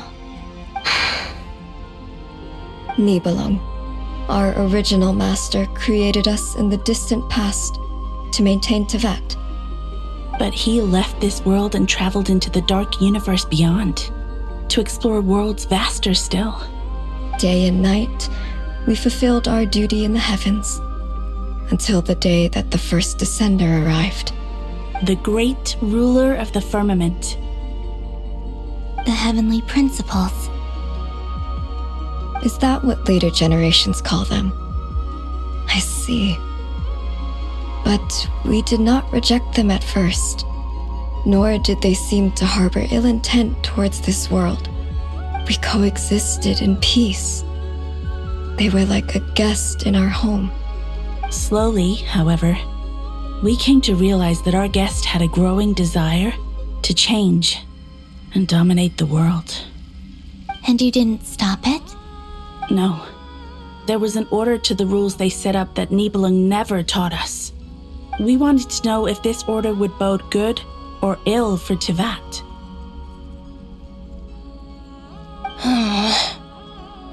All right. Canon and I wanted to know. Sonnet was against it from the outset.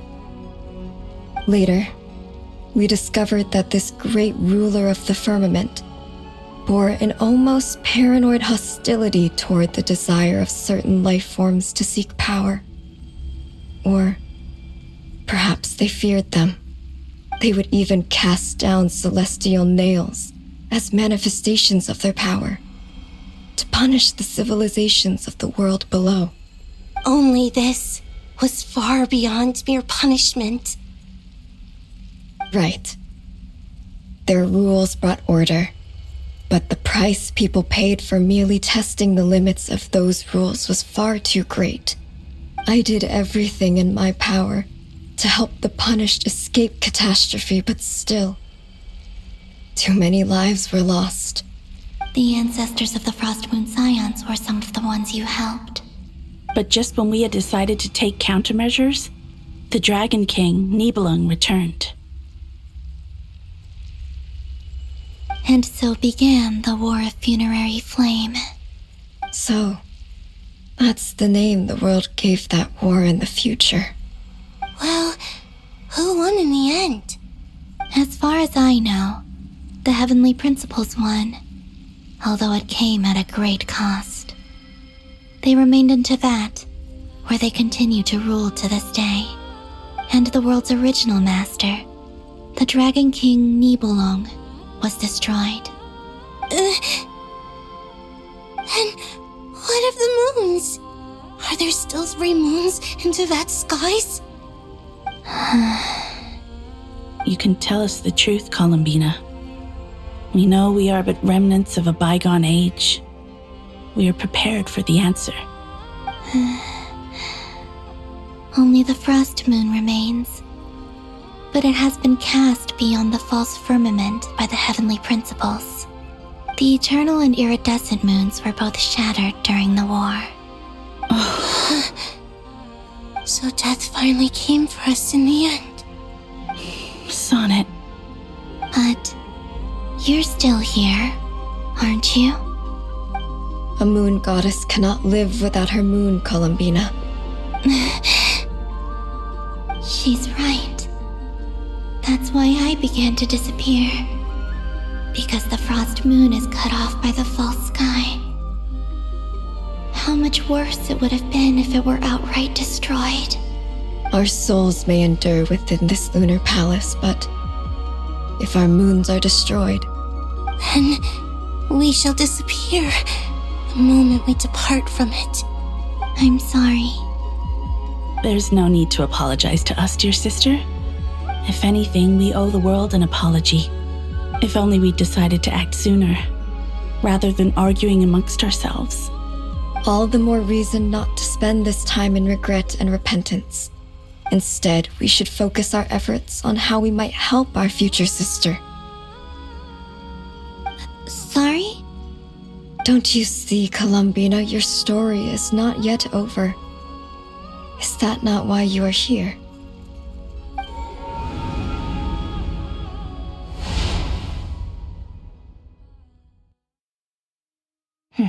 It's done. Initiate numerological array. Continue running primary process. Calculate the world's fate through extrapolation. And identify nodes of potential change. Secondary process, scan for moons. Still 4. The number of moon marrows hasn't changed. Wait, let me think. is it possible that there's something I've been misunderstanding about the moons all along? Variables. Variables in the world. I know where potential variables within the world come from. So what about the moons? Are there any variables there? Like their life or death, for instance. What if being alive or dead makes no difference to a moon? But that's so strange. Even immortal gods can die. Why would the moons alone be? Wait! I've got it! If alive or dead is considered a variable, we might have had this wrong the whole time. No one ever said that a moon marrow equals a living moon. We just made that assumption ourselves. Initiate secondary process. Scan again. This time filtering out interfering perimeter, moon marrow. I don't care if they're natural or artificial. Get them out of my search results! Why? It says 3 moons still exist in Teyvat, even after excluding the moon marrows. But we know for a fact that 2 of them are dead. Redo the scan. Narrow the results to living moons and real moons.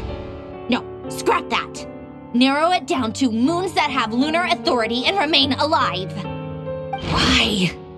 Why is it still 3? What is this, Columbina? Has the world lied to us? Or are you the one pulling the wool over our eyes?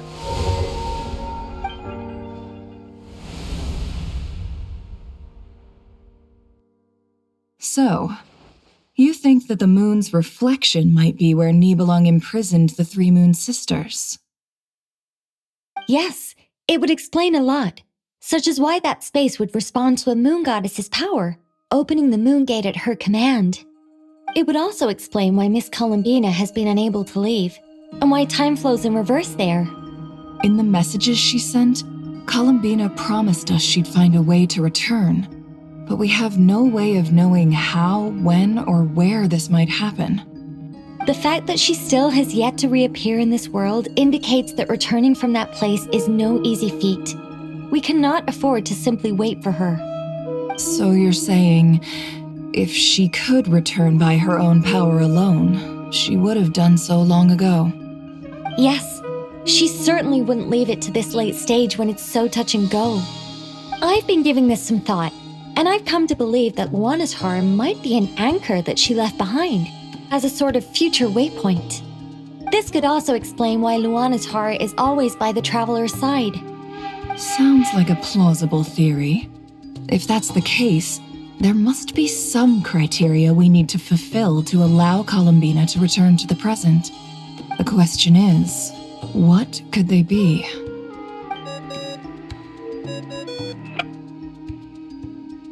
Hello? Listen up! This is extremely important!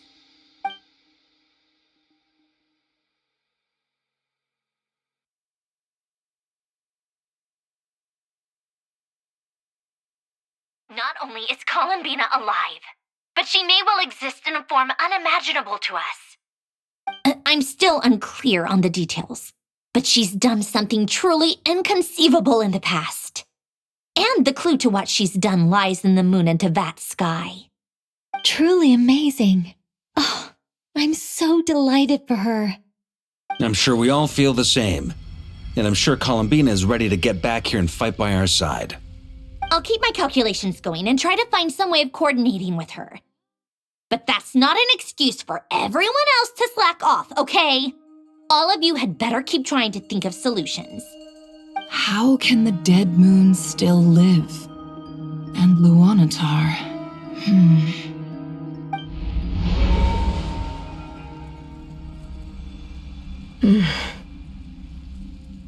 It's hard to believe that's what will happen in the distant future. Our authority is linked to the most fundamental rules of Teyvat. I suppose it's no wonder that many would covet that power. I didn't realize that when you said friends, you meant people who live down in Teyvat. That's so lovely. I always wanted to go down there and have some fun. Have you ever tried leaving this prison? Of course. Between us, we've tried everything. But no matter where we go, this space will eventually bring us back here. It's like the center of a whirlpool. Everything ultimately converges here, at the moment when Nibelung imprisoned us.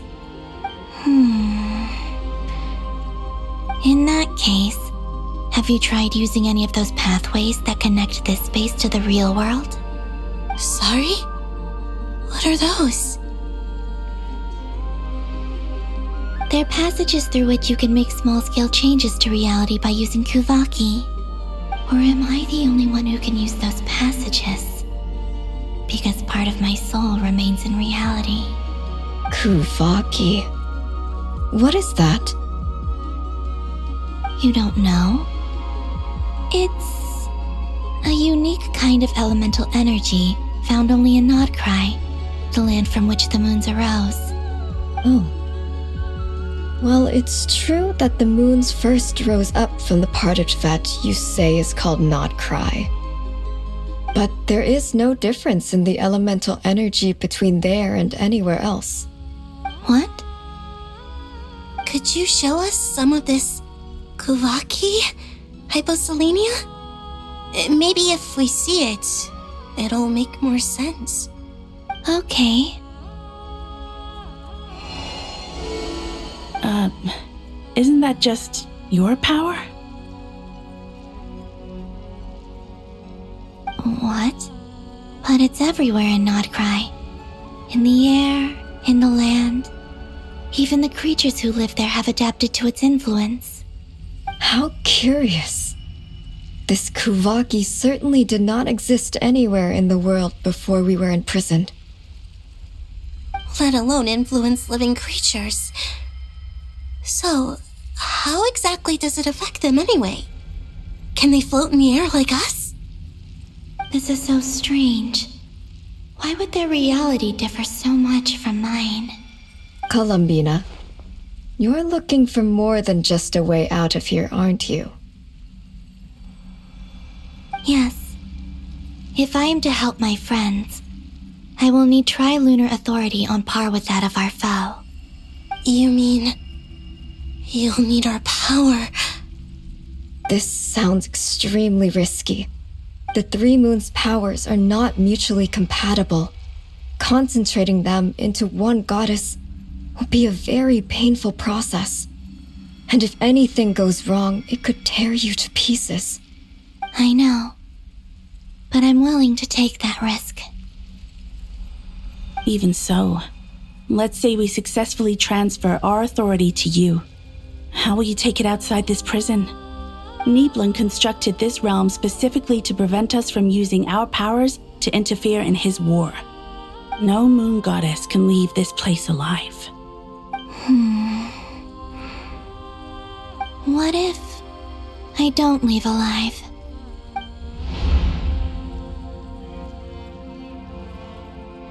Where do we even start? How are we supposed to figure out what we're meant to do to help Columbina?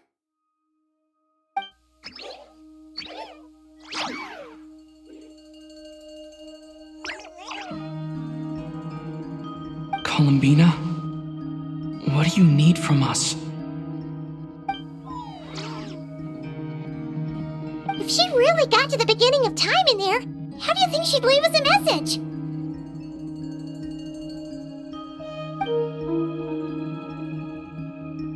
You don't think she'd write it down on a stone tablet somewhere in the hopes that we'd find it, do you? Seems unlikely. Columbina may not talk a lot, but she thinks deeply about issues like this. Let's review what we know. This is the Columbina who fought alongside us against the Reikir of Solnari, and with whom we celebrated Moon Prayer Night. She knows our personalities, our ways of doing things, even our unique strengths and abilities. So, if she wanted to tell us something from a long, long time ago, what would she do? Oh.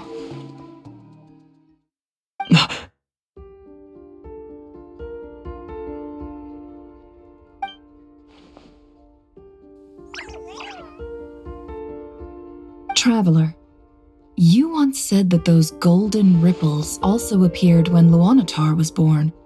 What if Columbina left Luanatar here, not just as an anchor to the real world, but for some other purpose? If she is part of Columbina, and Columbina knows that I can see past events through her... Oh yeah! Like when you peeked into Rarer's past through his heart! Never, wait! If you're right about this, and you can really see past events through Luanatar, your eyes, they'll... Oh, I know. Looking at Rerir's past in Conria was already enough of a strain on my eyes. Looking this far back into the past, it'll surely blind me.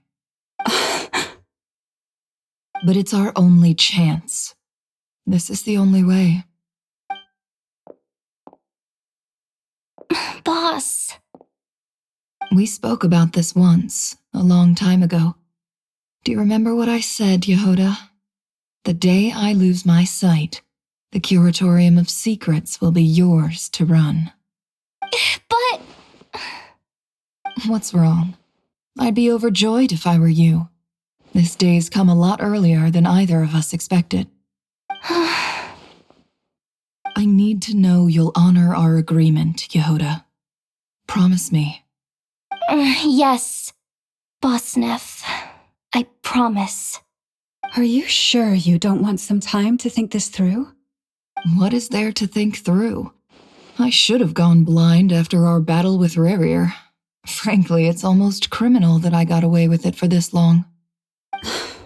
Then at least let me take some precautions on your behalf. And if you really do lose your sight, I'll visit your office every day and make sure you're well looked after. Oh, please, anything but that. I was actually ready to go through with this. Are you trying to scare me into backing out? As if I could ever scare you. I'll assume you're just joking to calm your nerves. All right, enough chit-chat. Let's do this.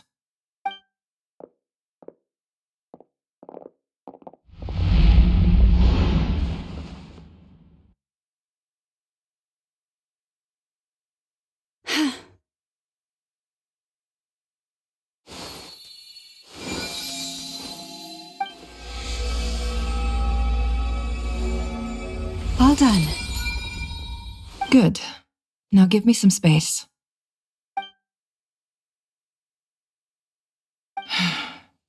Come on then, little one. Show me what happened in the past.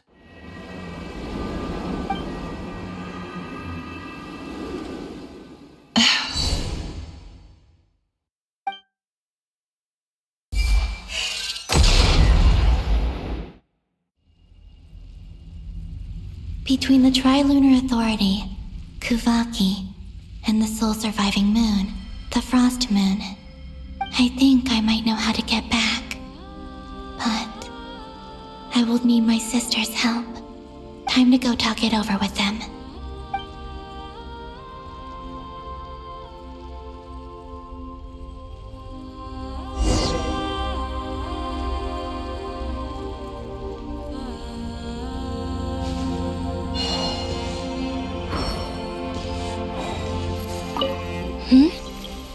Have you decided what to do? I hope it's not too dangerous. You really scared me when you said that thing about not leaving here alive. Come on, let's go find the other two.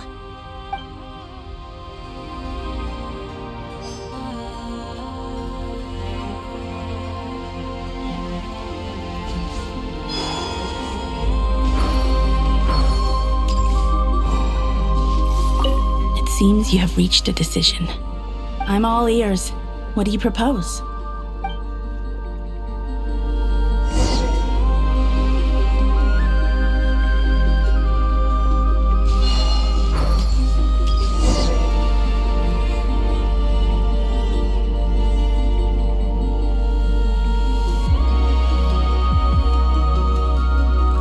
Have you figured it out, Columbina?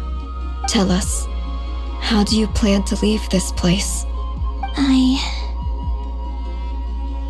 I intend intend to die here, in this moment, and then be reborn in the future with the help of my friends. What? What are you saying? How can the dead be reborn? And how will you inform these future friends of your plans? You can't exactly leave oracles. Nothing can escape this place. Not a single ray of moonlight. And even if you found a way, what if they never find the message you left for them? You'll... No, that won't happen. Come again? They will find my message. I'm sure of it. I'm not following. How exactly will you achieve this?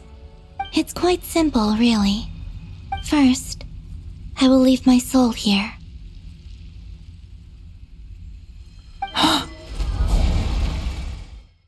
I see it.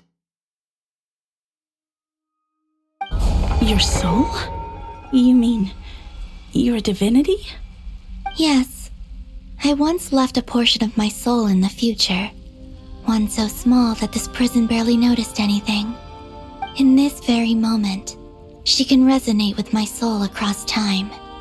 When the time comes, I believe that she can serve as an anchor to pull my soul from here back to the future reality.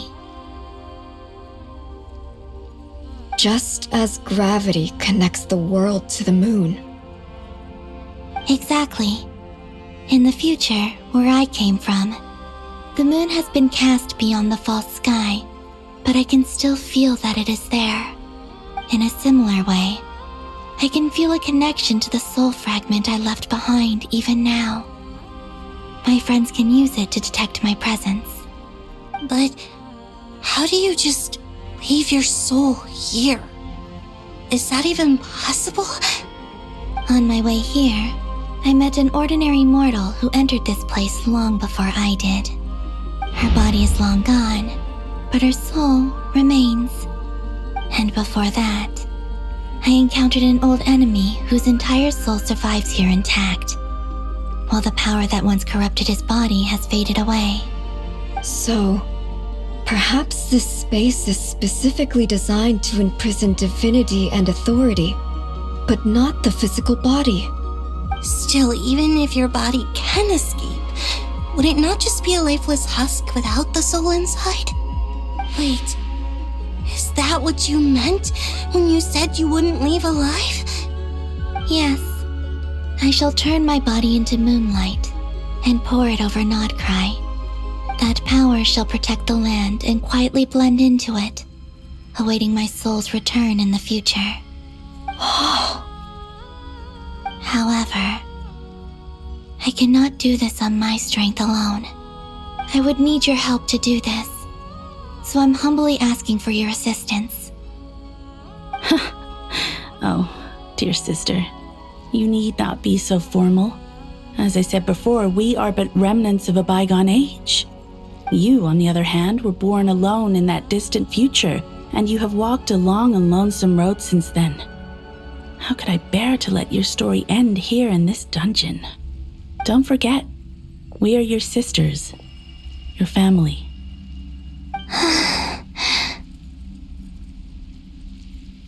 Arya's right. Actually, I've always wanted a little sister. Can you imagine how it's been for me? Getting nagged by two older sisters all the time. Now, I finally get to be the big sis. And not just that, but I get to help you return to your world, too. How could I say no to that? Sonnet. Canon?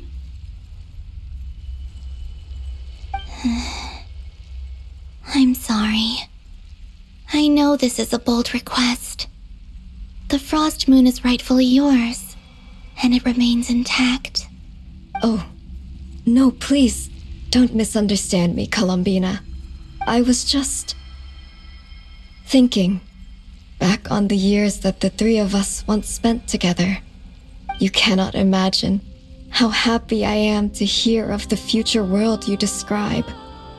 the Frost Moon Scions, your lovely, kindly friends, for the three of us, whose purpose in life was to maintain the peace in Teyvat. It is a great relief to know that the people of this world live in such an abundant future. If your plan can save them and save Nod-Krai, I will gladly give you all that I can.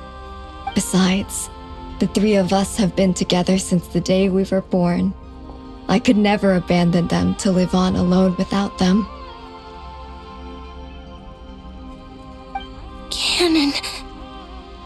Still, I do have one question I would like to ask you before we proceed. Certainly. What is it? Why do you cover your eyes?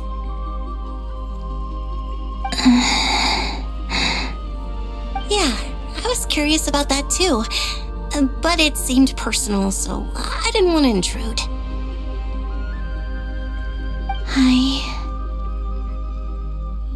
There was a time when I refused to look upon the world.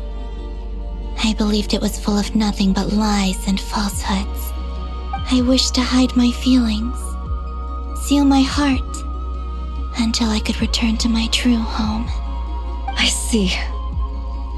Perhaps that decision saved you from ever having to see the false sky again.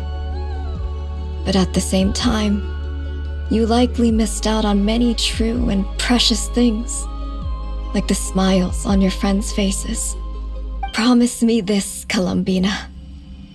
When you return to the future, open your eyes, take a look at the world around you, and see your friends. I'm sure that you know this already, given that you long to return, but that is your true home. Give me your hand, Columbina. Arya, Sonnet, you too. Okay. All right.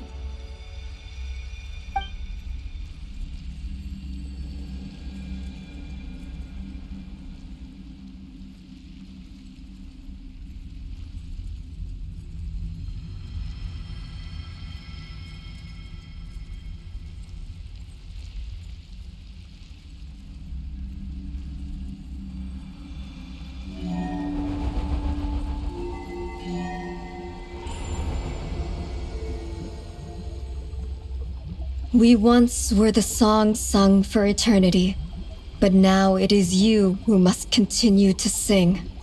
We once were the tides in the great river of time, but now we subside, and you arise. We were the messengers of madness and inspiration, but now the lies have faded, and your truth must endure. We are souls awaiting the sun. You must return to be with those who smile when they see your face.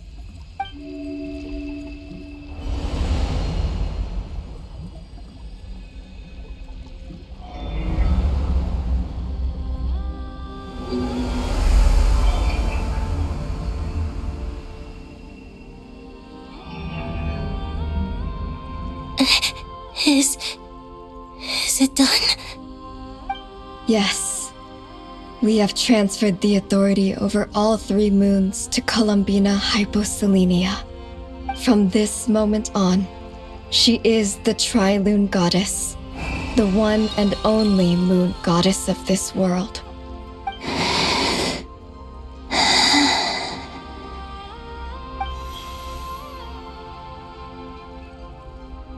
Thank you.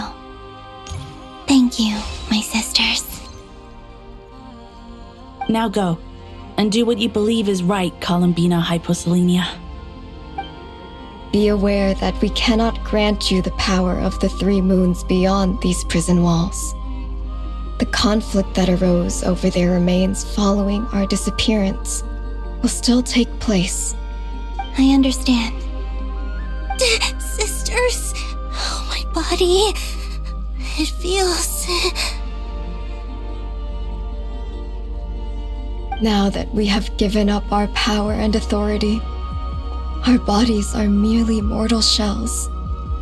This prison is dissolving them as we speak. It's okay, Sonnet. The end must come for every god, just as it does for every human. That's all this is. The final destination of our lives. Canon and I will be by your side the whole way. We have one final request, Columbina. Could you use the Three Moons' power to send us back into the real world? Now that we have lost our powers, I doubt this space will seek to hold us further. It's just... we would like to spend our final moments together in the only place we ever called home. Of course. Gladly.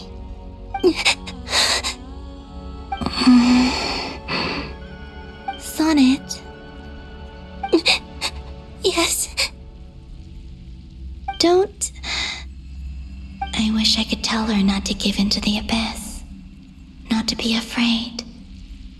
But is this really what I should say at this moment? Don't forget. I'm so glad to have a big sister like you.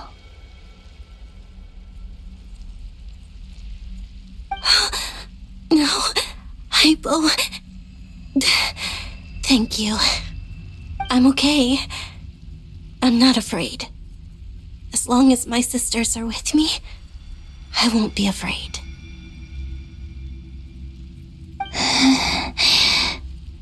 It looks like this is goodbye, sisters.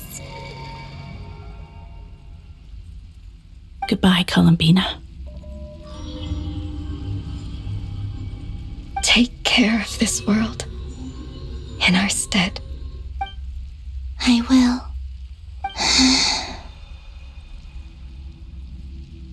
And now, it's time for me to bid farewell to my body, too. May it become the moonlight that keeps Nod-Krai company through the long years ahead. So this is why Nod-Krai was not always home to Kuvaki. It only appeared after I poured my body out upon this land, and only this land. Kuvaki responds to me because it is me, my body, answering the call of my soul. And the golden energy I've encountered on my way here was, in fact, that very soul, which I am about to leave here to guide me. O power Trilune, eternal moonlight. I, Columbina Hyposelenia, lay aside my body. Let it be cast into the dark night to illuminate the future. May it be a companion to all who dwell beneath the moon.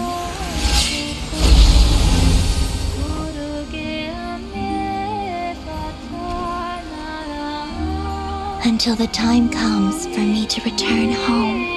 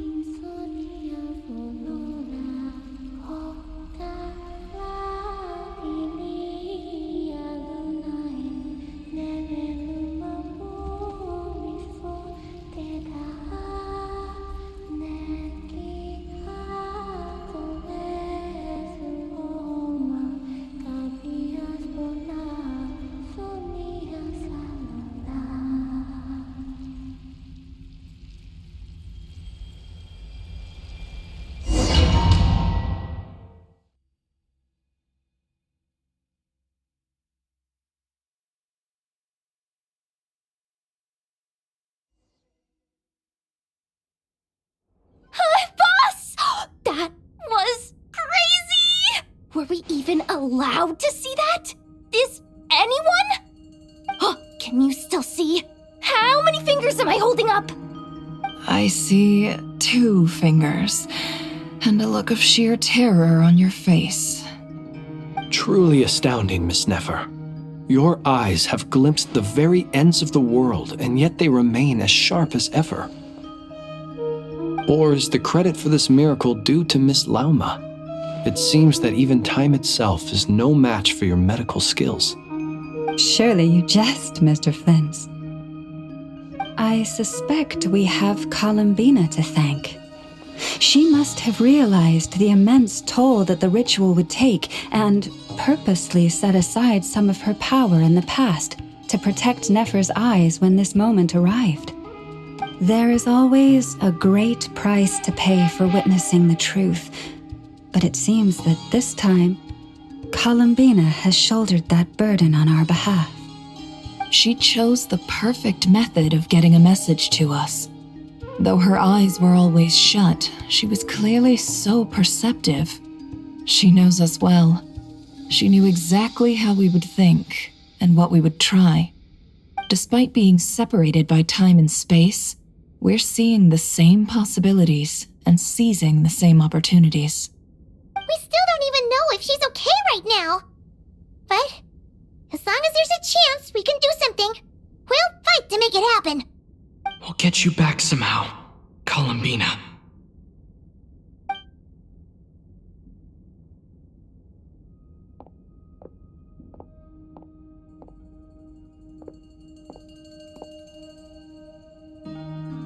Well, based on the information we now have, let's figure out our next moves.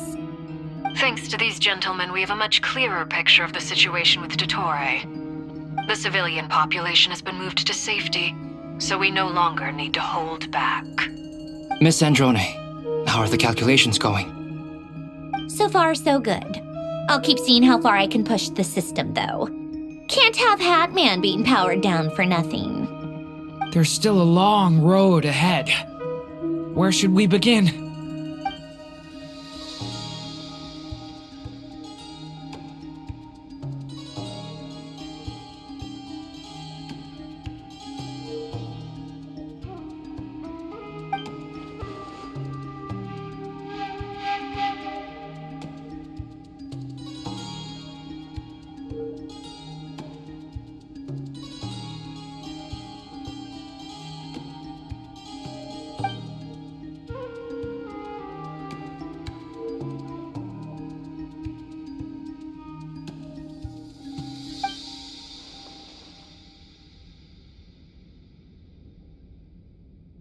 Our plan is clear. Time is short, so let's get moving. There's just never enough time, is there? Time is the bane of my existence. Ugh. Anyway, I'm gonna get back to work. All right, we'll do our part too. Yeah.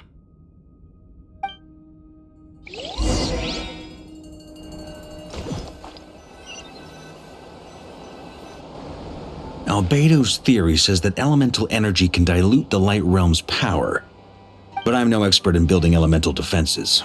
Sounds like something out of the advanced elemental theory section of the library. Whew.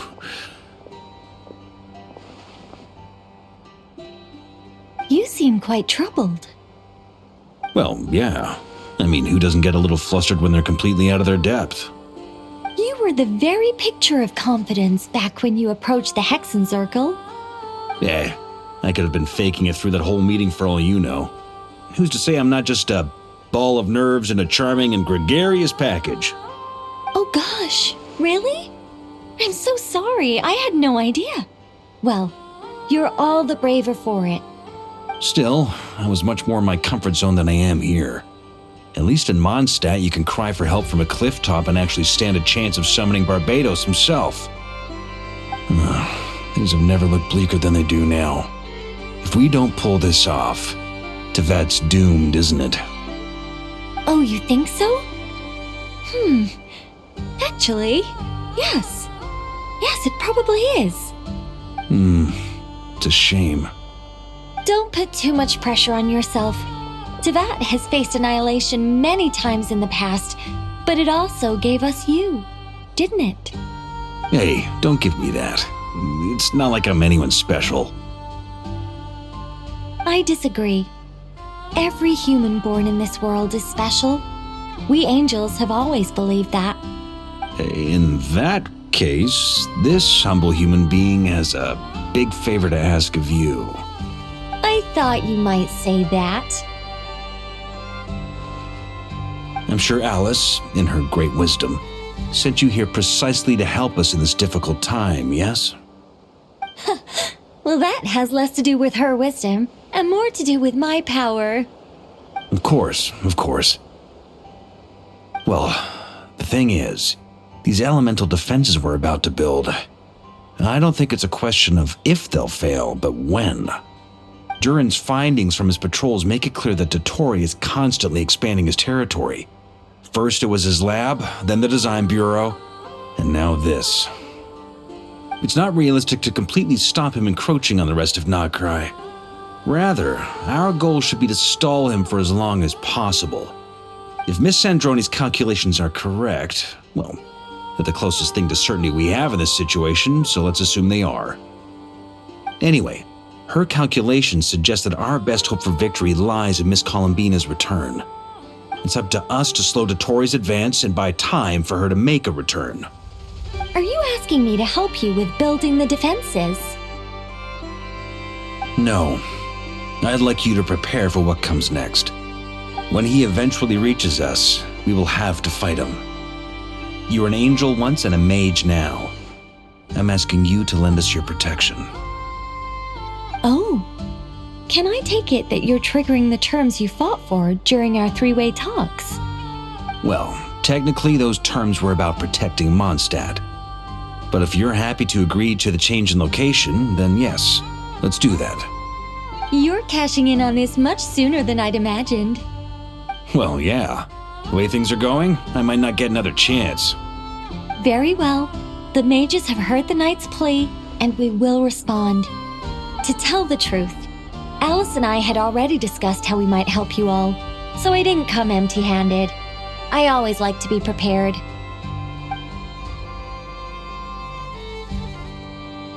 This is... wow. Yeah. This is great. Seriously, thank you.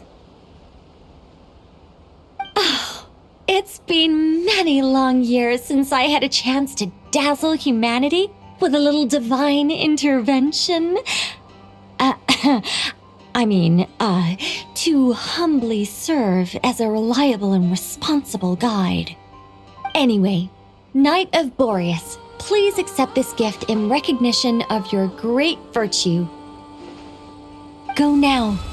May the angel's blessing deliver you safely to your destination.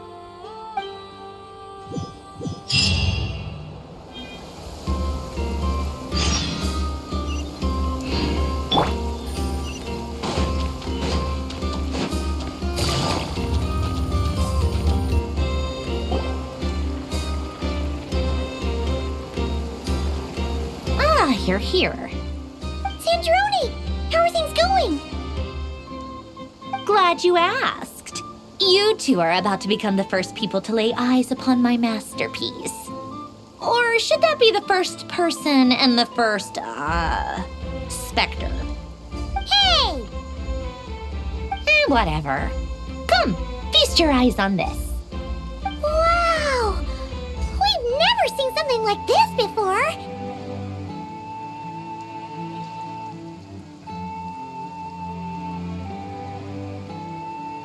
This meter displays the progress of my formula. Currently, it's still making the most important connections. Once it's finished running, I'll deliver it right to your side. And then, we can finally bring Columbina back. What do you mean, deliver it? Can't you just tell us over the Dodo communication device?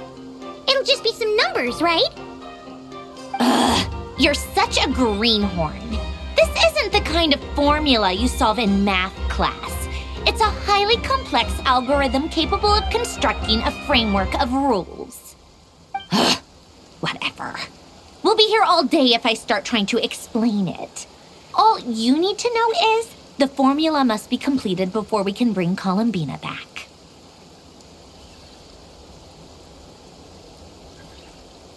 I'll share the data with you. Nicole's agreed to let me use her information channel, so we just need to use the Dodo communication device like so. And... there. Now you can check in on my progress. Wow! Look at that! You're amazing, Sandrone! About time you recognized my genius. Took you long enough. Anyway, that's all for me. You should check on the others if you have time. Make sure we don't have any weak links in the chain. That might sound harsh to you, but close supervision is a common practice in the Fatui. Not looking to catch anyone out. I just care about everything going smoothly. That's all. I'm kinda stuck here while the formula's running, so I need you to be my second pair of eyes in the meantime.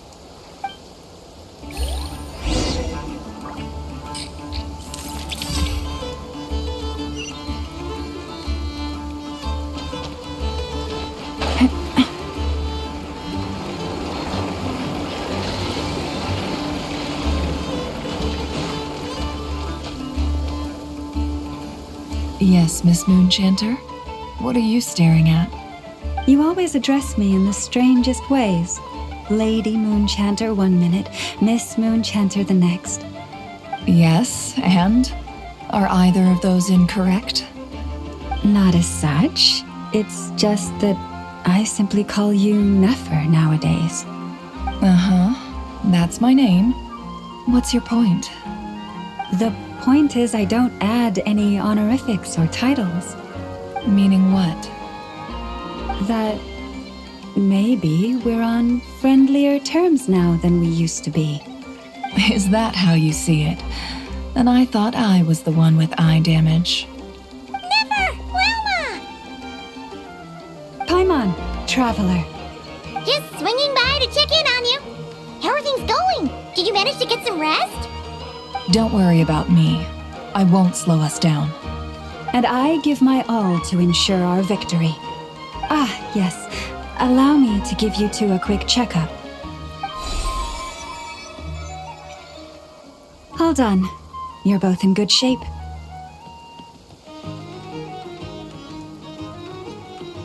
You're welcome.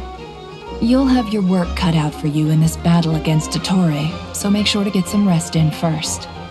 Paimon will keep an eye on him, don't you worry. I'm glad to hear it. Take good care of yourself, too, Paimon. Sure thing!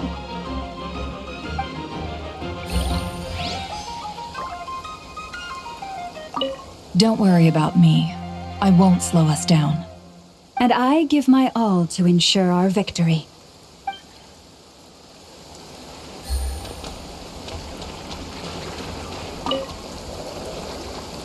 Traveler, Paimon, a pleasure to see you both.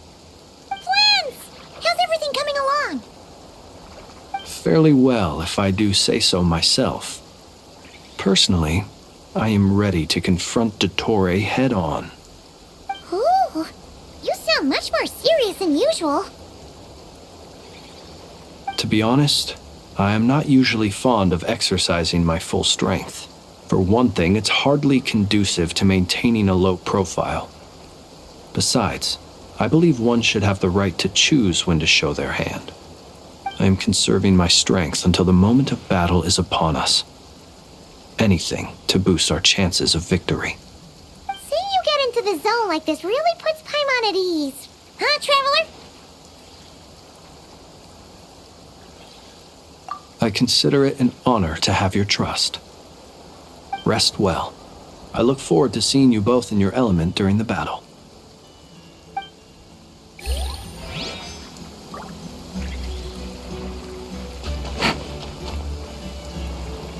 Thankfully, Miss Nicole has come to our aid. Nasha Town is now looking very well defended. Golden Flame. Yes, that's Nicole's power, all right. Based on the latest message from Grandmaster Varka, it sounds like they've reached an agreement. The situation should be more stable with her assistance.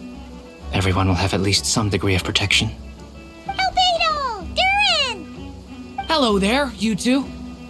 Are you well rested? That's good to hear. As per the plan, Albedo and I will be in charge of Nasha Town. As Dotori's energy field expands, it's creeping ever closer in that direction. But we will do our best to hold our position. We fought side by side many times before, and always with great success. I believe this time will be no different. So don't worry about us. Focus on fighting Dotori.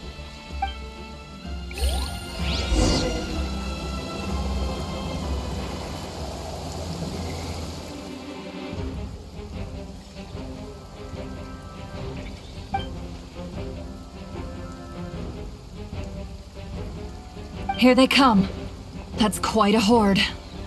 As we expected. Get ready, everyone! Take your positions and prepare to engage. Let's begin. I'm at the ready.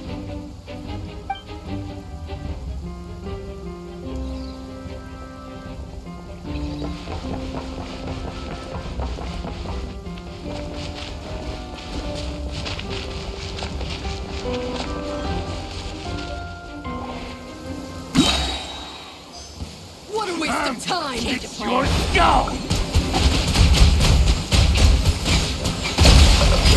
Go! Big one! Wipe out! Be silent. Run while you still can!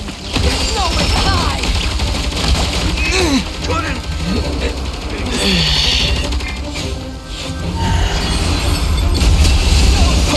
Didn't take too long. Another one? Observe. Fine!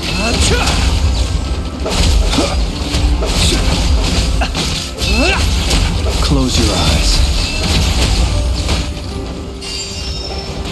Night falls.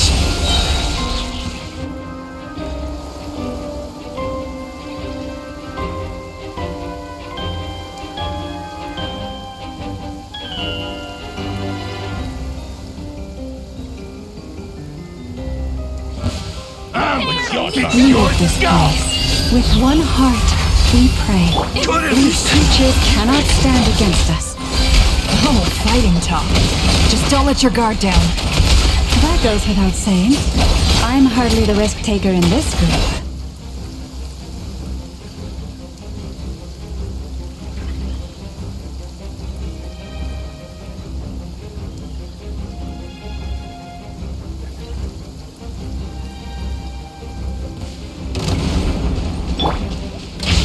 Devouring claw! Lament for the end! Witness my great undertaking! Coming to be!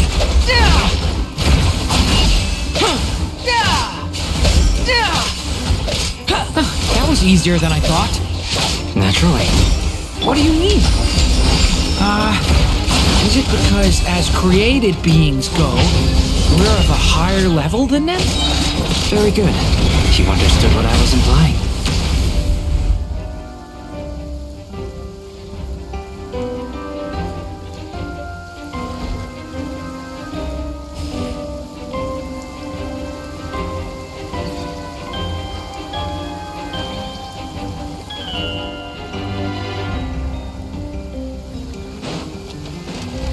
Water jet! By the frosting of old. No more lies. It all falls into place. People have always used fire to drive away wild beasts. Wouldn't a lantern work just as well? You read my mind, my dear friend. I was just about to say that. All right then, dear friend. Bring the light!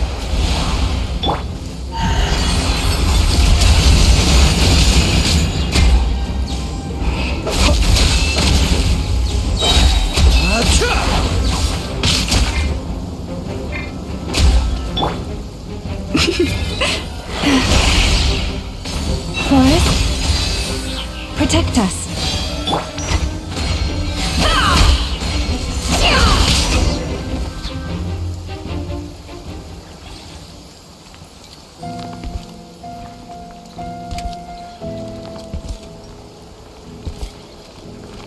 You're looking well. I trust you've had a good couple of days. Dotori. It's actually a good thing, in my view. If the subjects of my experiment were to die prematurely, it would throw quite a wrench in the works. And so, I must thank you all for your resilience. We are no longer on the same level, but you are nonetheless worthy of my respect. A creator god should be merciful and gracious after all. And in any case, it is only right that before I end your lives, the world is informed of the arrival of their new god.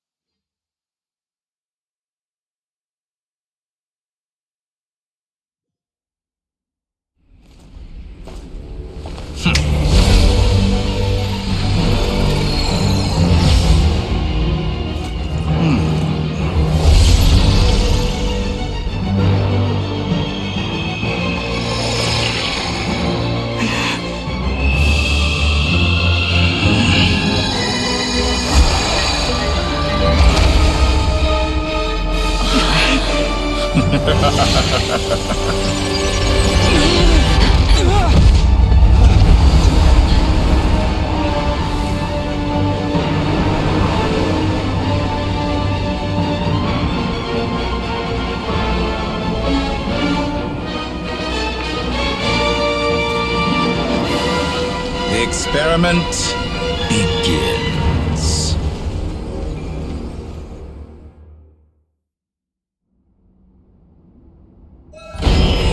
With the marrow of the 3 moons in my hand, behold the false moons fall!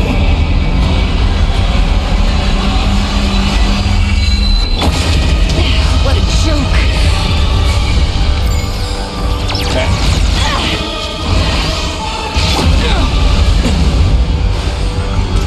Be shackled! Foul!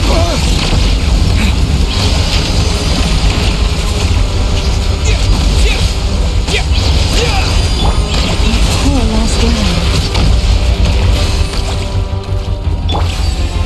Entropy bends to me! Be silent.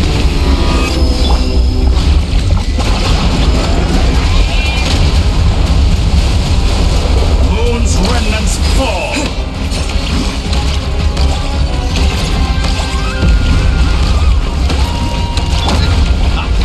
No more lies. Like an ant in my palm! I've been moved inside another space, and it's sealed off. Looking at the structure of it, it seems like the Torii intends to trap us here. There's no exit. Our endurance is about to be put to the test.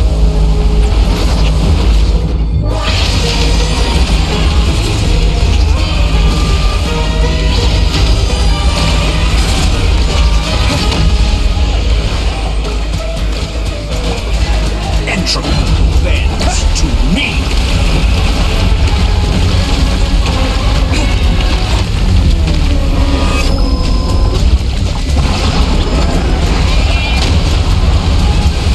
Did you honestly think that would hit me?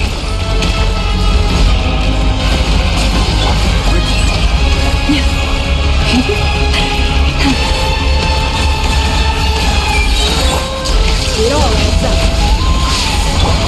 With one heart, we pray. The mystery unravels. Can't hide the truth.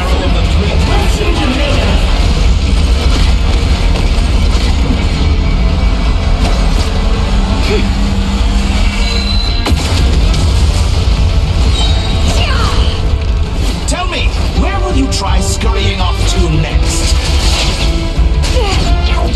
Looks like Dottore has opted for a divide and conquer strategy. But we will not allow him to triumph. Now, I shall pray for our victory. I am being tested. Entropy bends to me! Leaving openings on purpose. Confident, aren't we? Did you honestly think that would hit me? It all adds up. Be shackled.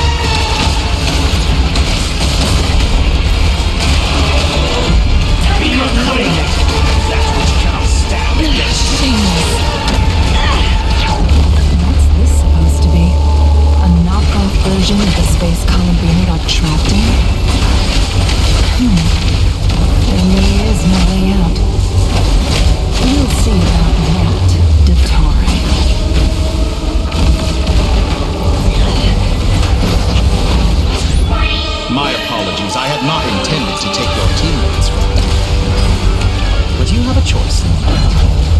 Obey, and I can release them. An excellent deal, if you ask me. Won't you consider it?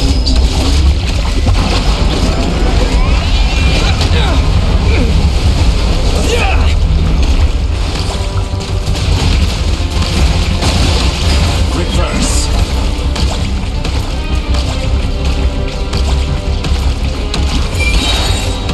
Bombs away!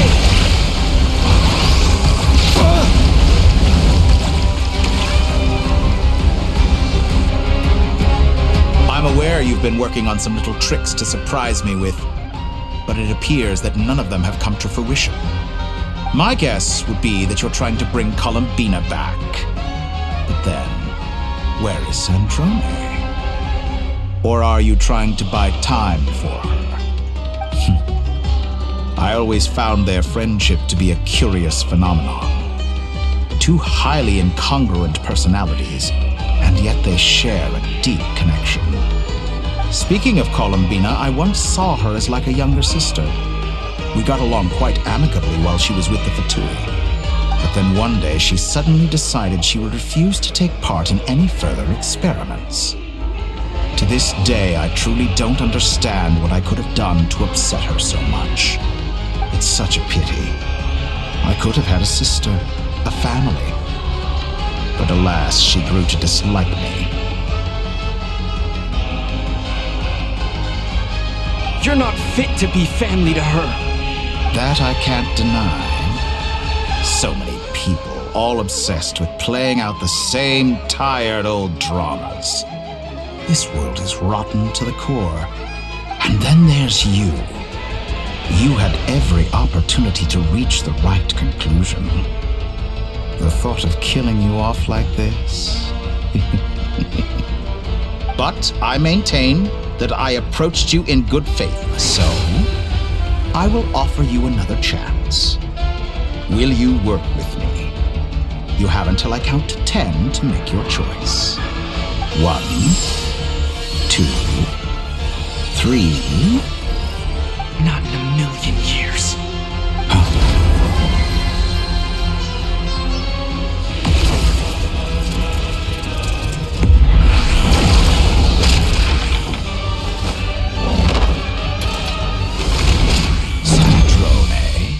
What a pleasant surprise. I didn't think you'd join us all the way up here. You're as sick and twisted as ever. Don't fool yourself into thinking anyone's grateful for the chances you're offering them. Sandrone? But the formula hasn't finished running yet. Funnily enough, I was just discussing a collaboration opportunity with the Traveler, and then I see you, who I must say is a good example of an opportunity gone to waste. Gone to waste? I said that everyone would get one chance, and you've used yours to march right back into the lion's den. So yes, it's an utterly wasted opportunity. And what makes you think I believe a word that comes out of your mouth? I was planning on disposing of your little formula after wrapping up more urgent business here. Since you've taken the trouble of serving it to me on a silver platter, I can simply bring it forward in the schedule.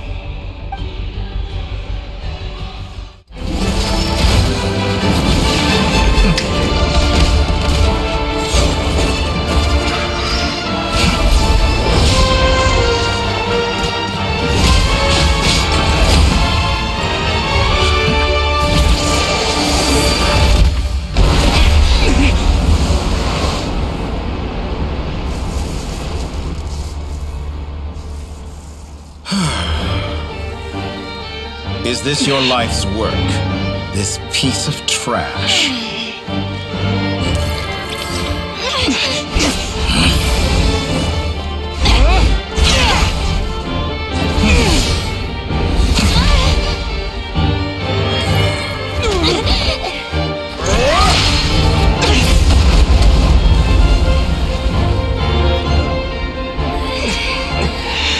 Your formula runs too slowly, Sandrone. You put your hope for success on others instead of fighting dirty. That is why you have failed. Now, whom should I slay first? Any volunteers? No one? How nice of you to leave the decision to me.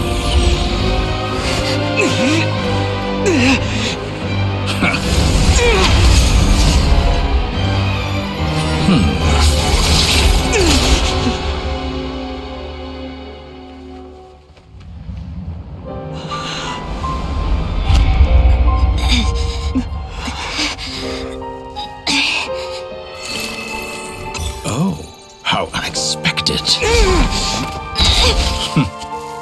Sandrone, any last words for me, comrade?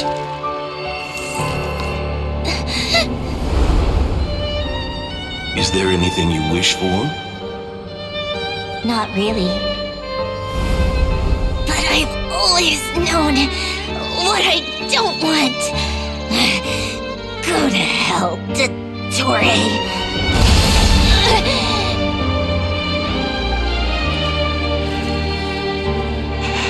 No!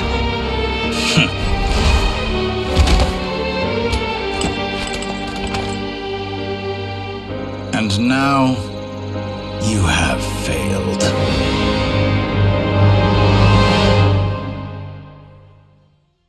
Sandrone! Now you see how fragile mechanical contraptions are. Just a gentle tap, and they fall to pieces. However keen of an inventor Sandrone may have been, her death spells the end of the formula that was running inside her body. Of course, I have to commend her for making it this far. As her colleague, I have to admire her stubborn tenacity. Now, it is time for you to take your place by my side. My count was interrupted, but the second chance I extended to you still stands.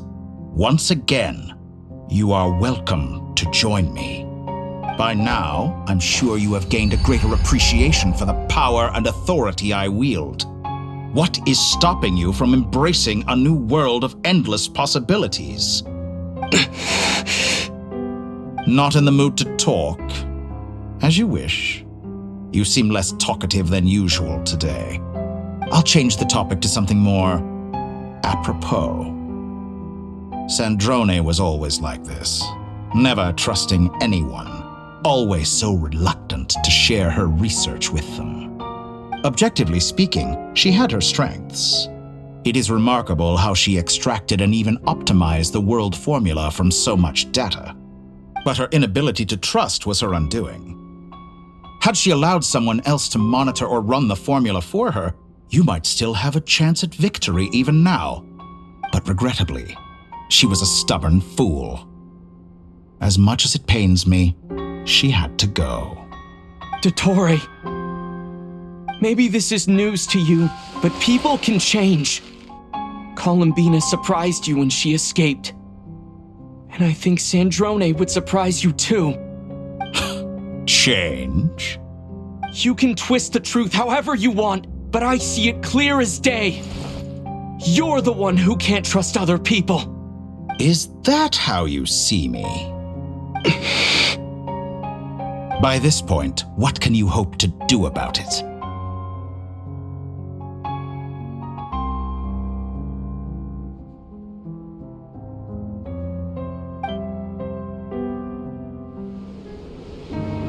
It is pointless to fight on. You've already lost. Wrong. You can't win this, Dottore.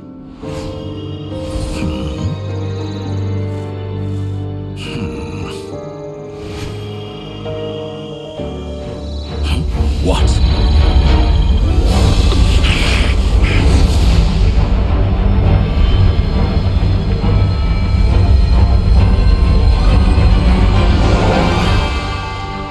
My formula can get us 90% of the way.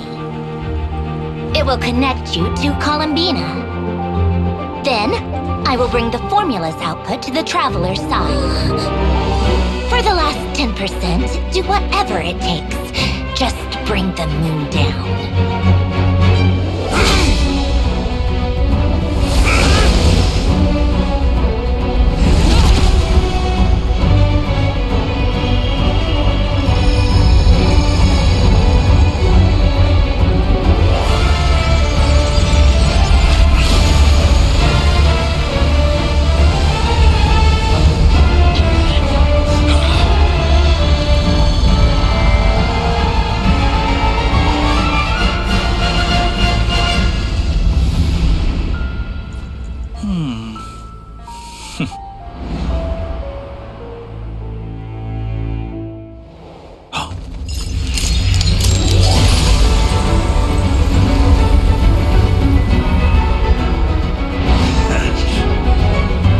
The moon will never be yours!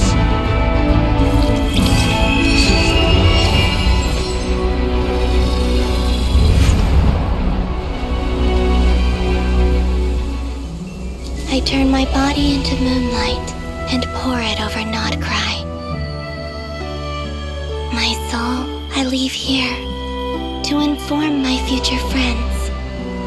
Lastly, I will hide the Trilune Authority within the Frost Moon. And when my body, soul, and authority are reunited, finally... Columbina!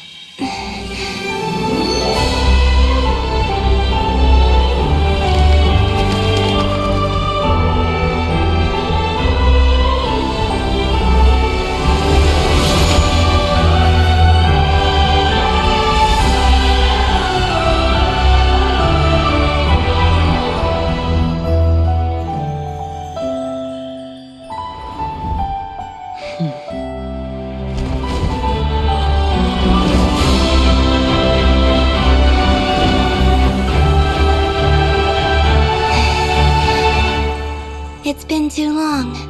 I'm back.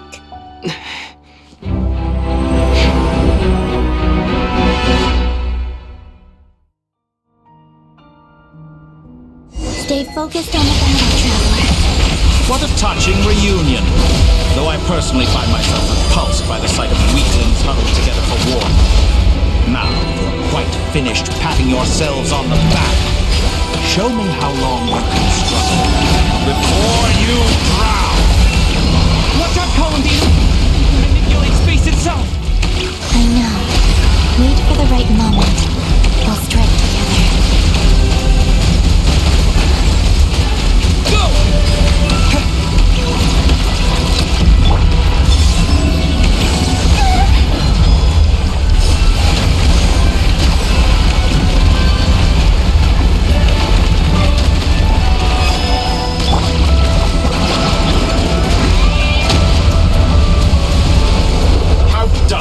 Water jet!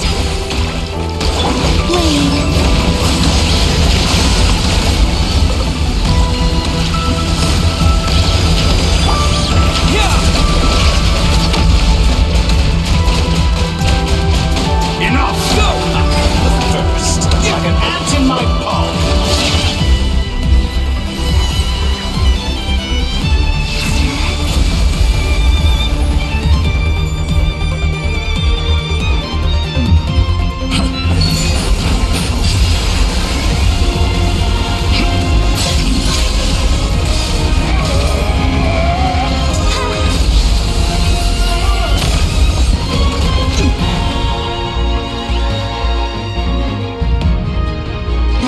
You the new moon's blessing. The new moon shines upon you. I am growing weary of your stubborn It's over, Dottore!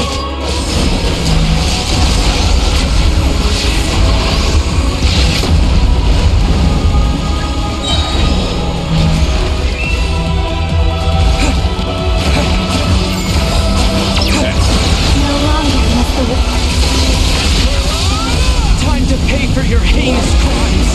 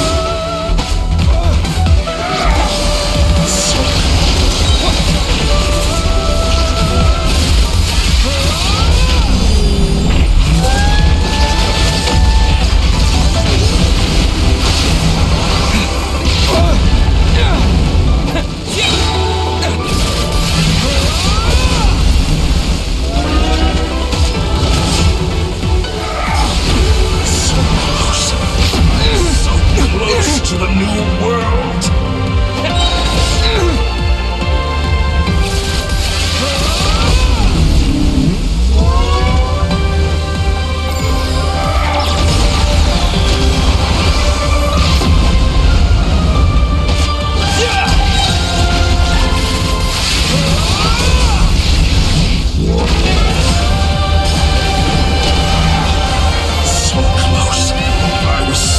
Close to the new world!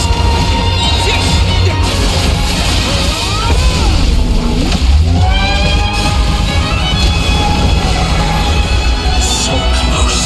I was so close to the new...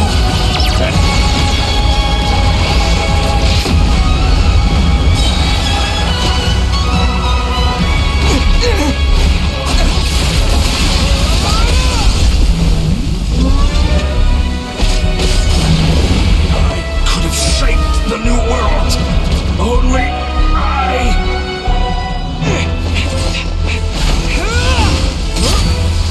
Willfully blind. How can you be so satisfied with your fate?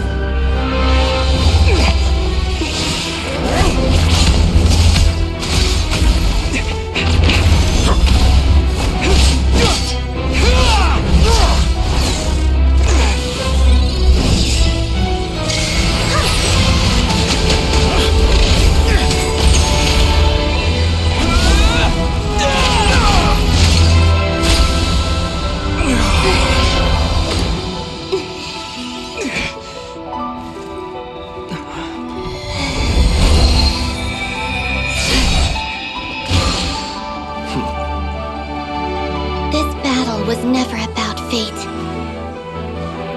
It's about friends, family, and the home you stole from them. So dull. Only the weak rely on each other for comfort.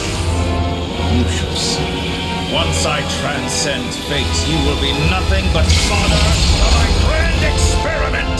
That will never happen.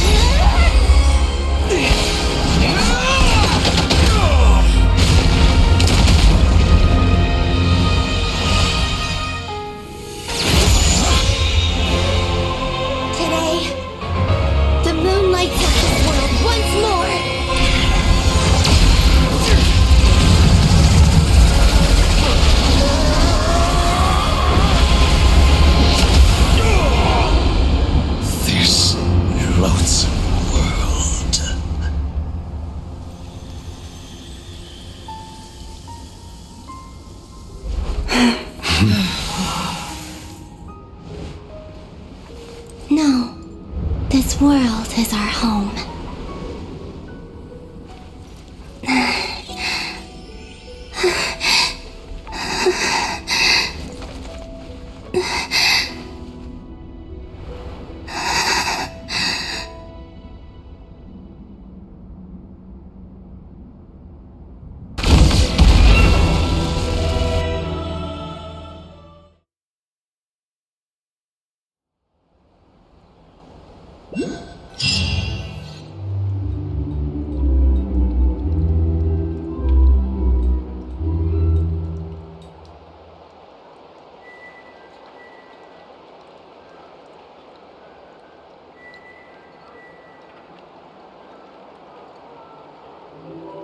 No, you're doing it wrong. The moon looks like this now. What are you drawing, children? The new moon, Mom. It looks different than before, doesn't it? Also... Can I go buy a sugar sculpture today? Please? Just one? All right. I suppose today is a special day after all. Almost like a festival. Extra, extra! Get the latest Nasha Express here! post-disaster report. Nasha Town reborn beneath a new moon. The voyage begins today. The future looks bright thanks to the League. Want a copy? I knew things would be different, but I didn't think that would include the moon. They say a new moon goddess has been born. A new moon goddess? Who's saying that? The Frost Moon Scions? I guess so. I'm not too clued up on the details. As far as I'm concerned, the moon's still in the sky and it's business as usual. Hey, since we've come all this way, shall we grab ourselves a free meal while we're here? Are you a convert now? Or are you just here for the free lunch? Oh, come on, what does it matter? After everything we've all just been through? That smells good. All right, that's it. I'm hungry. Time to eat. Come on! We gotta get there early, or there won't be any good spots left!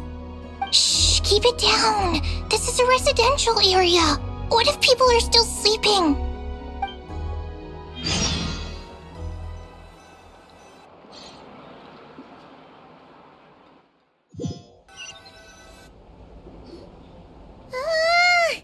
Why is it so noisy outside?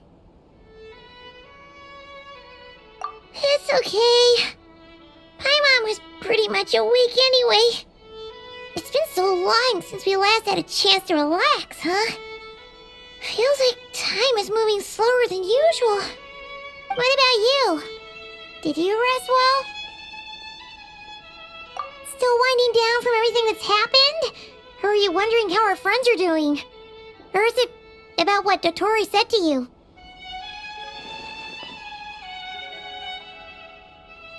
Okay, if you say so. But don't push yourself, alright? Let Paimon know if you need to talk. What we just went through was a lot. It's totally normal if you need some time to get back in your groove. Luonatar disappeared after Columbina came back. Apparently, she was part of Columbina's soul or something. Still, Paimon kind of misses Luonatar somehow. But anyway, you did great. So did Paimon. We all worked our butts off to contain this disaster, and in the end, we made it. So, chin up, Traveler. You should be proud of yourself. Hey, don't poke fun. You should be glad that Paimon's growing as a person.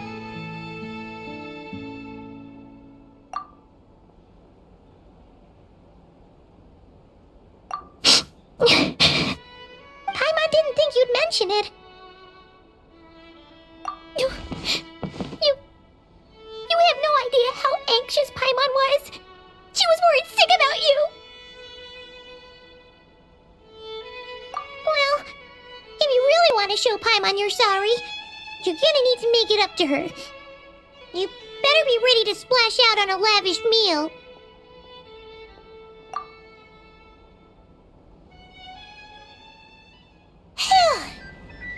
Okay.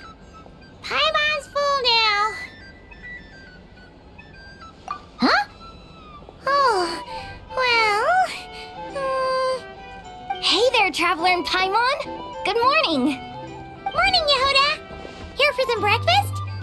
Oh, I've already eaten. Just need some water. I was mostly worried you might forget what day it was today. So, I came over to remind you. Careful there, Paimon. Too much food will make you drowsy. Don't let anyone catch you hiding at the back and nodding off during the League meeting. You should probably be saying that to Aino. She's the baby of the group, if anyone. True. You know, I'm surprised that all these competing groups are actually coming together to try to solve things together. Definitely a first for Nod-Krai.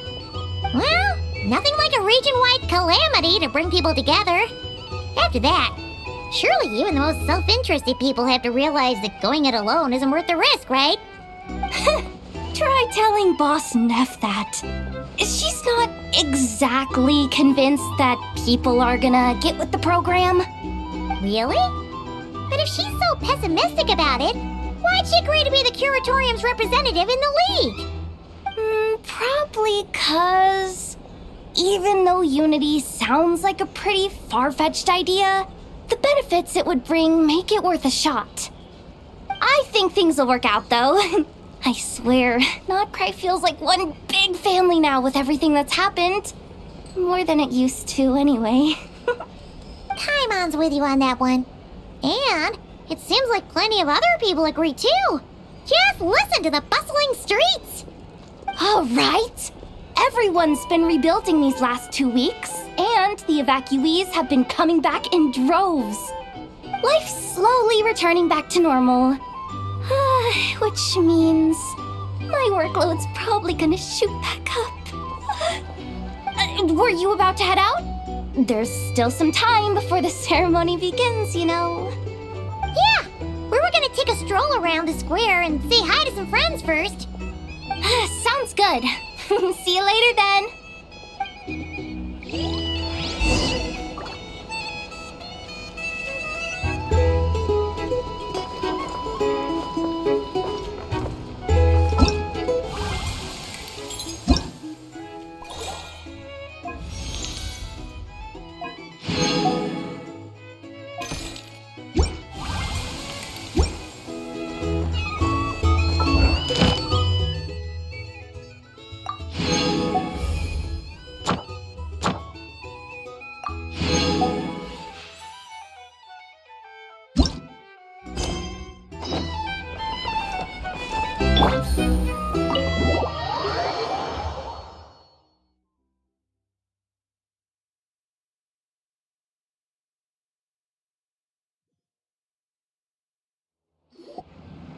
Please accept today's boon.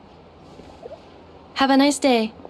Are Paimon's eyes deceiving her? Or is that Inefa handing out food for the Frost Moon Scions? Hello there. Would you like a feast of the moon along with some snacks of the day? So, what's new, Inefa? It was only a few days ago when we last saw you, but it looks like you've joined the Frost Moon Scions in that time. And I know too? What are you talking about, Paimon? We're just here to help. Duh. In the wake of the disaster, it's all hands on deck. We responded to Lama's request for support. At times like these, the smallest good deed can inspire others and help them through the hard days ahead. And we're using eggs and heating tubes to make that a reality, in true Kromkake Crash Up style! Enough! Did you hear that? The Traveler said I did good. The Traveler! That's because it's true, I know. Proposal. If you can resist eating today's dessert, I will provide you with compliments, too. No way! Well, that proposal got shot down quickly. I need something to get me through the hard times, too, you know. Mom! Yes, dear. Go right ahead. Excuse me. Could I take a photo with the robot lady? She helped us get safely out of Nod-Krai, and she helped us get back home too. She's the best. Of course she is. And since I'm the whiz kid who built her, that makes me even better than best, right? But you stole my snacks though. Oops. Shall we move to the open space near the center? The view there is better. Thank you!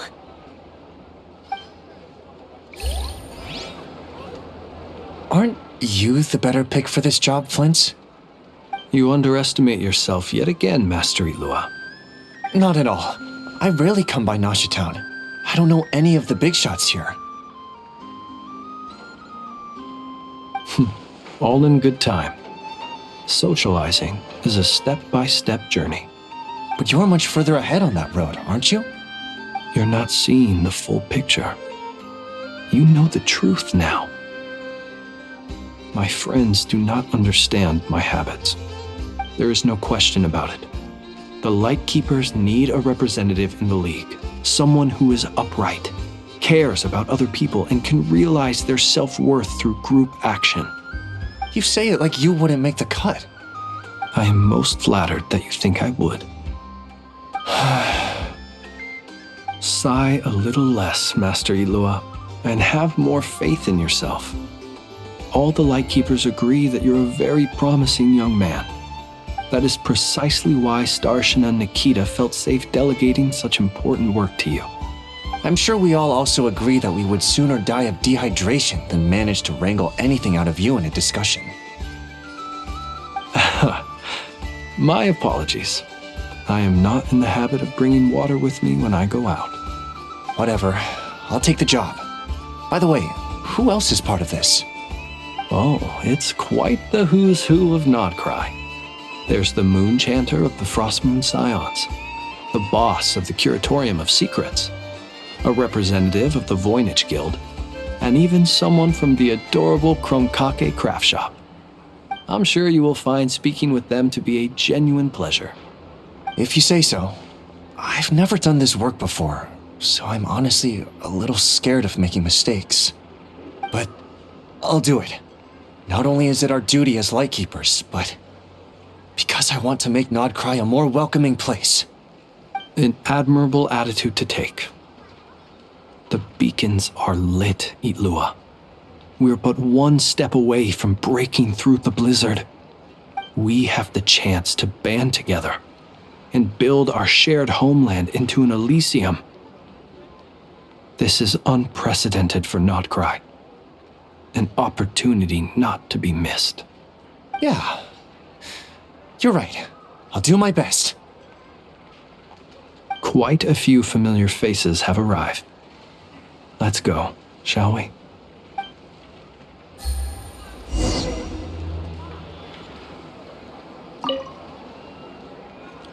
You look so cool when you fly, Miss Robot, and when you use your spear, too!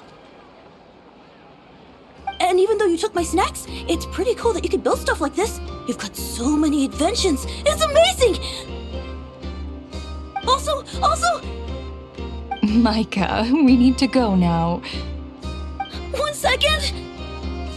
Please take this Feast of the Moon, as well as some snacks. Share them with your mother and your lovely family.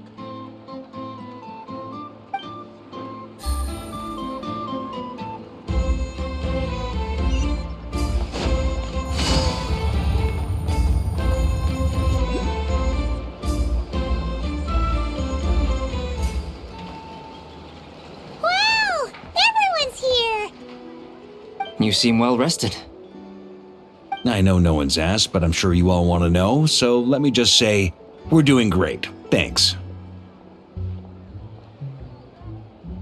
Well, great, but not perfect. Starting to lose my mind from boredom. Can't drink a drop of alcohol while I'm waiting for my wounds to heal. I'm sure you had a sneaky swig or two. Wait, how'd you find out? I'm sure you must be missing Mondstadt after all these years away, Grandmaster. Yeah, you could say that again. Every time I get news from Mondstadt, it makes me want to go back and see the place for myself. Honestly, once things are wrapped up here, I think it'll be time to head back home. Hey, looks like someone's taking the stage. Can everyone see okay? Anyone need a boost? I'll just listen from the back. It's fine. You're taking this pretty seriously, huh, Durin? Well, it's not every day that I get the chance to see how people speak in official settings. Soak it up like a sponge. I'll make sure you get a chance to practice for yourself later down the line. Actually, I know just the thing. You can debrief the Knights of Favonius for me. Mr. Varka, are you forgetting that I'm not a Knight of Favonius? I can knight you. Any particular title you'd like? Is he joking? I really can't tell. You'll have to figure this one out for yourself. It'll be a good learning experience. It is my honor to host the opening ceremony for the League, and to have this opportunity to speak to you all in my capacity as Voynich Guild representative. Could this person also have been pushed onto the big stage by the real big shots? Guess I'm not the only one then. We come here today, having weathered the trials and hardships of yesterday, and having learned from them the importance of unity and cooperation. All right, here we go. Uh-oh, looks like Aino's off in Dreamland already. Wait, Boss is looking kinda drowsy too. What's up with her? Come on, get this speech over with already. Nod-Krai is our home, the land we rely on for survival. And as we chart a course for the future, may we persevere through the storms ahead as we sail towards a new era of prosperity, freedom, and hope.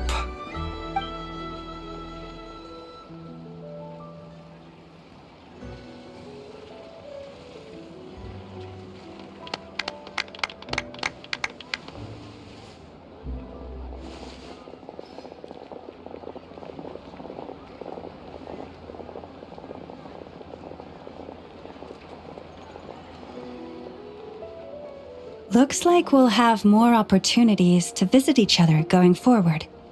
I'm sure you'll cope, Lady Moonchanter, given how fleet of foot you are. Unfortunately, I suspect I'll be too busy at the curatorium to act as your host. We have a busy schedule, not to mention an international network of contacts to manage. It'll be all right. I'll just check your schedule with Yehoda well in advance. And if she's not available, I can simply ask Ashru. So giving my employees extra workload isn't enough for you? You're really going to drag my cat into this too? I thought you'd approve. Aren't you forever increasing your employees' workloads? That's a bold statement.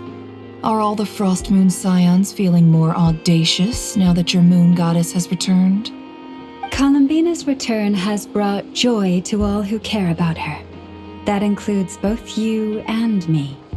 As for the Frostmoon Scions, we are learning how to thrive independently, without relying on the moon goddess. It is up to us to make our home a more livable place. Joining the League is one of the steps we are trying towards that end. I like the word try. It's nice and non-committal. You can opt out at any time and still say you tried. You don't see a bright future for the Frostmoon Scions? Or did you mean the League? I'm just not as optimistic as you. The Frostmoon Scions should count themselves lucky that they have a leader as stubborn and enterprising as you. But Nod-Krai's a big place, with all kinds of people. Most of them don't enjoy answering to a leader, or even listening to reason. Well, that's where you and your methods come in. Unless the Curatorium of Secrets is only here for appearances. For now, yes. And that won't change until this venture becomes worth my while. What would make it worth your while? Getting out more than I put in. Right now, I'd barely break even, but I'll grant that it's a good start for Nod-Krai. Then maybe it's worth a try. All right, you can stop now. Or do I have to join the Frostmoon Scions before you'll get off my back? You'd be very welcome to join us. Hey, you two! Congrats on all your hard work! What are you chatting about? Nefer was trying to dissuade me from adding to her employees' workload. Also, she's considering joining the Frostmoon Scions. Sorry, what? Your conversations are always the most interesting.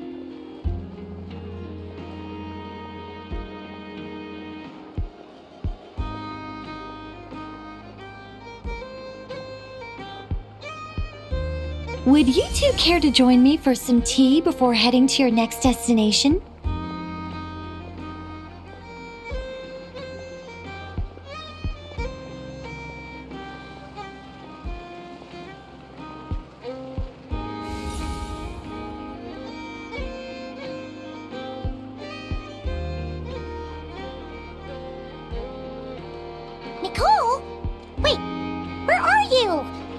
Aren't you gonna show up today? Sadly not.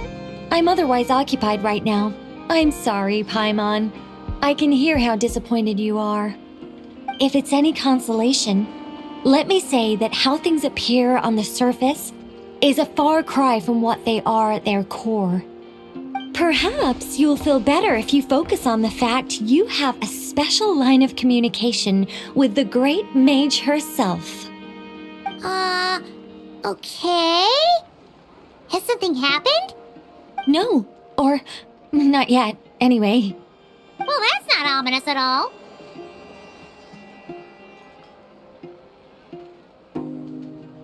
Not for the time being. Just think of this as a general check-in to make sure this communication system is still running smoothly.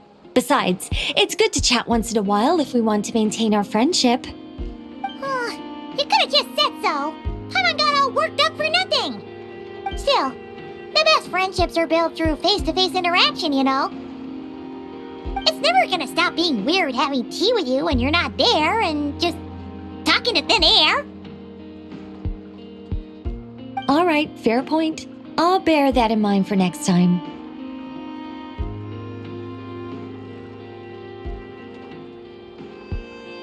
Yeah. Any update on that crisis at the world's borders? Alice just informed me that they had their work cut out for them. And now everyone's thoroughly exhausted. But they did finally get things back under control. Still, we can't let our guard down yet.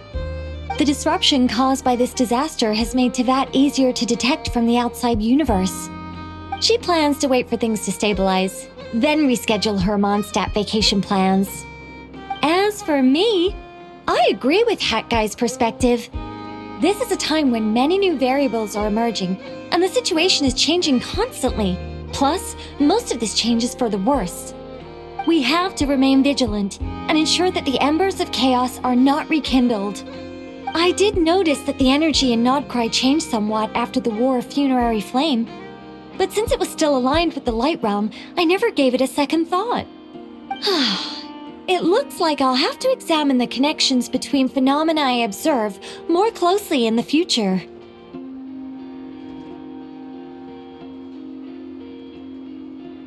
Just doing my duty. It's more or less second nature by now. Of course. To give you the full picture, I'd have to start with the substance from which angels were formed. Never mind. Paimon's right. Showing off my knowledge would be much more satisfying in person. By the way, you did receive the gifts from the Hexen Circle, yes? I'm not trying to claim credit or anything, but my pride demands that I at least mention it. They're quite similar to the protective talisman that Alice gave Dory, but with some very special enhancements. Oh! So that's what kept our friends safe when Dory trapped them. Indeed. We went to great lengths to make sure they were invisible to his eyes. I'm so happy they came in handy. Still, not fishing for gratitude, by the way. I just want you to be aware that sometimes your friends may be protecting you in ways you cannot perceive. Anyway, I'll contact you if anything else crops up. If not, you know what they say, no news is good news. Oh, my angelic instincts are tingling. They say you should head to the docks next. Your friends are about to board their ship home.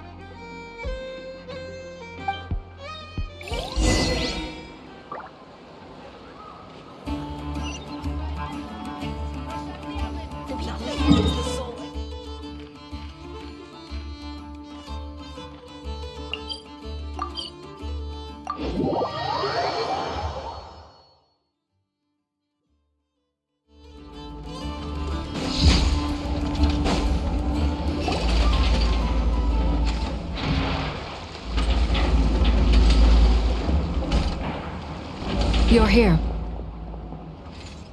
You're here too, Hat Guy. Are you heading back together? No. I'm bound for Sumeru, and she for Fontaine. We just happened to cross paths at the harbor. Everything seems fine. Sandrone may have an abominable temper, but she's always been very responsible with important calculations and things entrusted to her by valued friends. You always speak as if you know us inside out, Mr. Hat Guy. Maybe I'm just a good judge of character. I certainly hope that's all there is to it. Regardless, you have been a significant help in this matter. For that, you have my gratitude. I didn't do anything special. Sandrone's the one who completed a seemingly impossible formula and turned the tide of the entire battle, even giving her life in the process. She's the one we should be thanking. Even we were unaware that Sandrone had hidden the real formula inside Polonia's body. She managed to fool Dottore into thinking the formula was running in her system by installing an identical-looking decoy within her. She probably realized that she didn't have the strength to stop Dottore. But this way, she could at least get him to lower his guard. She always worked like that. Always had a backup plan. Well, that's why I'm traveling to Fontaine. She made a request of me long ago, and the time has come to fulfill it. Think of it as her will. She said that should she ever fail in a mission, she'd like me to deliver her core and Polonia's to the Fontaine Research Institute. She also mentioned that she had made arrangements for people there to set her affairs in order. Some of her personal effects, such as her notes, were left to me. I've decided to take them back to the House of the Hearth, for safekeeping primarily, but also as mementos, I suppose. However, there is one book among them that I'd like to leave in your care. I'll have someone deliver it to your residence at the flagship at a later date. No, I was specifically warned not to tell her. This is her last wish, and I will abide by it. I can only hope so, but none of us here can know for certain. I bade farewell to Columbina earlier today. As promised, she turned the iridescent moon's marrow over to me. She spent a long time with Sandrone's body, saying her goodbyes. Oh, is she alright? Sandrone's passing has left a great wound in all of our hearts. It will take time to heal, but Columbina surprised me. She offered me some words of comfort before I departed. Despite being grief-stricken herself, she showed an awareness of the feelings of others around her. She never used to act like this. Clearly, she has grown. And I suspect that we have you to thank for much of the change we are seeing in her. After these recent events, the Tsaritsa has revoked the Pale Star Edict. Snezhnaya now realizes that the arrest warrant for Columbina was just a ploy by Dottore, who coveted her powers. I shall return to Nod-Krai to see her as soon as I find the time. I hope that from now on, she too will explore more of the world. Columbina Hyposelenia's journey is only beginning. My ship is here. Traveler, Paimon, we shall meet again. You too, Hat Guy. What are you still bumming around for? Isn't Columbina waiting for you? I thought today was the day you'd agreed with her to go find out the truth about your sibling.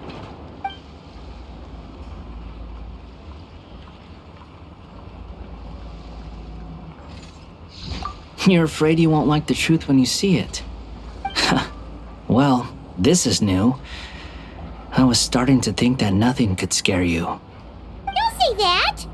Wouldn't you be if you were in this situation? Fair point.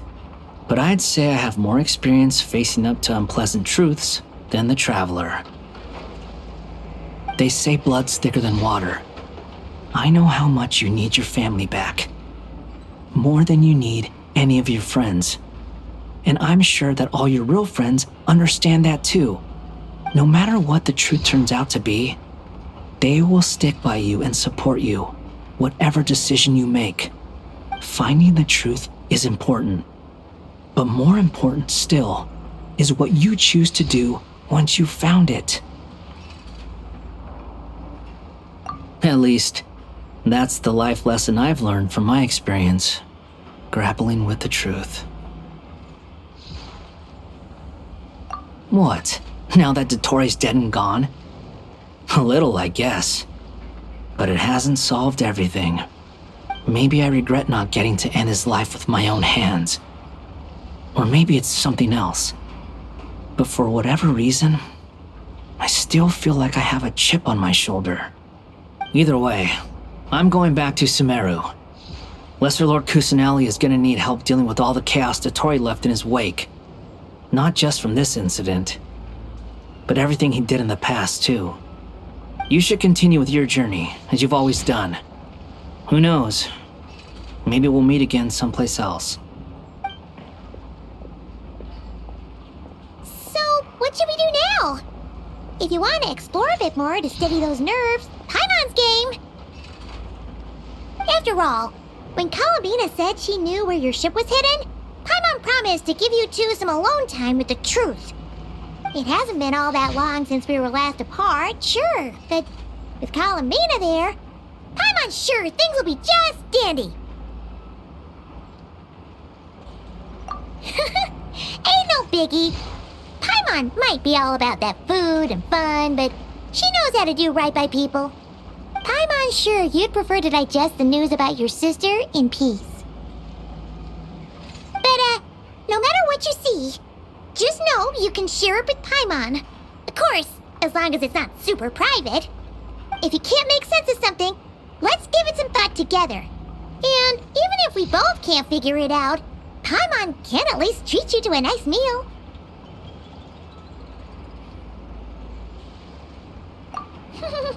Glad to hear it. Feel better now?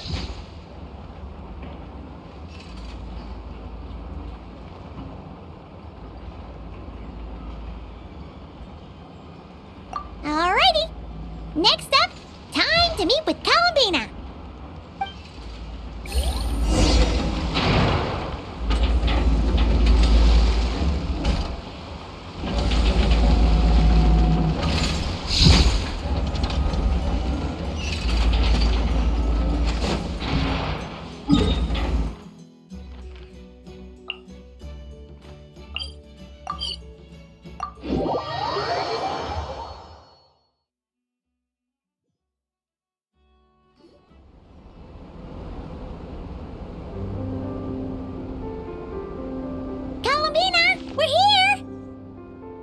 Can't believe we're meeting out here. We've gotten used to walking over to Silver Moon Hall whenever we go see you.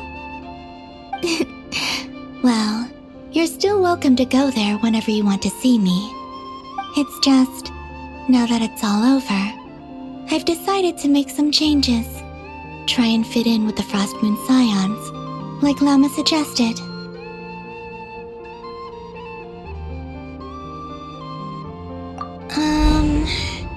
The older generation are still timid around me. They don't dare get too close, and they bow their heads when I walk by. But things are much better with the children. I see more curiosity in their eyes. Hopefully, by the time the next Moon Prayer Night comes around, I can enjoy the festival with them as myself, without having to pretend that I'm only dressed up as the Moon Goddess. You'll do fine, Columbina. Paimon's sure they'll realize you're super nice once they get to know you better. You really think so? When we first met, you thought I was a little up in the clouds. We were just starting out then, come on! So Lama told you, huh? I'm only teasing. I know that I have you to thank for pulling me back down to solid ground. It feels good to finally stand firm on the earth where I was born. Oh, that's great!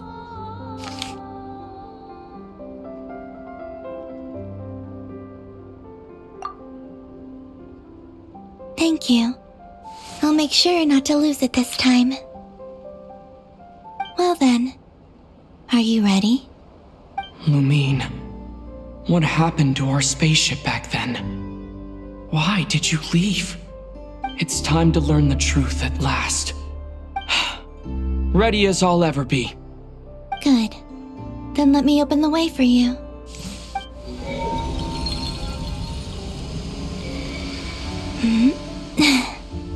Where does this lead? To our shared destination. Huh? Do you remember me telling you about my missing prologue back when we just met? I said that my story began on the moon.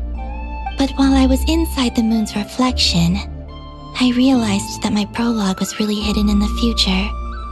I just had yet to discover it at that point. The story of the time before I was born was in fact the story of my distant future. It's truly fascinating.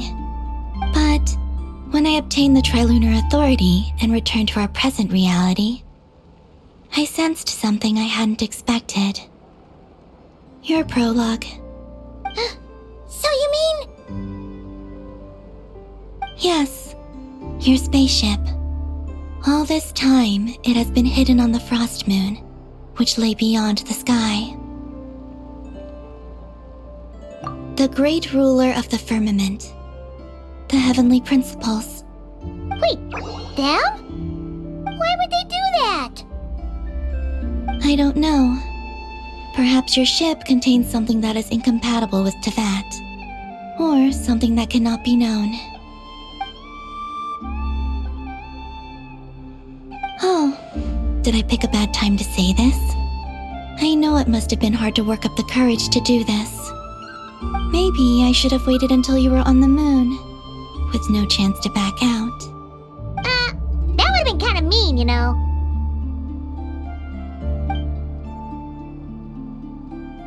Take me there. Oh? Whatever is hiding in that ship, it belongs to me and Lumine. Those memories belong to us. No one else has the right to decide whether I should or shouldn't know about it. Not even the heavenly principles. Very well. Then let's go. Yeah, you two take care, alright? And don't forget to come back soon! Rest assured, Paimon. We will. Traveler, after you. Thinking about the story that we'll find hidden on the moon? Yes, and hoping that it has a happy ending. Stories like that don't exist, you know? You don't believe in happy endings? I don't believe in endings.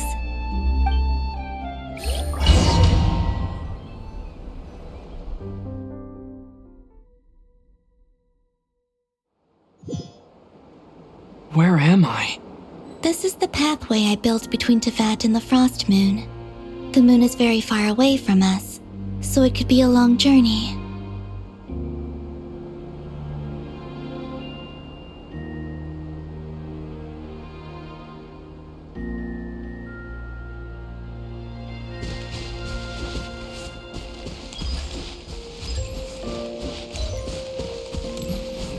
After I obtained the Trilunar Authority, I unwittingly saw past events from many of my friends' lives.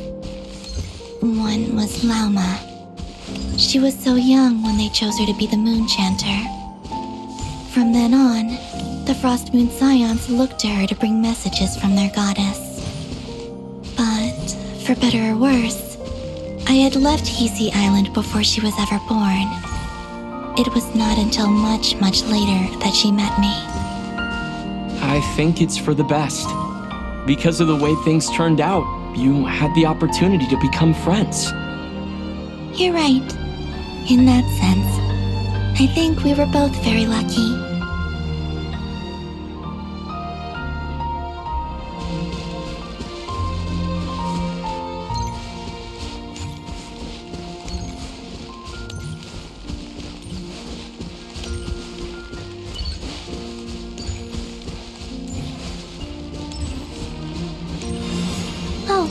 And about that mage, Nicole.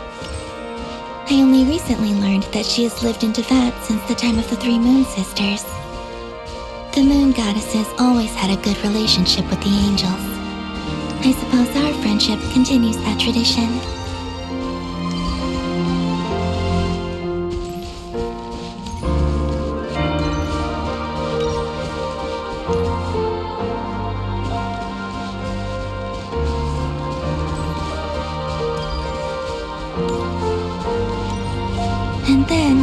There's Sandrone. I never knew that much about her, beyond the fact that she was created by someone called the Lord Artificer. She, too, suffered for a long time before joining the Fatui.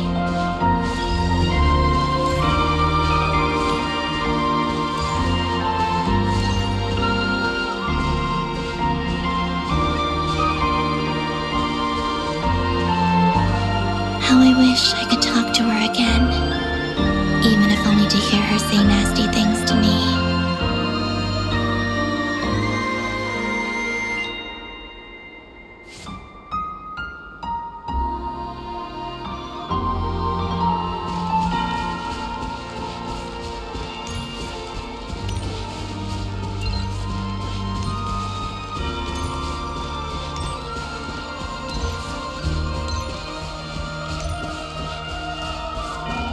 Also, I saw your sibling's story. I'm afraid I didn't see much. It seems that she rarely came to the surface, where the moonlight shines. But I did notice that back when you first set out on your journey, she would often appear nearby, gazing at you from afar with a guilty look in her eyes. Lumine. Let us speak no more of the past. I probably shouldn't reveal so much about my friends. It's not my place. Let the moonlight carry us forth. We are very close now.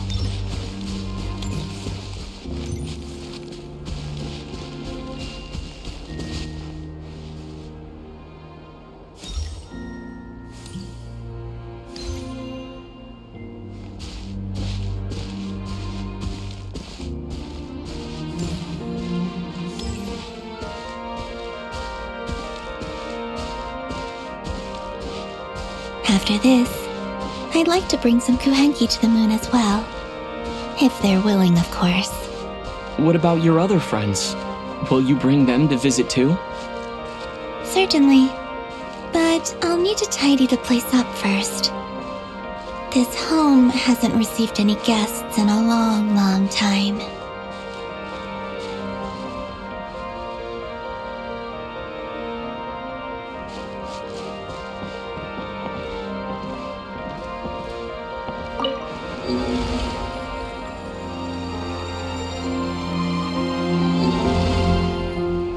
I remember writing something similar with you on Moon Prayer Night. I believe it was called... Dodoko's Whirligig.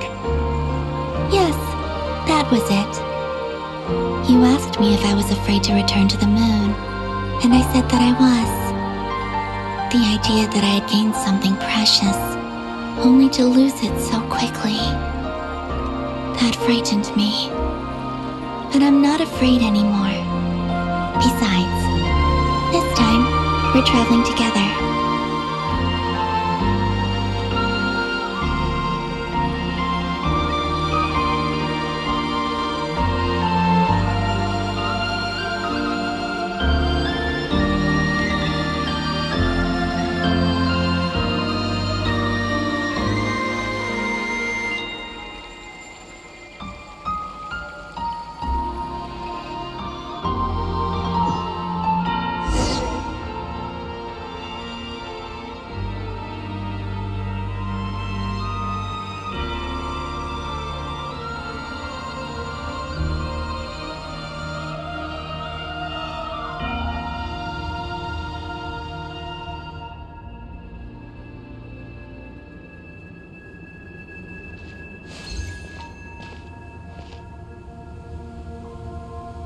We're here.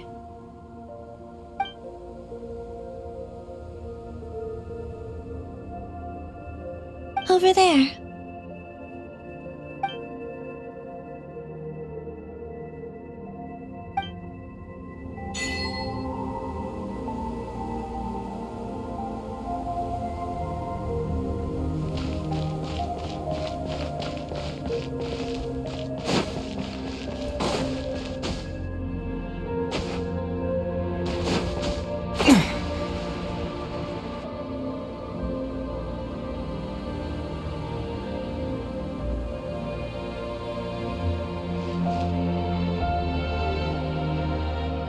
Our spaceship. It's huge. I suppose that the moon is the only place one could hide it. It'll be alright. Huh? The way you feel in this moment, I went through it too, on Moon Prayer Night. The door was right in front of me, but I struggled to find the courage to step through. Solitude for me once meant living a life in which even I was absent. Before I met you, that was the only life I knew. But that night, solitude meant throwing away the life I had gained after meeting all of you. Columbina. Go. Retrieve the part of your life that was once lost. Trust me, you will lose nothing by doing so. Look, Teyvat is right there. All of our friends are down there, waiting for us. You're right. Thanks, Columbina.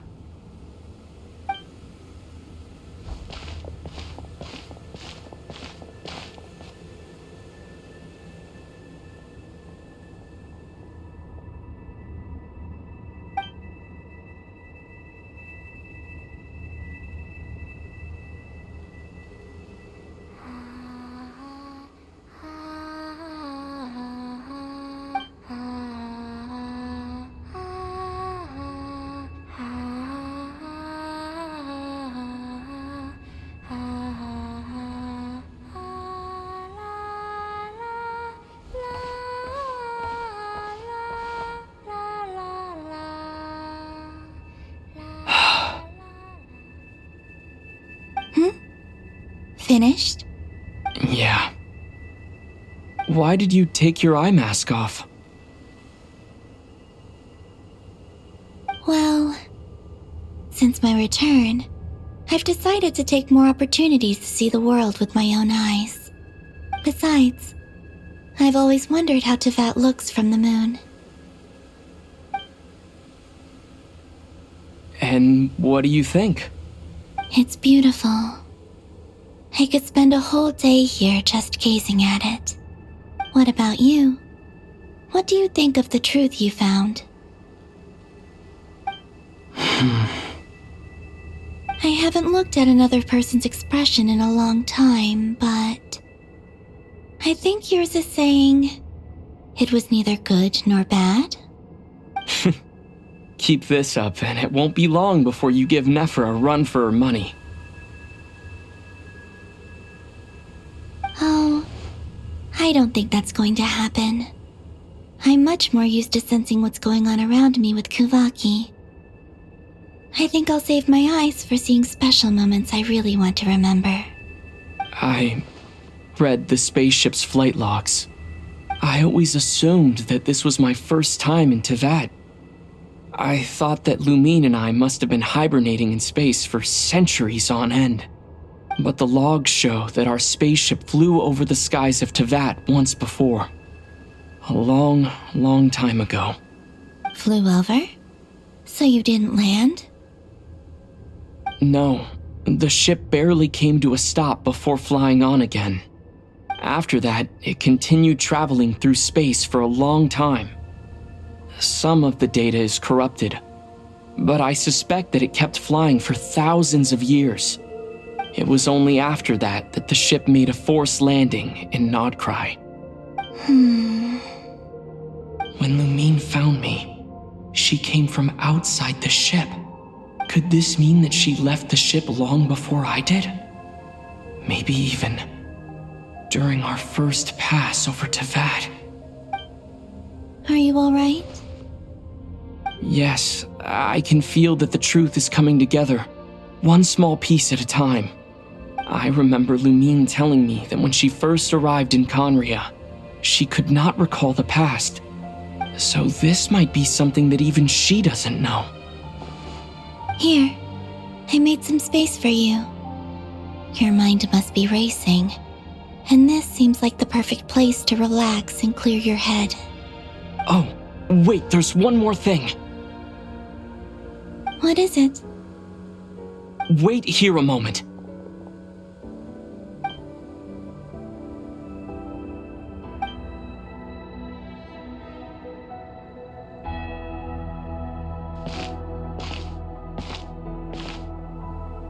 Hey, Columbina.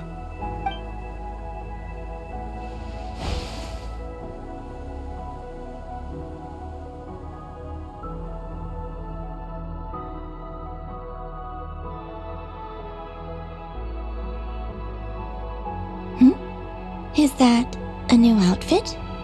An old one, technically. It's been in a cabinet inside the ship this whole time. It's a matching pair with Lumine's. She always liked this set more. Huh. I don't think there's a huge difference. Really? Yes, it's still the same you. You're the same person, no matter what clothes you wear.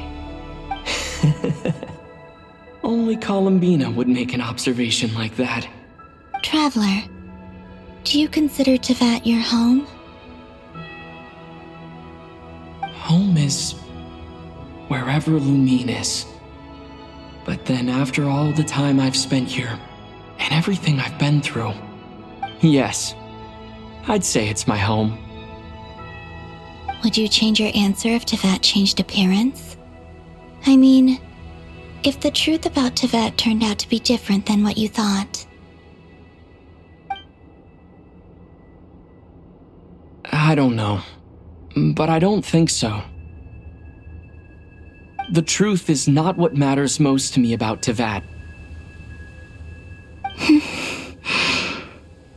When I was first born, I longed for a home. And when you get something before you're mature enough to understand the world, you just take it at face value. I thought that a home was a transaction. You give me what I want, and I'll do the same for you. But you and your friends taught me what a true home should look like. You never asked for anything, yet you gave so generously to me. That's because your friendship matters to us.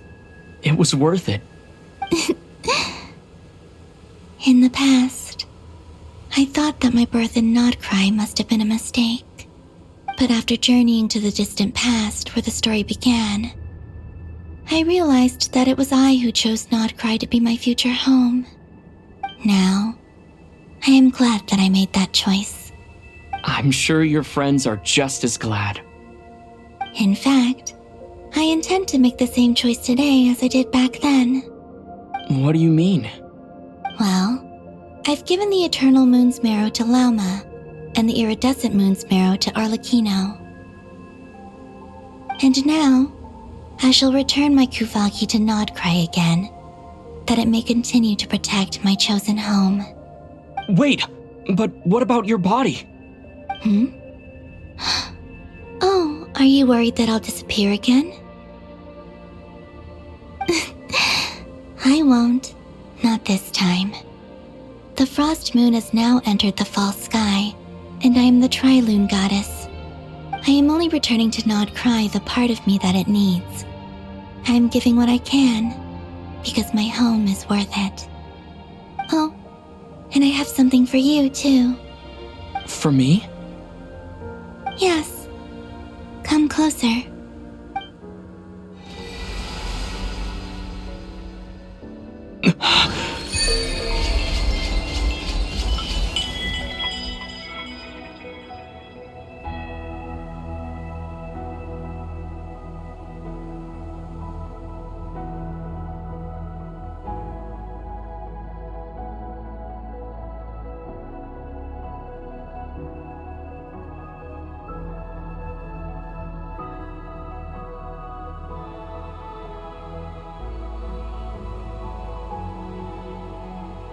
What was that? I lifted some of the restrictions this world placed on you. I trust this will help in your future adventures. My power. It feels like it's grown. I can use the elements more freely now. Thank you. This will be a great help. You're welcome. I see you as family, and after everything you've done for me, In fact, no. It's not because I owe you. It's because you're worth it. Here, this flower is for you.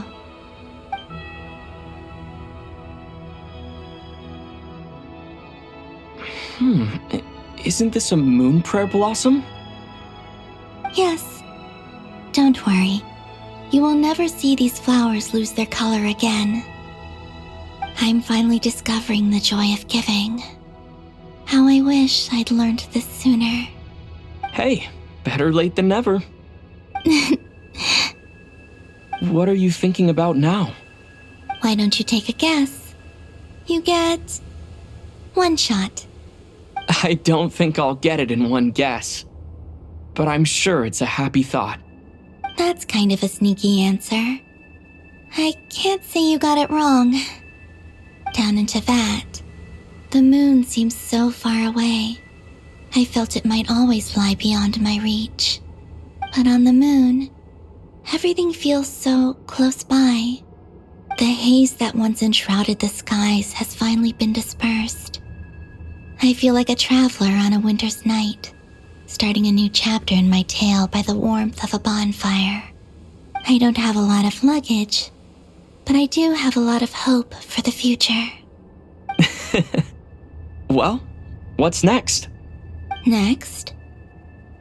To start with, I want to stay here just a little longer. After that, let's return home and continue our journey.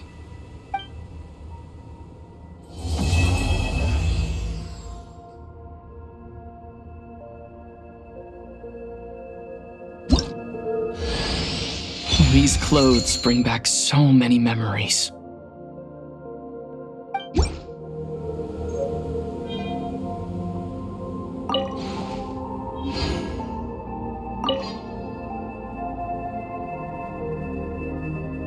The journey goes on, for you and for me. Like I said, this is not the end. I don't believe there has to be an ending. Oh, is that your next destination? Most people would probably tell you to pack some warm clothes. But I experience things differently than most people, so I can't know how cold it is. In fact, it is home to quite a wondrous heat source. I think they call it Kreshnik's torch. Every city in Snezhnaya is built around one of those. I sensed the energy it gave off as I was passing by on a railway train. It felt grand and distant. I also recommend the Korolievsky troupe in Snezhnograd. They give performances quite regularly, and entry was free for harbingers. I liked them a lot.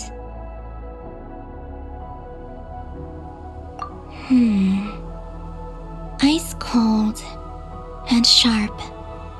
Crystal clear in some ways, yet profoundly unfathomable in others, like the thick layer of ice on top of a frozen lake. That's just the impression that Tsaritsa gives me. I was never able to glimpse what truly lies beneath that icy exterior. In fact, I don't think the people of Snezhnaya even know what kind of power their god wields. Maybe that's because the Tsaritsa herself has never acknowledged nor accepted that power.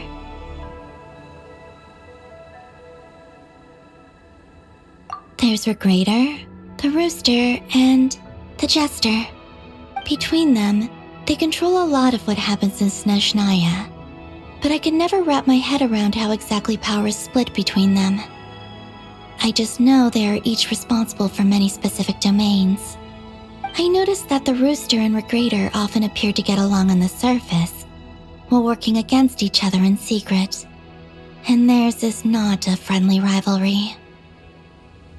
But I wasn't particularly interested, so I tended to keep my distance. Now that I think about it, the term Mistelton often seemed to come up in connection with Project Stuja. Once things settle down in Nod-Krai, I'd like to explore the world beyond Snezhnaya.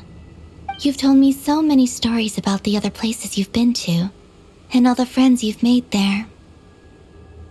I'm curious to visit those nations and see them for myself. It would also help me learn more about the journey that has made you into the person you are today.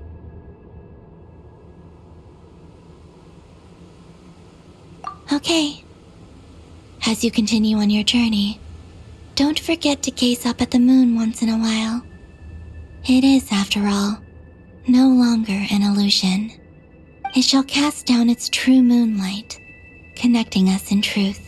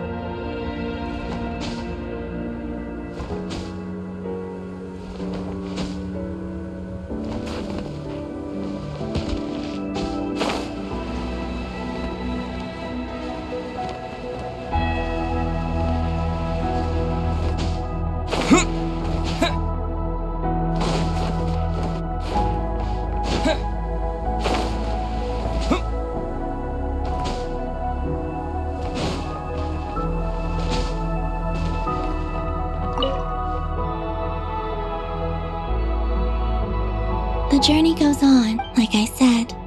This is not the end. I don't believe there has to be an ending.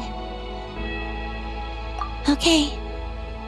As you continue on your journey, don't forget to gaze up at the moon. It shall cast down its true.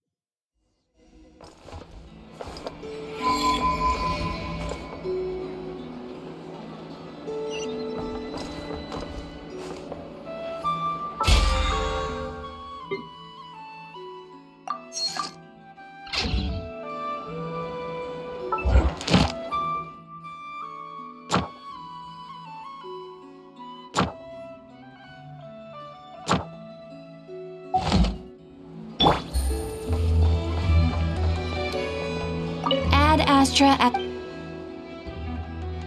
Thank you for completing today's commissions. Here is your reward.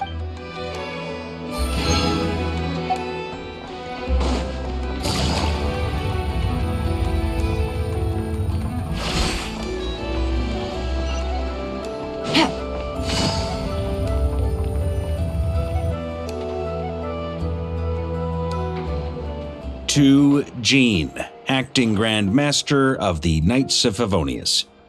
This preamble is such a pain to write. It's probably high time we got rid of this acting business. I trust that Dern has updated you all on recent events. Hope we didn't worry you too much. The good news is, we managed to come together and put a stop to the Doctor's evil schemes. With that, I think it's safe to say that Nod-Krai is finally out of the woods. As for the Fatui, not counting the Damselette, aka the Moon Goddess, who has left their organization, we found ourselves allied in this instance with both the Knave and Marionette. May she rest in peace. As ever, we find ourselves better off for making friends rather than enemies. But until we can ascertain the Tsaritsa's true intentions, the future remains uncertain. In a short while, Wait, how am I meant to surprise everyone if I tell them in a letter that I'm heading home? Well, that would be a huge waste. Okay, got it. I will begin sending the expeditionary team back home in waves. I'm sure they'll be able to answer any questions you still have. I hope they won't gloss over the details of my many heroic deeds. But if they do, I'm sure it'll be because they're just too exhausted from the long journey. I think of Mondstadt daily. Please give everyone my best regards. P.S. The honorary knight went above and beyond this time. Are there any other honors we can give him? I'll leave it with you. P.P.S. Please be extra nice to Klee for the foreseeable future. I cashed in on the last favor that the Hexen Circle owed us, so we need to earn some more goodwill.